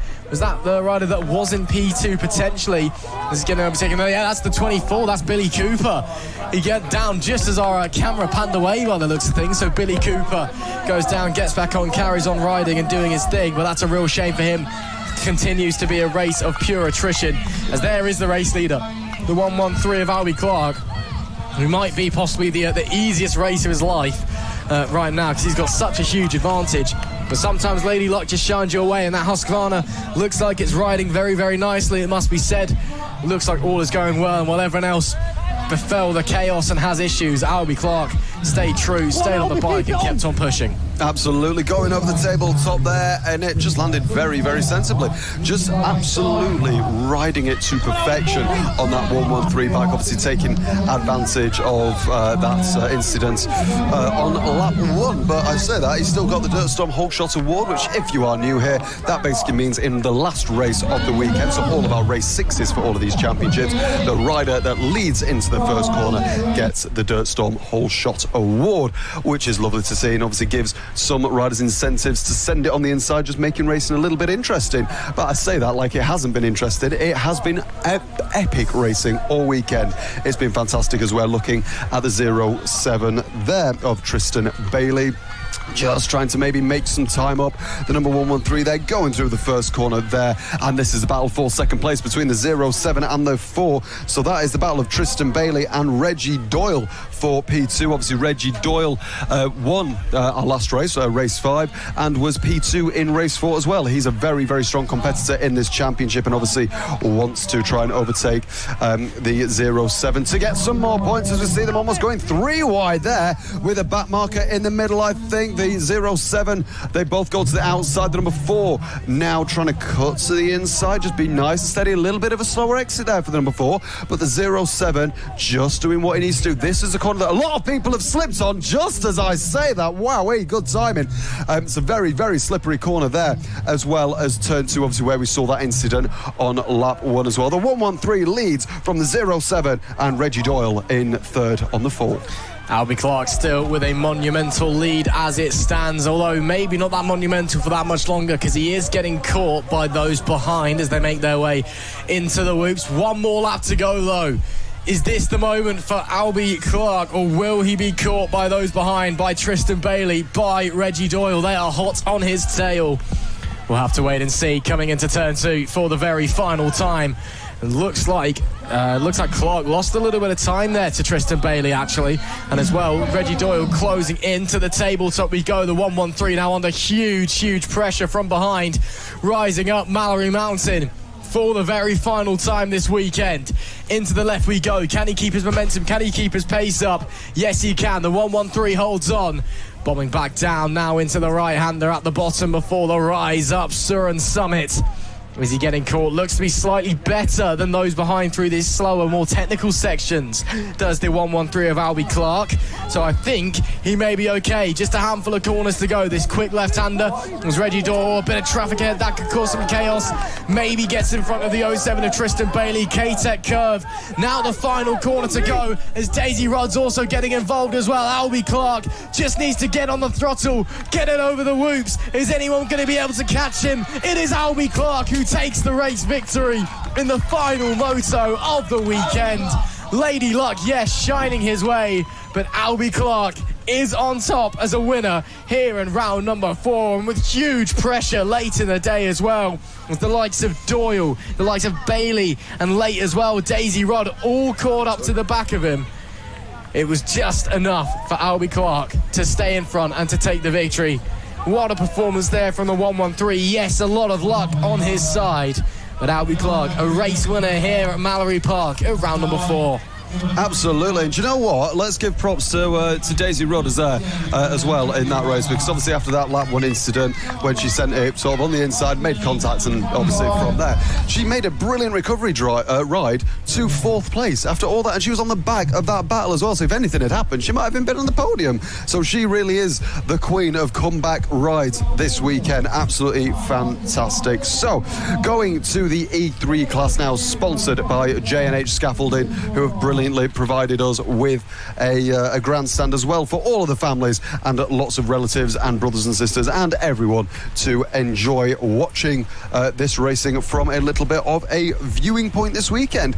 So the E3 class, we've only got a couple more races this weekend. We've got the E3, the E4, the E5, and then our amazing Siron Cup, our highlight of the weekend before we are finished for this weekend. But this is where all the dramatic riding comes in now. So the E3 class, 10-inch wheels, KTM, Husqvarna are the brands as well, and 4 to 7-year-old riders. Vinnie Barnes currently leads the championship coming into this coming into this weekend, but let's see if that is going to be the same at the end of this race. So Theo Hancock was a very, very competitive rider, as well as Eli Walton, the number 112, which is on our screens. I think over to the right hand side there is a bit of sun glare, all the way to the right hand side, just next to the number 3, but then the 313 is the first to the left of the yellow cones. So it's going to be an incredibly interesting start to this race. Which one of those two, who have a brilliant rivalry together, they really do. I think they're good friends as well,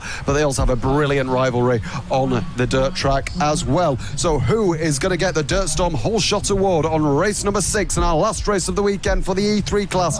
Let's have a look. We're about to find out. Let us know where you're watching from, who you're supporting, what series you are watching, and who do you think. Put in the right in the chat right now which one of these riders you think is going to be victorious at the end of this race. Let's have a look. So getting ready, just making sure that everyone is getting looks like everyone's getting ready, all the marshals and all the parents just behind their riders and their children. Let's see when we are ready to go. Here we go.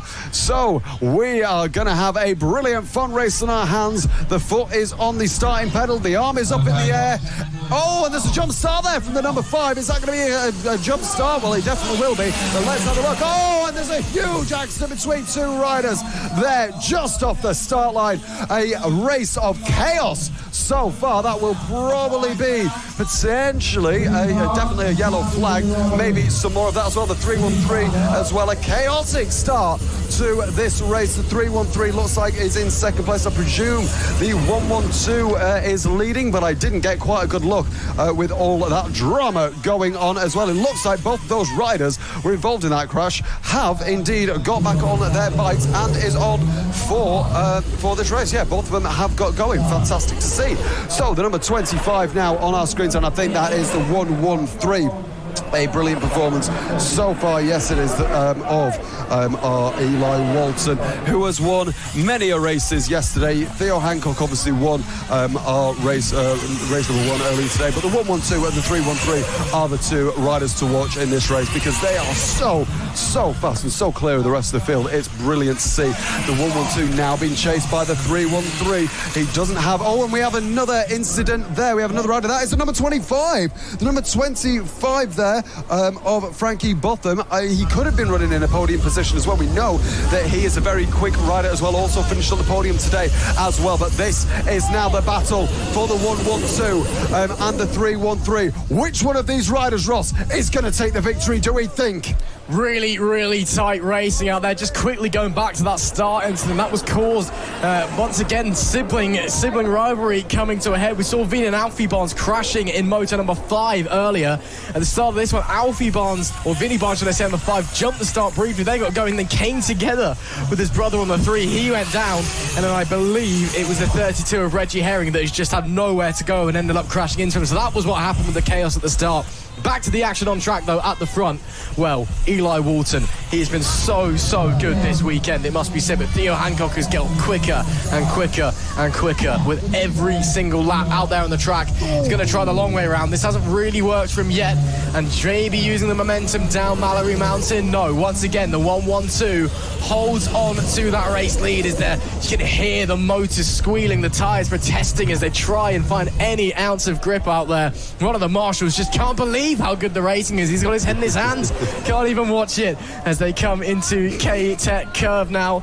The 112 still leading through the final corner and to the loops. Once again, a wider line from the 313. Hancock, I think that cost him a bit of time, though. May have made an error, and yes, it has, but still in second place. That is the crucial thing. Gives him a bit of time potentially to regroup, push onwards and go again, as the rider in first, or up the front of the pack there, looks like he is struggling just a little bit at the moment, so maybe we could be seeing some overtakes here as they come up Mallor-E Mountain to the inside. Is there anything there? No, not quite. And the 32 of Reggie Herring goes the long way around. So that was the one of the riders who had issues earlier on getting lapped there.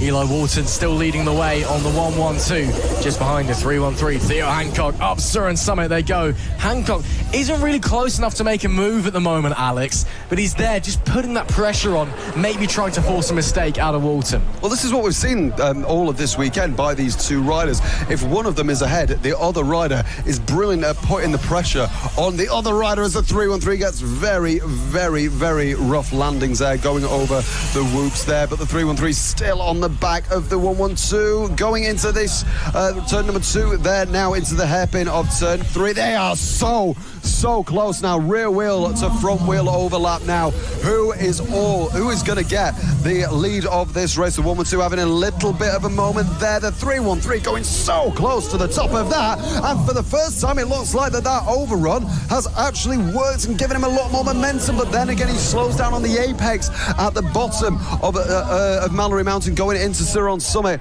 Let's have a look. No, okay, he's not. He's just backed up a little bit, but he just seems to be able to get some momentum in some corners that the 112 doesn't. But then it looks like the 112 is he's able to get on the throttle a lot earlier and basically extend his lead a little more. So the running order so far is the 112 of Eli Walton is currently leading the 313 of Theo Hancock, but let's have a look to see if these riders can change positions. But they're certainly giving us a great weekend of racing so far. Some of my favourite racing this weekend has come from this class, the E3 class, sponsored by J&H Scaffolding. Oh, but around the outside, is that going to work for him this time? He's got the momentum, and no, he just has to back off there. I wonder if he needs to try a different line, or even the 112. Maybe it's just getting on the power a lot earlier. A fantastic race so far, Ross, and it's going to get close between these two riders.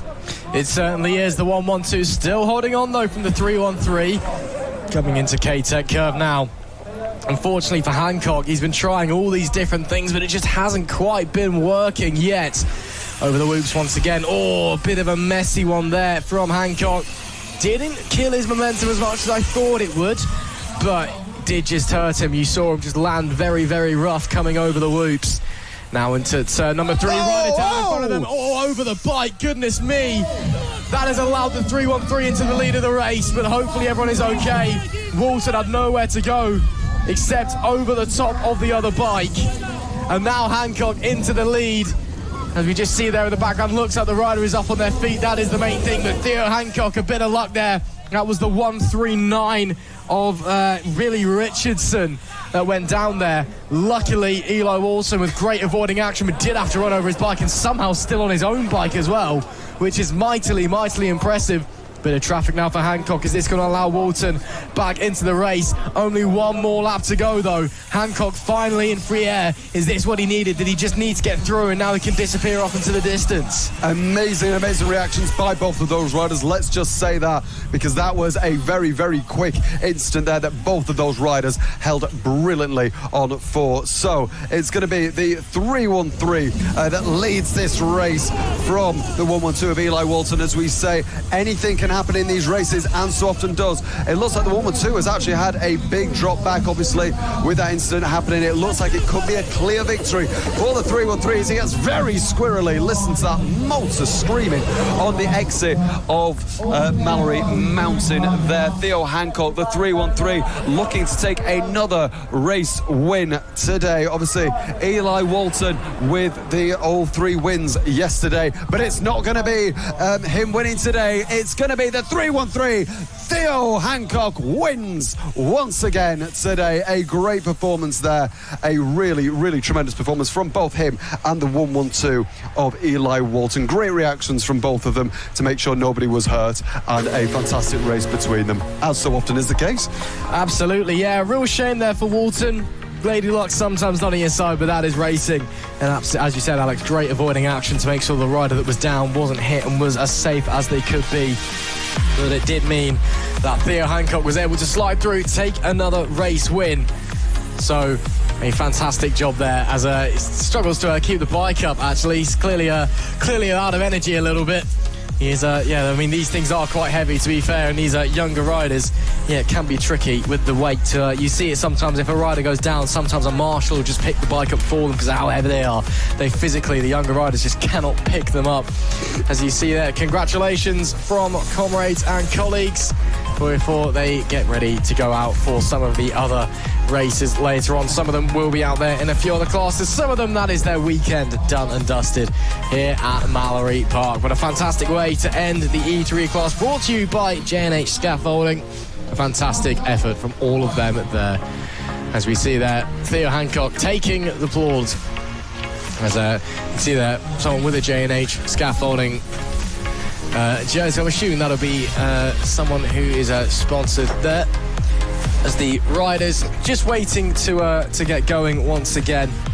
Just waiting for the E4 class to head out next, and that should be very, very exciting. We've seen the likes of Teddy Williams, Harry Perkins, Junior Garbutt getting ready to go. Still waiting for them, though. I don't think anyone's properly headed out to the starting gate yet. I can see a few riders out the window of our International Broadcast Centre, but yeah, I don't think everyone's there just yet, so have to wait and see. Hopefully, you can see a few of them lining up in the background there, actually. Yeah, hopefully it won't be too long until we get this E4 class race underway. Yeah, it's going to be a fantastic race. E4 class, 6 laps of racing under basically what we're looking for in this next race. So the E4 class, 12-inch front wheels, 10-inch rear wheels, up to 1600 watt motors. The Ossie MX-10 is one chassis, the Tourer MX-2 is another, and the Stop E-Box is the final third. They're 4 to 7 years old.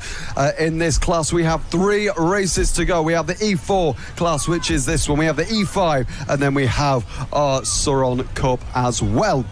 And that's going to round out our day, our weekend of racing. We are 57 races in this weekend. It's been a difficult weekend for all involved. It's been a very hot weekend as well for all involved as well. And a lot of these kids are going to be very tired. So we can expect some great action coming into this weekend.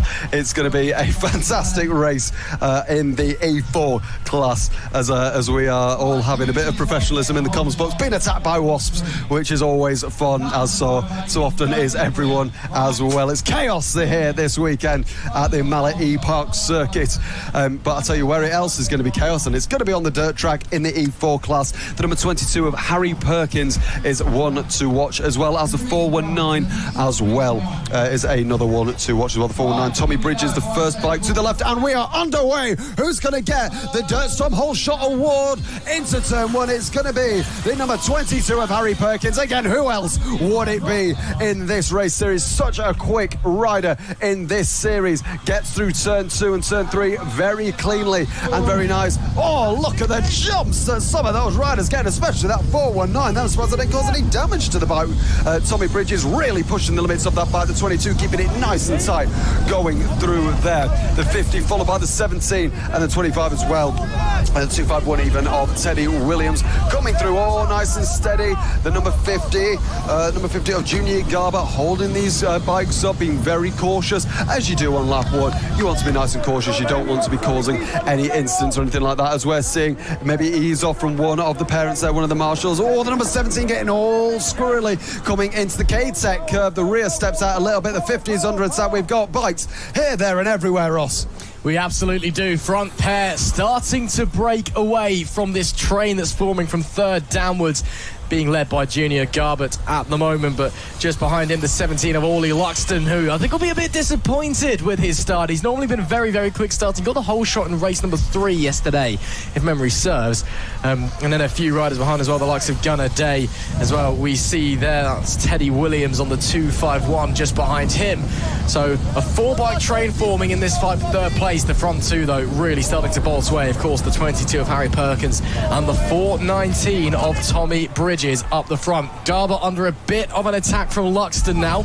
The 17 not able to find his way through on the 50 at this moment in time as they climb to the top of Siron Summit, and then they'll bomb back down the hill. Coming into this left-hander, there is an opportunity to try and set a move up into K-Tech curve if you fancy. Don't think Luxton does, though. Gunnar Day might fancy, though, on the 125 around the outside. Not quite. Didn't quite have the pace to get it done. And he has dropped the front low sides at the final corner. Gets straight back up. Looks to get straight on the bike with a bit of assistance from the marshals. A real shame, though, for Gunnar Day, who was having a strong start to this race, as he continues to push onwards over the whoops, but now will drop back into what will be about 6th place, I believe. And yeah, that will be 6th. A real shame for him, but these things happen. Crashes are part of racing, and unfortunately he's been victim there. They do, unfortunately so. But this is the number 22 we've seen all weekend of Harry Perkins, and like a famous song by a little small well-known band back in the 80s, he wants to break free, and indeed he has done from the rest of the pack, coming through the K-Tech curve right now into the final corner, going over the whoops bumps. Great to see just how much of a confident rider he is, getting his foot down like that, actually taking a little bit of gravel with him on his pursuit to another race victory. The 419 is there as well. Tommy Bridges chasing down Harry Perkins for this. We've seen the 419 who won last time out in race 5, and Harry Perkins won race 1 today as well. So it's a battle of attrition between these two. Which one of these riders is going to win this weekend? Let's have a look. Who's going to have the bragging rights to say they won 2 races on this day? Obviously Harry Perkins winning a couple of races yesterday as well, which is brilliant to see as they go up Siron Summit now. This beautiful left-hander, which was only literally made 2 days ago, believe it or not. So it's fantastic to see that as well. So the number 22 coming through the quick left-hander, coming into K-Tech curve now. Obviously 6 laps in this race, only a couple more to go. Number 22, a little bit of a slide there, but nice and steady over the whoops bumps there. He's actually taking it quite steady. He doesn't want to take it too steady because the 419 of Tommy Bridges is just behind. The number 50 and the number 17 having a great little battle here. The battle for 3rd and 4th is Junior Garbett ahead of Ollie Luxton. Oh, and that is going to be a big slide for Ollie Luxton there.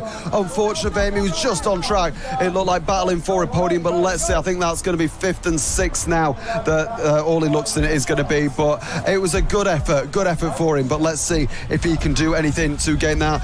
There is a Gunnar Day, obviously, we saw had a little slide as well. This is a battle for 5 and 6. We've got Spider-Man in 251. Can he use any of his special abilities to beat Gunnar Day? Let's see.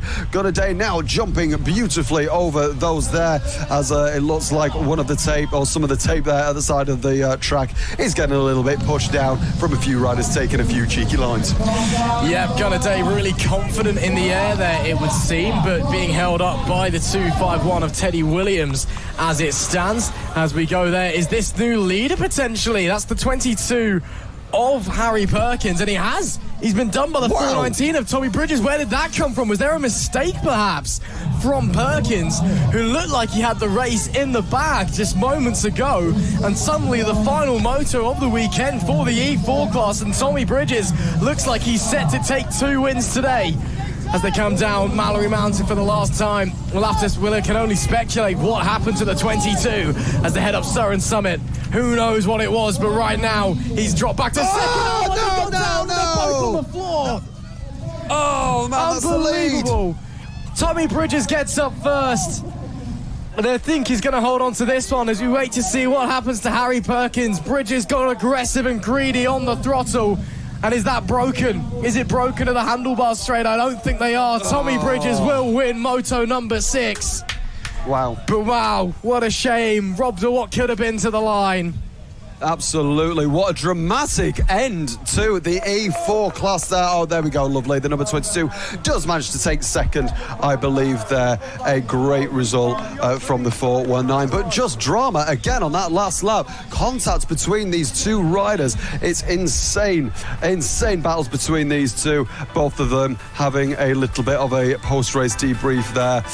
Just seeing what happened and having a talk to see what happened there. But great drama just on the last lap there. Contact between the 419 and the 22 gave the well, I said the 419 when the 419 was ahead, but he was the one that got back on the bike first and managed to take victory. There we can see Gunnar Day on the left hand side.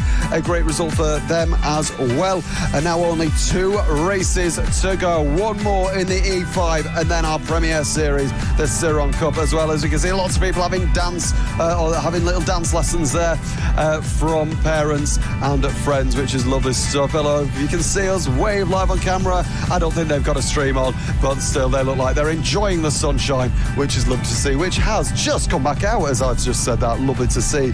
And we're just waiting for the final couple of riders to line up for the E5 class, the last of the E Series. 7 laps here. It looks like we are just ready to go. We are sponsored by the Specialized Group as well, and this is the number 99, the actor, the Oscar winner of Rafe Harwood, all the way on the right hand side. An actor as well as a terrific dominant rider on these bikes as well. Is he going to be able to get the Dirt Storm Whole Shot Award? Let's have a look. Just waiting for our starter now. Let's see Jake Ford if he just hops over our starting gate. There we go. Lovely stuff. And the 269 of Hunter Riley as well is one to keep an eye on as well, all the way second from the left as well. So both of our P1 and P2s are either side of the grid. But who is going to get the Dirt Storm Whole Shot Award? We are so excited for this race. Let's have a look. Just giving a few words of maybe warning or advice to a couple of these riders.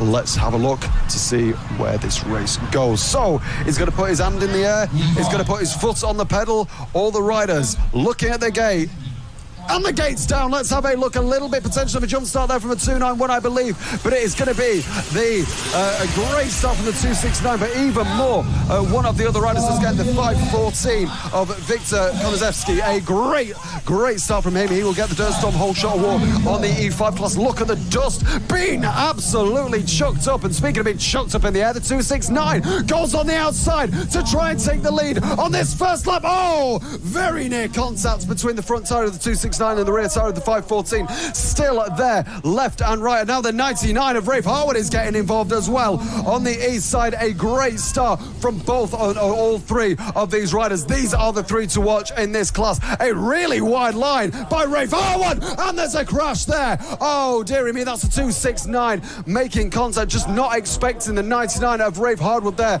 He's still going to keep P3 after this, and it's going to be Rafe Harwood going for the lead on the outside, and he takes the lead away from the 514, but the 514 is fighting back. Nice move there from Harwood. Will he be able to go away into the distance, or will the 514 of Victor Konozewski be able to hold with him? That was really unfortunate there, though, for Hunter Riley, the 269, who went down after contact with the 99 coming into Gator corner, but he was straight back on, and I think he held on to 3rd place as well. But Harwood already trying to disappear as he comes down to the bottom of Mallor-E Mountain before rising up to the top of Siron Summit once again into the left. And look at the gap already. Once he's got in front, he could just unleash that pace. Konozewski really good defensively, but just doesn't quite have the pace as the other front runners around him. So that's kind of his game plan, and it has been all weekend, is to get a really good launch, got that Dirt Storm whole shot in moto number 6 here, and then just kind of sit in front there in the lead and try and hold those behind. It's what we've been seeing happening between him and Hunter Riley, and if Riley is able to up the pace and there's no damage on that bike, is what we may be seeing once again soon, as he gets a bit greedy on the throttle there, back end kicking out just a little bit. And indeed, I think Riley is going to have to face face the defensive wrath of Konaszewski in a short moment, but could be riding angry as well. Could fancy just getting it done as soon as possible, and indeed straight to the outside. Does he go the long way around? Oh, that'd be spectacular. Wow.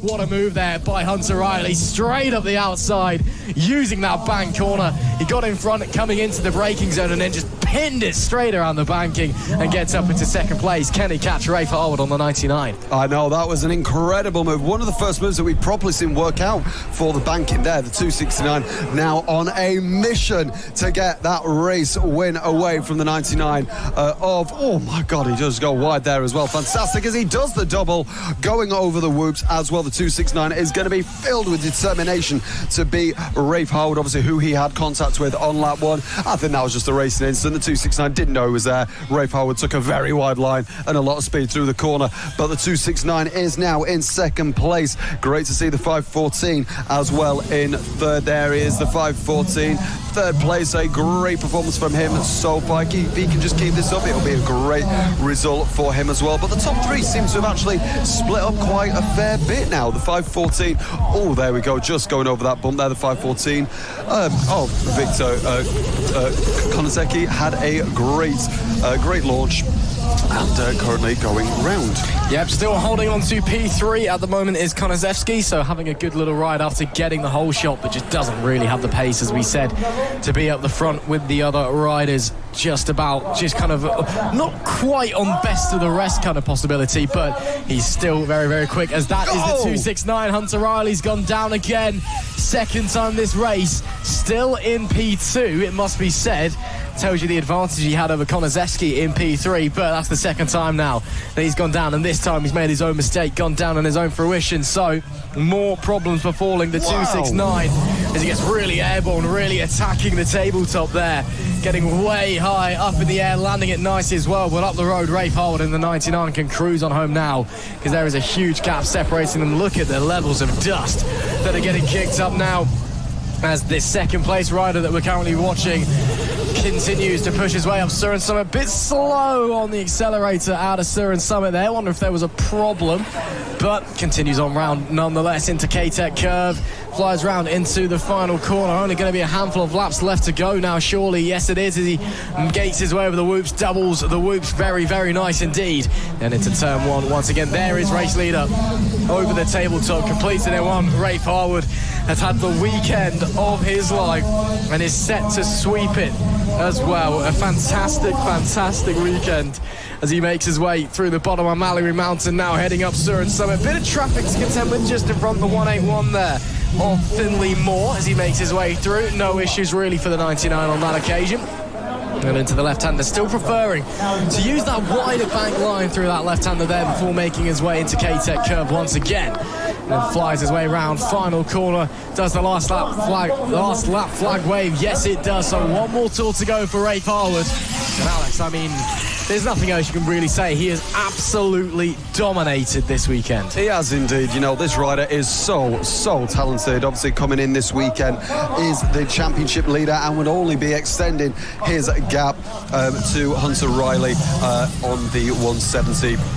With 170 points. Only 9 points separate them coming into this weekend. I've got a feeling it might be a fair few more coming leaving this weekend. So the 99 has had a great weekend. Rafe Harwood, fantastic. Now, the final lap for the E5.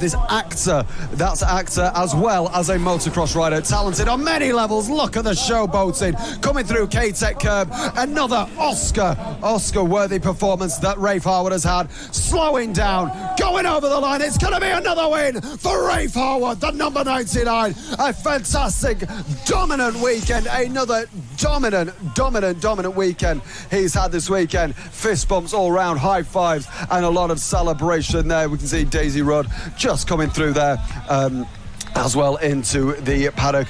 Oh, lots of mistakes, lots of drama, but an amazing performance by this actor, as well as being a very talented motocross driver as well.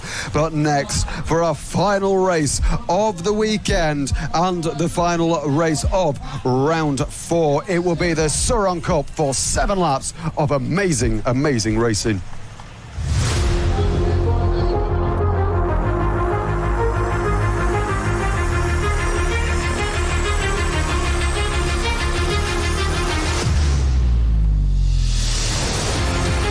one final time here at round 4 of the 2025 Mallor-E Park Electric Motocross Series.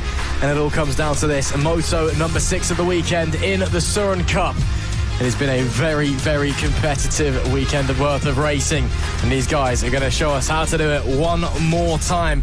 It has been all action between Paisley Cleft and Hunter Riley across the weekend, and we wait to see who's going to be on top at the end of the final race of the weekend, not just for the class but for the series as well. Almost 60 races completed, just one more to go this weekend, and it has been very, very exciting indeed. Last few checks and balances being made down at the starting gate. Before we get going, we can see there a few words being had with the marshals. Paisley Cleft on the 32, just to the right-hand side of those yellow cones in the middle there. One of our multiple race winners this weekend. Interesting that she's starting in the middle of the pack again. No qualifying here at Mallor-E Park. Where your starting position is behind the gate is determined by essentially a lucky dip. You draw a number out of a hat to make it fair as possible. And of course, ideally, you want to be starting here on the very outside, on the left-hand side of your picture, because you can get the momentum into the sweeping turn 1. That looks like it's going to be where Tristan Bailey on the 07 will be starting this race from. So he has that advantage. But, of course, it's anybody's guess who's going to be quick away from the start, as it looks like we are all ready to drop the gate and get going for the final time this weekend. The gate goes down and we're underway. Good start there by Paisley Cleft, and it will be Cleft who gets the Durstorm hole shot coming through turn number 1 into turn 2. Hunter Riley right there with her, though, as they push through. Look at the dust being kicked up once again, making their way towards the tabletop for the first time. Do we clear it at the first time of asking? No. Cleft a little bit cautious. Riley a lot more aggressive.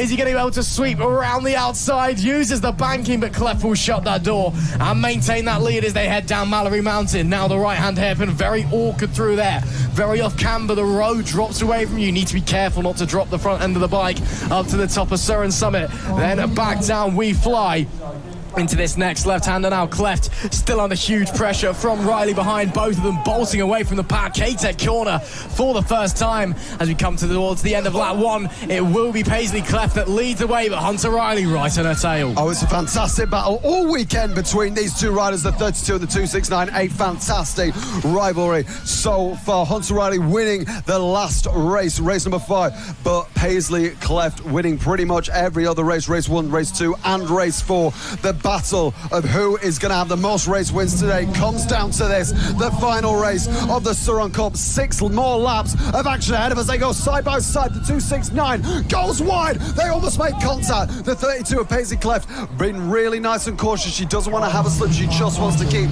this race win. But the 269 having a little bit of a moment there, coming round to the top of Siron Summit in the Siron Cup. These two riders really are so talented. A really wide line taken there by the 269. That might have given Paisley a couple of tenths of a second there. Look at the really wide line and the difference of lines that these two riders are taking. The 32 of Daisy being really nice and cautious. The 269 just going all out and taking every single banked corner that we can get. The number 32, Paisley Cleft, having a brilliant battle so far with the 269 in the lead of this race. Only 5 laps to go now for our final race of this weekend. High drama. Look at the height of the drama and the height of the jump that the 269 has. He goes very wide. It's going to be almost equal. My word. The number 32 of Paisley Cleft having a big moment coming out of the top of Mallor-E Mountain.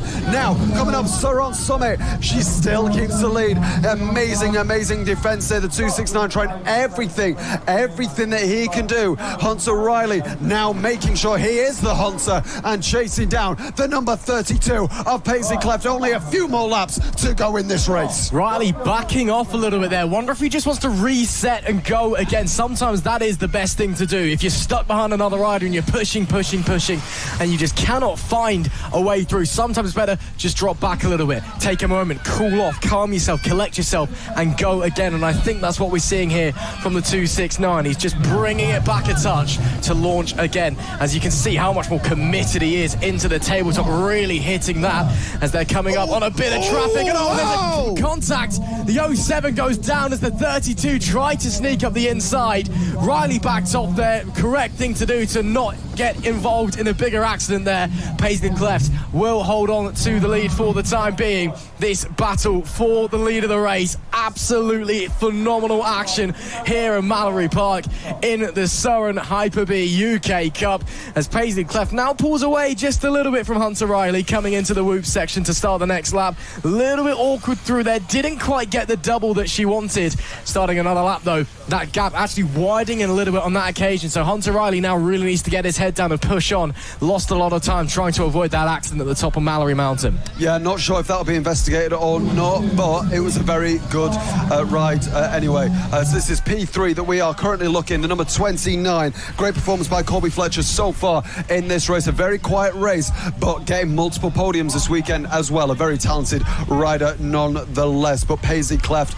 and Hunter Riley still battling it out. Obviously, on that last lap, Paisley Cleft extending the gap a little more to Hunter Riley, the number 32 leading the 269, as we're just having a look at a couple more riders in the background there. Number 29, a fantastic performance so far. Colby Fletcher just doing what they need to do. Oh, and a big slide there, almost a drift going around the top of Siron Summit. A great ride so far in this race. Currently waiting to have a look at the battle between our two leaders as well. We can just see them in the back. There's no change so far, but it's going to be a very interesting end to this race, as we've seen so far today. If you're just joining us, okay, you are a little bit late now. We're halfway through the last race, but still, we love to have you here watching this as well. There is another bike there just going through. I think that's the 26. I can't quite see because the branding is in the way there. Yeah, the number 26 having a great performance so far as well. It's Hunter Kirk having a great little ride as well. But this is the gap between 32 and the 269 of Hunter Riley. Paisley Cleft extending that gap. Just what we like to see in this race. Hunter Riley's still trying to do everything that he can do to chase Paisley Cleft. She's had a dominant weekend so far. A couple of mistakes, but still, this is the only race that sort of matters. It's the last one.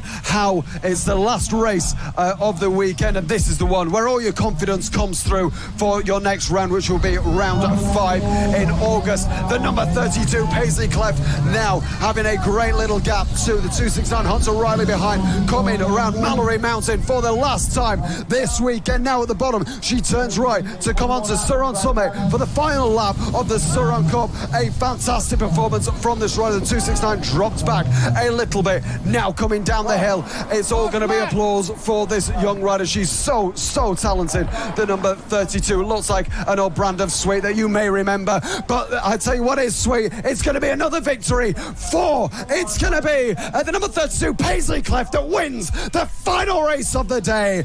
A brilliant performance from her, racking up 4 wins this weekend. The 269 having a great performance as well, winning a race this weekend as well, race number 5. But it will be Paisley Cleft that wins this race. My word, what a fantastic weekend of racing we've had this weekend, Ross. A brilliant way to end the action here at Mallor-E Park. Paisley Cleft, a fantastic ride. Hunter Riley just looked like the pace just dropped off towards the end there and just couldn't quite match what the 32 was doing, which is a real shame for them.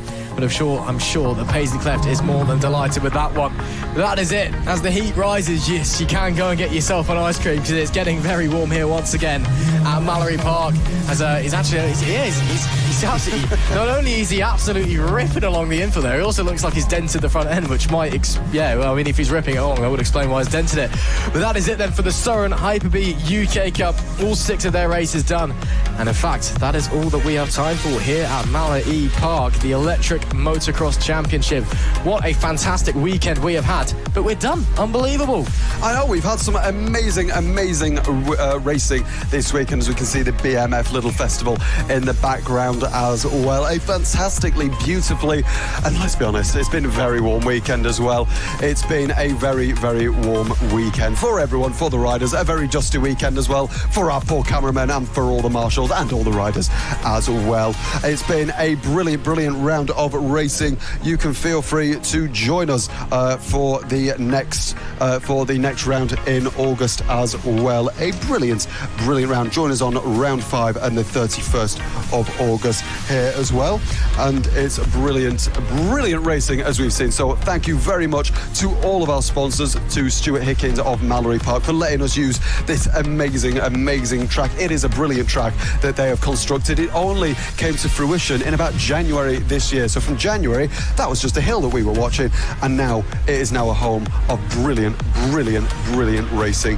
Fantastic racing this weekend, as we can see all the marshals coming in now and saying congratulations to all of their kids, as so often is the case at the end of these events.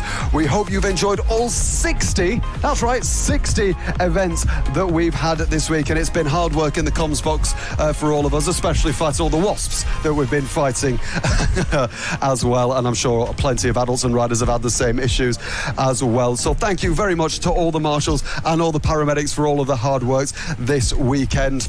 It's been a fantastic weekend of racing here. So thank you very much for watching the most brilliant racing this weekend. In the comms box this weekend, I've been Alex Rizzola-Panayiotis Lambropoulos, joined in the comms box with doing a fantastic job, I must say, as well, with Ross McIntyre. So thank you very much, everyone, for watching this weekend. Thank you very much, and see you at round 5.